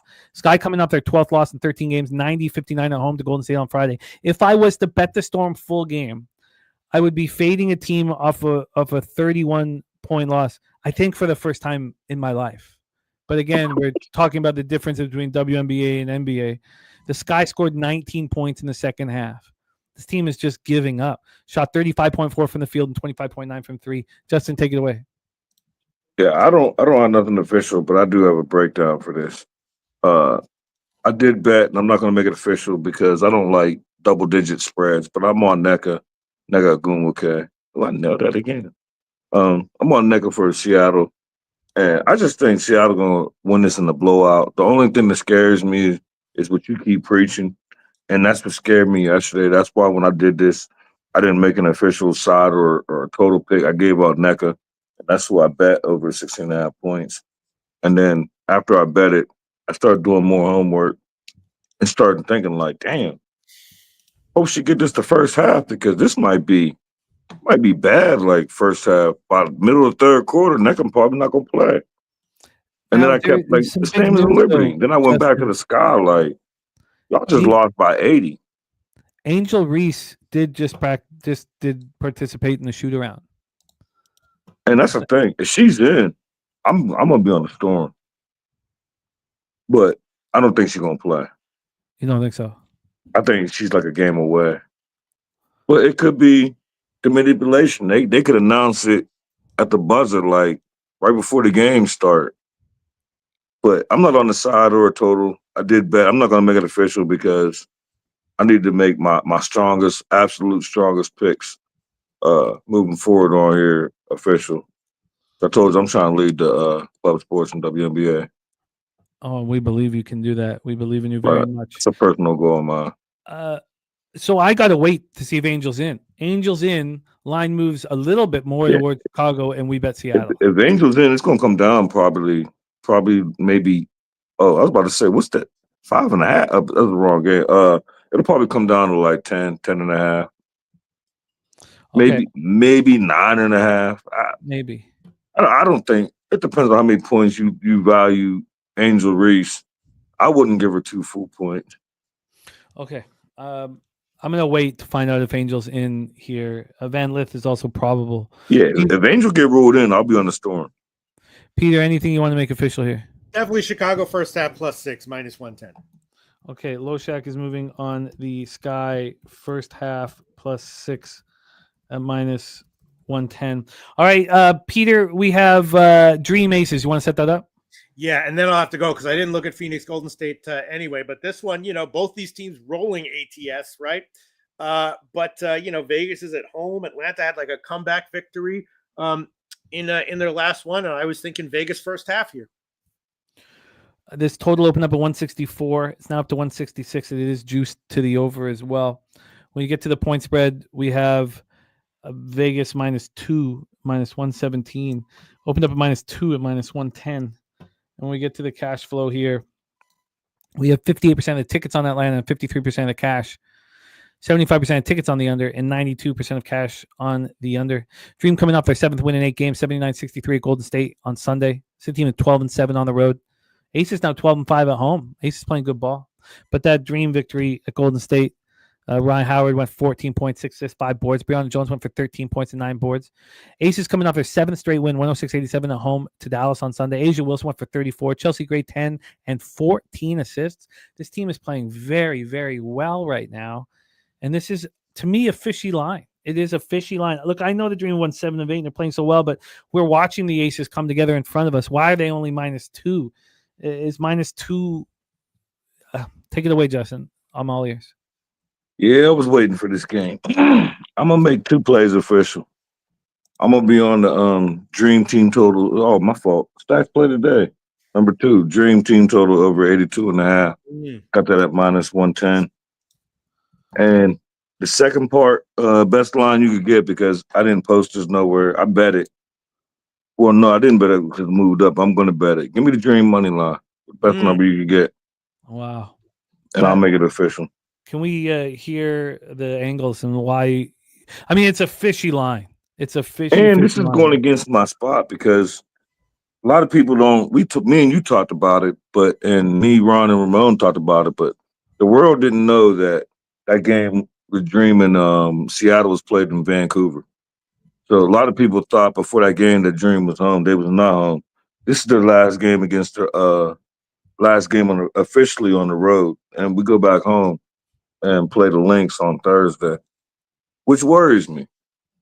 But then, just like the last time we sat here and looked ahead, I got the whole way it plays out. The Dream beat the Aces today, and then the Lynx, with the Dream the first game back at home, the Lynx beat up on the Dream because the Lynx lost today. Got it all figured out in my head. Lynx lose today against the Liberty. Then they beat the Dream on Thursday. The Dream beat Vegas today. And it might not make sense to y'all, but I got it all wrote down. I'm on the Dream. Stacks play today, number 2 of 82.5, minus 110. And best line, I was debating all day if I was going to make this official, but I really like it. It's the last game of the road trip, but it's a revenge spot for my Dream. I want to say we're 7-1 on the road as a dog. I just love the spot for my Dream. I think the Aces got the Mercury on deck. I really don't want to get in front of this Aces, but this line tells me everything. Why was this at 1.5 for longer than a day? Like yesterday when we broke this down, it was the Dream minus 1.5. Not the Dream minus 1.5, Vegas minus 1.5. My fault. Because on the show I took the Dream plus 1.5. So my thing is, why is it so low for arguably the first or second hottest team in the league, beating the Aces? Yeah, why? So, but you're saying that because Atlanta's a first place team because they're great too. Yeah, but the Aces are playing too hot for this line. It should be a little. But we've been on the road like 6 straight, 5 of the last 6. I've been saying that these teams on the road trips are fades. Now you have a team that's finishing a road trip in Las Vegas, Nevada. And now it's just a 2-gamer, though. I mean, it's not a road trip. Oh, it's because of of course, Vancouver. Fuck, sorry, it tripped me out for a second. So we have a long road trip, 5-game road trip. They're not flying out at the end of the night. They fly out tomorrow. So you're saying this Atlanta Dream has heart, and they're going to play this last game of this road trip with heart, get the job done before they go out and party. Add the revenge factor, and I think we're going to go harder there. I think we're going to win this game, and I think we're going to lay an egg on Thursday with the Lynx. And I wasn't on the Dream money line until I did a look ahead and seen that we got a first game back at home and dinosaur years, and we played the Lynx.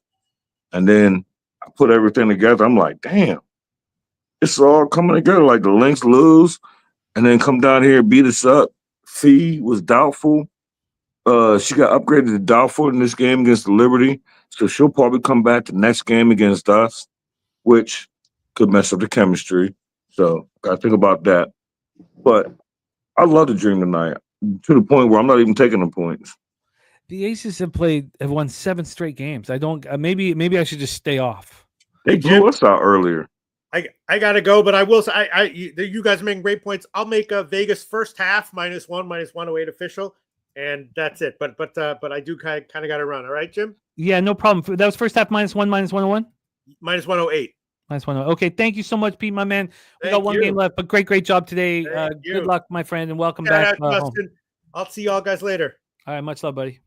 There he is, Mr. Peter Loshak. What's the best line you get for the Dream? Money line? I think it was +119. Sorry, I had it here. Let me just double check the. If anyone, let me know if anyone can beat this. But I have a +122. I'll take it.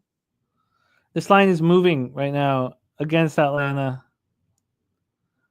But there was a real big move towards Atlanta when this line opened. This is official. I guess I just have to stay off. I have to stay off. So we have the dream for Justin at plus 122. All right, let's roll on to our final. And don't forget stacks. The dream over 82.5. Yeah, got your team total over 82.5 for sure. Let's move on to our final spot on the board. 10 p.m. Eastern with the Phoenix Mercury 20-13, 9-7 on the road at the Golden State Valkyries 18-16, 10-6 home at the Chase Center in San Francisco, California. Thank you guys for rocking with us here. Just closing up our fourth hour. Thank you guys. Means a ton to us that you support the show.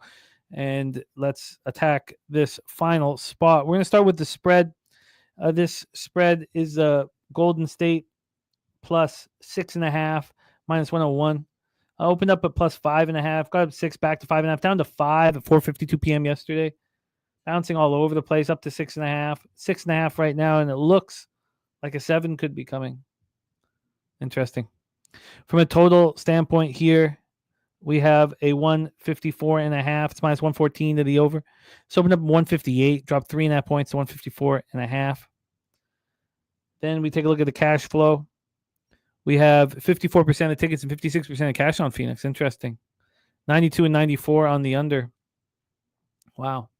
So I'm starting to get more confident on that under in the Liberty game too. But I might just take full Lynx game total under. first half.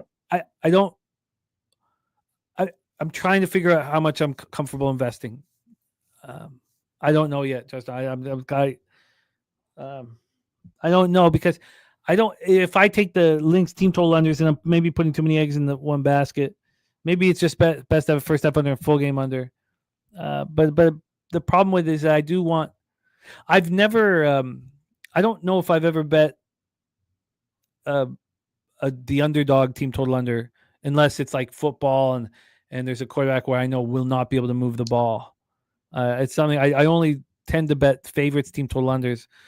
But I'm going to invest more. Let's talk about this Mercury Golden State Chase Center spot here. Phoenix snaps their 2-game losing streak with an 85-82 win at Seattle on Sunday. Alyssa Thomas goes for 19, 11, and 10. 16th career triple-double. Kalia Copper goes for 17. Whitcomb goes for 15. Sabali 11 and 10 boards. DeWanna Bonner helping out with 10 points. Golden State had their 4-game winning streak snapped in a 79-63 loss at home to Atlanta on Sunday. That makes me want to bet them so bad. They shot 35 from the field and 24.1 from 3. Everybody's watching Phoenix play well. Burton goes for 16 and 5. That's only their third loss in 10 games. The issue is Ilyana Rupert, right? She went down concussion protocol, and when she went down, they fell off. So let's go to the injury report right now and see if she will be in the lineup, and she's out. So I guess that's the issue. I guess you can't back. And why don't you tell me instead of you? So take it away for us here, Justin. Mercury Valkyries. Yeah, it's my second favorite spot of the whole entire WNBA slate. I'm on the Phoenix Mercury team total under 81.5 minus 125. When I bet it, I didn't mind the juice because it's a strong play. Natalie Nicasio, the coach of the Golden State Valkyries, she's some shit about defense. Like it's like she comes down on the team when they lose, especially when they get blown out. They're already like last I seen and last I bet in this spot, they was like third or fourth in defense. They're gonna preach defense up. I like the Valkyries in every possible way, but the best spot on the board for this game, probably the best spot on the board here is the Mercury team total under 81.5. Like when they lose and get blown out, they don't give up much points. Mercury, they're probably going to they'd be lucky to sniff like 75, maybe 77. That's it. Valkyries, they play defense and they're at home coming off a loss. It's going to be a low-scoring game. Maybe I'm putting too much into Rupert. This game going to be played in like the 70s, low 70s.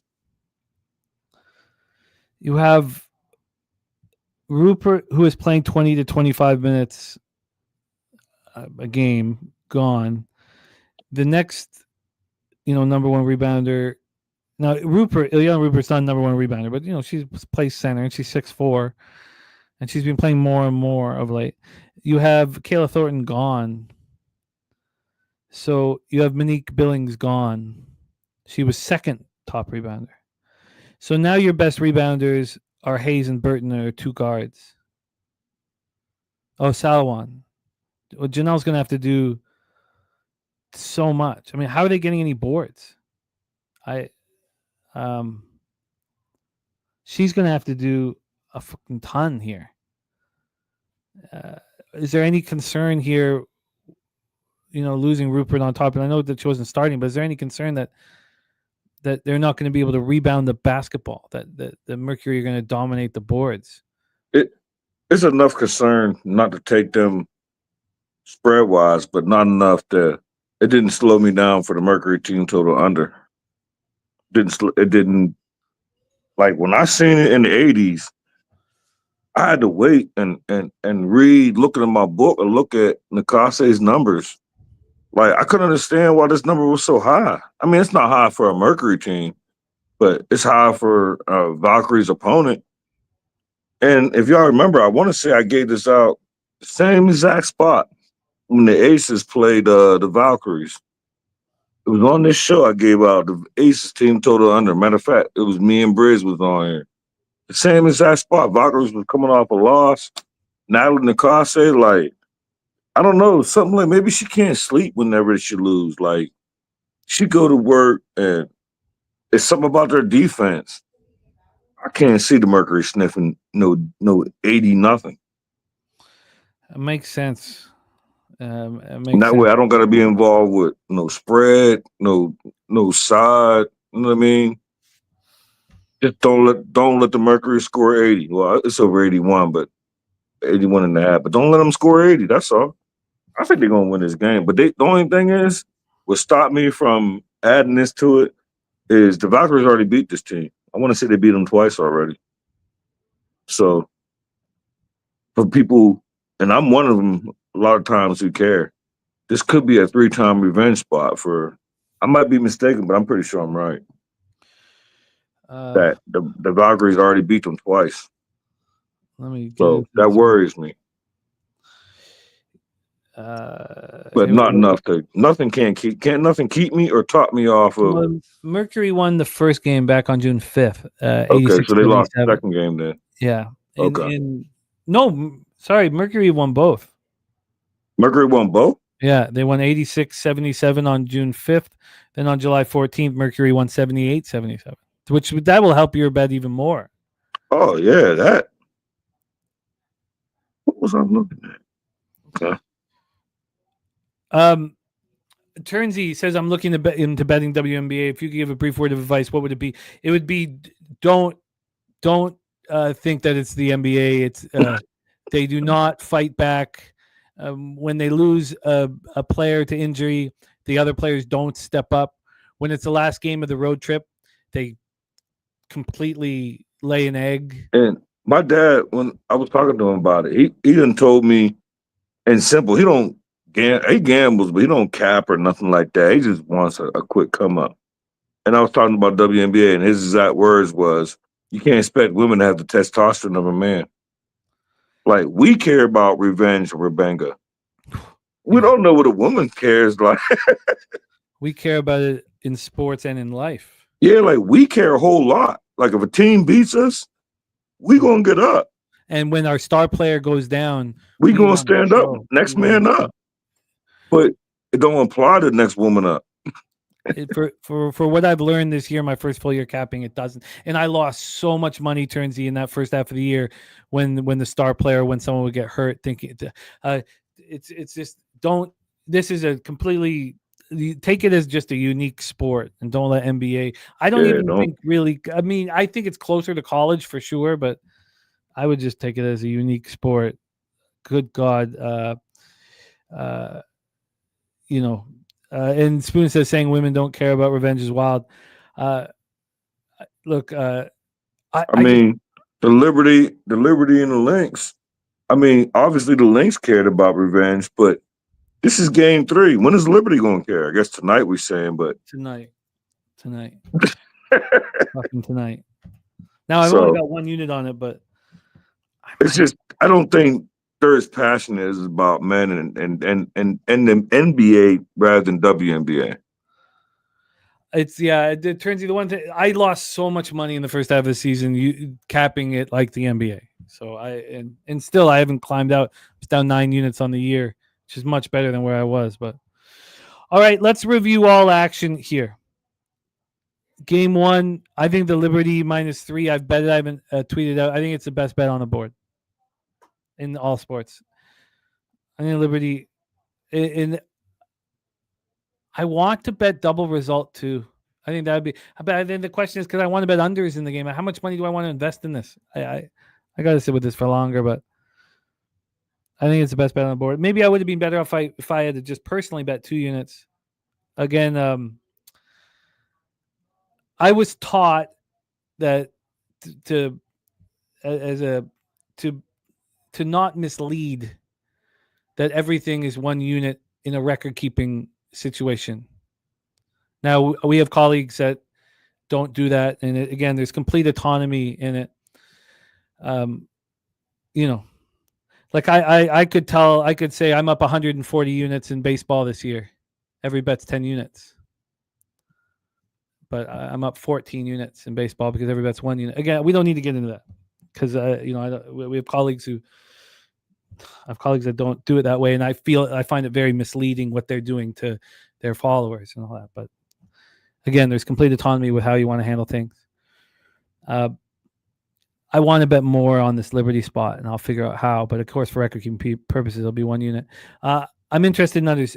Justin's on McBride over 18.5 points and assists at -120. Loshak's on the first half under 85.5. I want more involved in this game, but again, I don't want to invest too much. McKelvey's on the Sun first half +3.5. I'm going to be on the Sun full game, but I'm curious to see what happens with this line move. Loshak's on the over 157.5 in Connecticut Sun. Washington. He's also on Mystics team total over 82. Loshak is on the Sky first half +6. I want to know if Angels in. I think the Storm need to dominate a team. Is that fair, Justin, that the Storm need like a feel-good win, like smash and grab, stomp on the opponent, win by 25 or 30, have some confidence going into the next few games? They do need that. That's why I was scared. That's why they make NECA official. It's the same in every sport. You don't want to bet props in a double-digit spread, and that's my fear that this is the Seattle feel-good story, and they win by like 23. Justin's on the Dream team total over 82.5 in the Dream money line. Loshak's on the Aces first half -1, -108. I'll let Justin and the suspect line get me off of the Aces. Then Justin's on the Mercury team total under 81.5. I don't understand how they're going to get rebounds, Golden State. And then so I don't know what to do with the spot anymore. I thought I did, and I don't know what to do with the spot anymore. That is our WNBA coverage here for Tuesday, August 19th. We have our guy, Justin, starring over on the 3-2 zone over on Tony's Picks alongside our friends Ramon Scott and Ron Crawford. Please support our guys. They do so much for us. I'm going to pop Justin's X handle in the chat. If you're not following Justin, please hit the link and support it. He's as selfless as a capper I've ever seen. Just wants us to succeed and beat the book. So I'm going to pop his X handle in the chat. Justin, thank you so much for your time and effort and energy and angles. Any last words for the capper supporting the show, my friend? Thank you for having me. I'm about to go record. I'm like 12 minutes late for the 2-3 zone now. And if you're going to pick one, I'd rather y'all follow me on the 2-3 zone than Twitter. Like Twitter is something that Dabby made me do. So I post my plays on there, but I don't know what the gist of followers, and I appreciate everyone following me. I love that, but comment and like and subscribe on a 2-3 zone. I'd appreciate that. Other than that, thanks for having me, Jimmy, and hopefully I'll see you tomorrow for one game. Yeah, I'd love that, man. There is our guy, Justin McKelvey. All right, let's put a bow on action here. Let's put a bow on action. Jose, my friend, let's put a bow on all of this. Roll through the board, including our highlighted plays of the day. Stacks play today: number 1, Braves, White Sox over 9, and number 2, Atlanta Dream, team total over 82.5 -110. Pig Milk play today: White Sox first 5 plus a half. You know, it relaxes me. It just puts me at ease.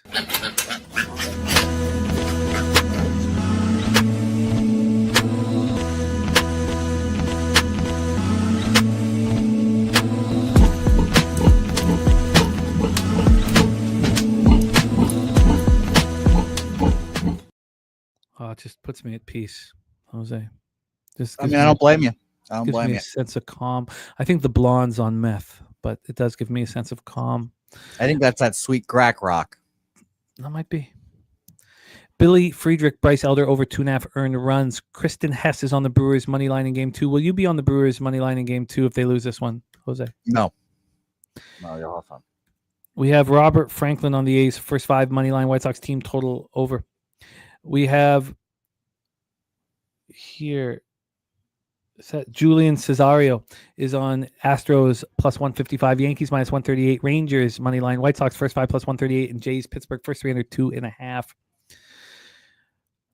I let this first game go, which I'm okay with. I had a chance to get in live again on the Brewers, at least I wouldn't have taken the money line. I was just taking plus the runs. I thought about when they were 2-0 and I didn't, and then they went down 5-0 and I should have, but I just haven't been hammering this right.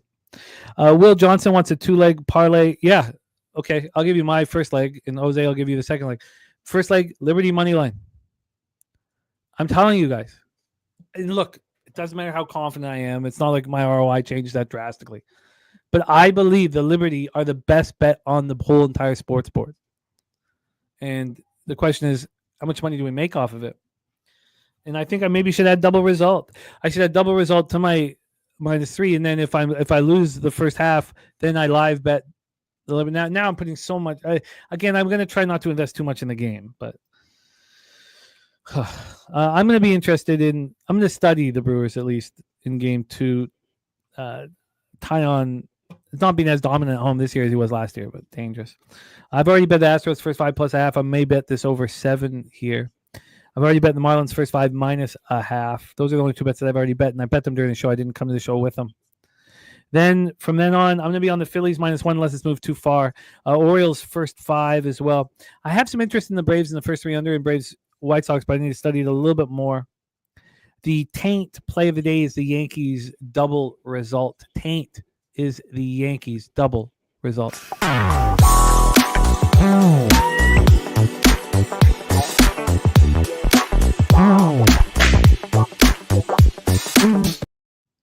Will Johnson says, put the mortgage on Liberty. Will, your unit size already is bigger than mine, higher than mine. So, so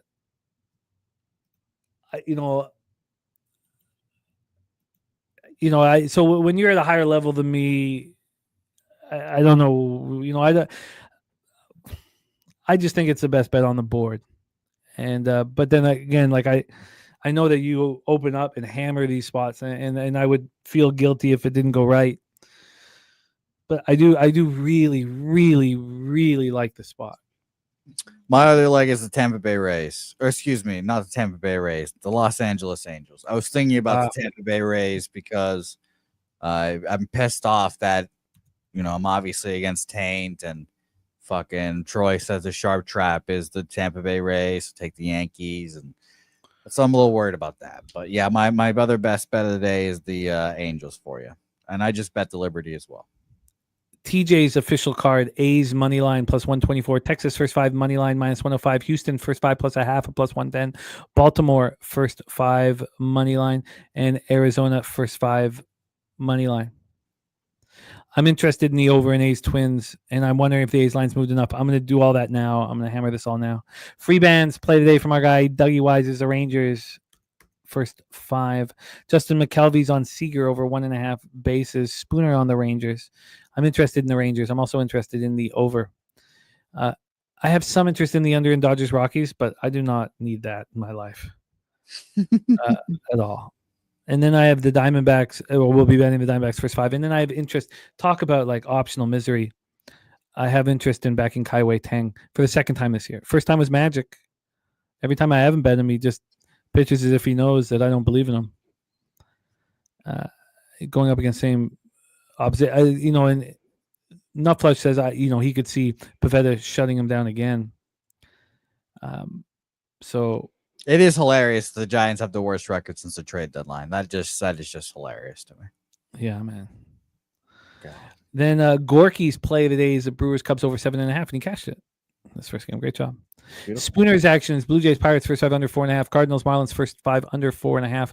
Yankees money line, Rangers money line, Athletics first 5 plus a half. 9 legacy flank stake play today. Padres double result. Valkyries on the spread. Marlins and Pirates money line. Twins, Athletics first 5 under. And then we just went over the WNBA. A Wager Detective says fade the Angels again. That's what Wager Detective says here. It says red sweep.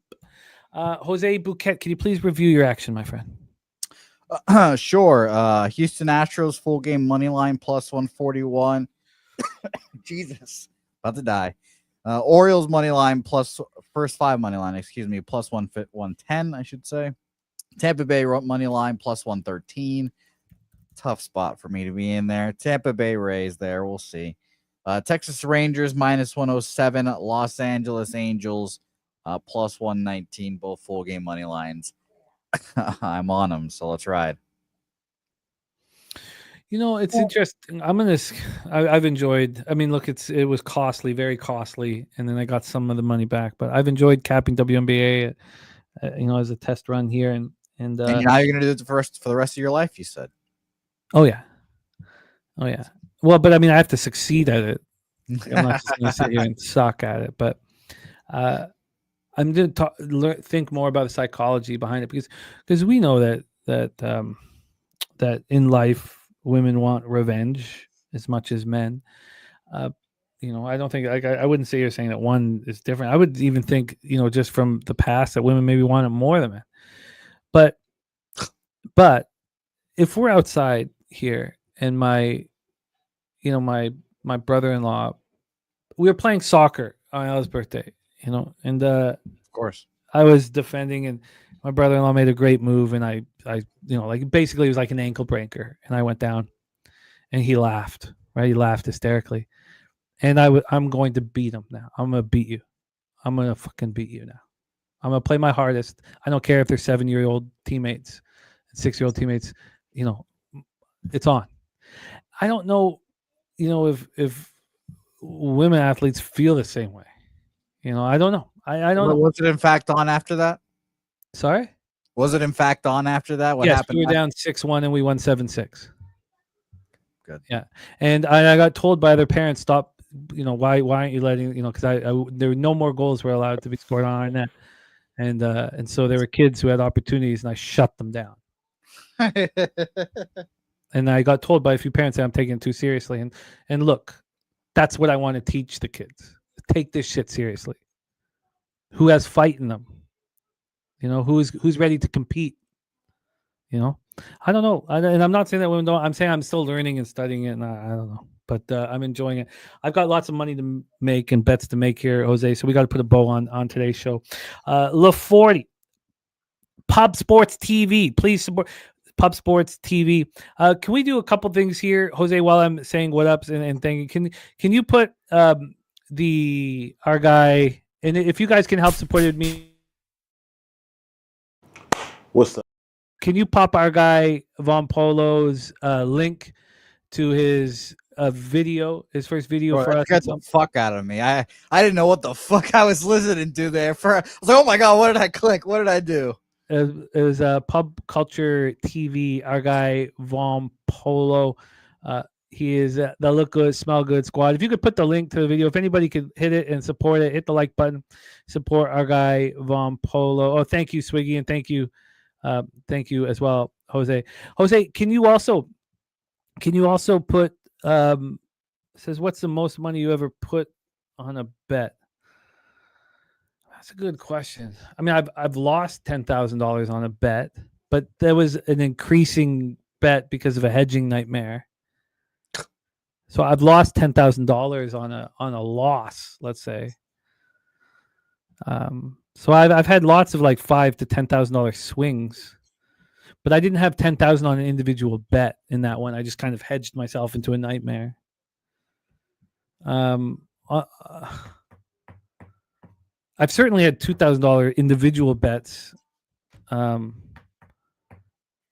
then when I put myself in the biggest dangers, it's because of continuing to bet more and more on the future, like I did with the Penguins in 2016.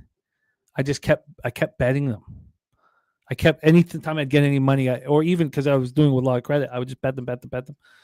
I'm not someone who, would like. I don't pick I think the times I've been in trouble with $5,000 to $10,000 losses are times where I've kept adding to the loss. I certainly haven't bet more than $5,000 on a game before, on a single game. Yeah. Will John says I lost $13,000 before. I know how it feels. That was horrific. I've had lots of situations where my whole life was on the line and I couldn't eat and I couldn't watch, I couldn't talk, and I couldn't live. Now they haven't been happening as much the last 8 or 9 years. So I've become a much more responsible gambler as I've been doing this publicly, and I hope that continues and continues and continues.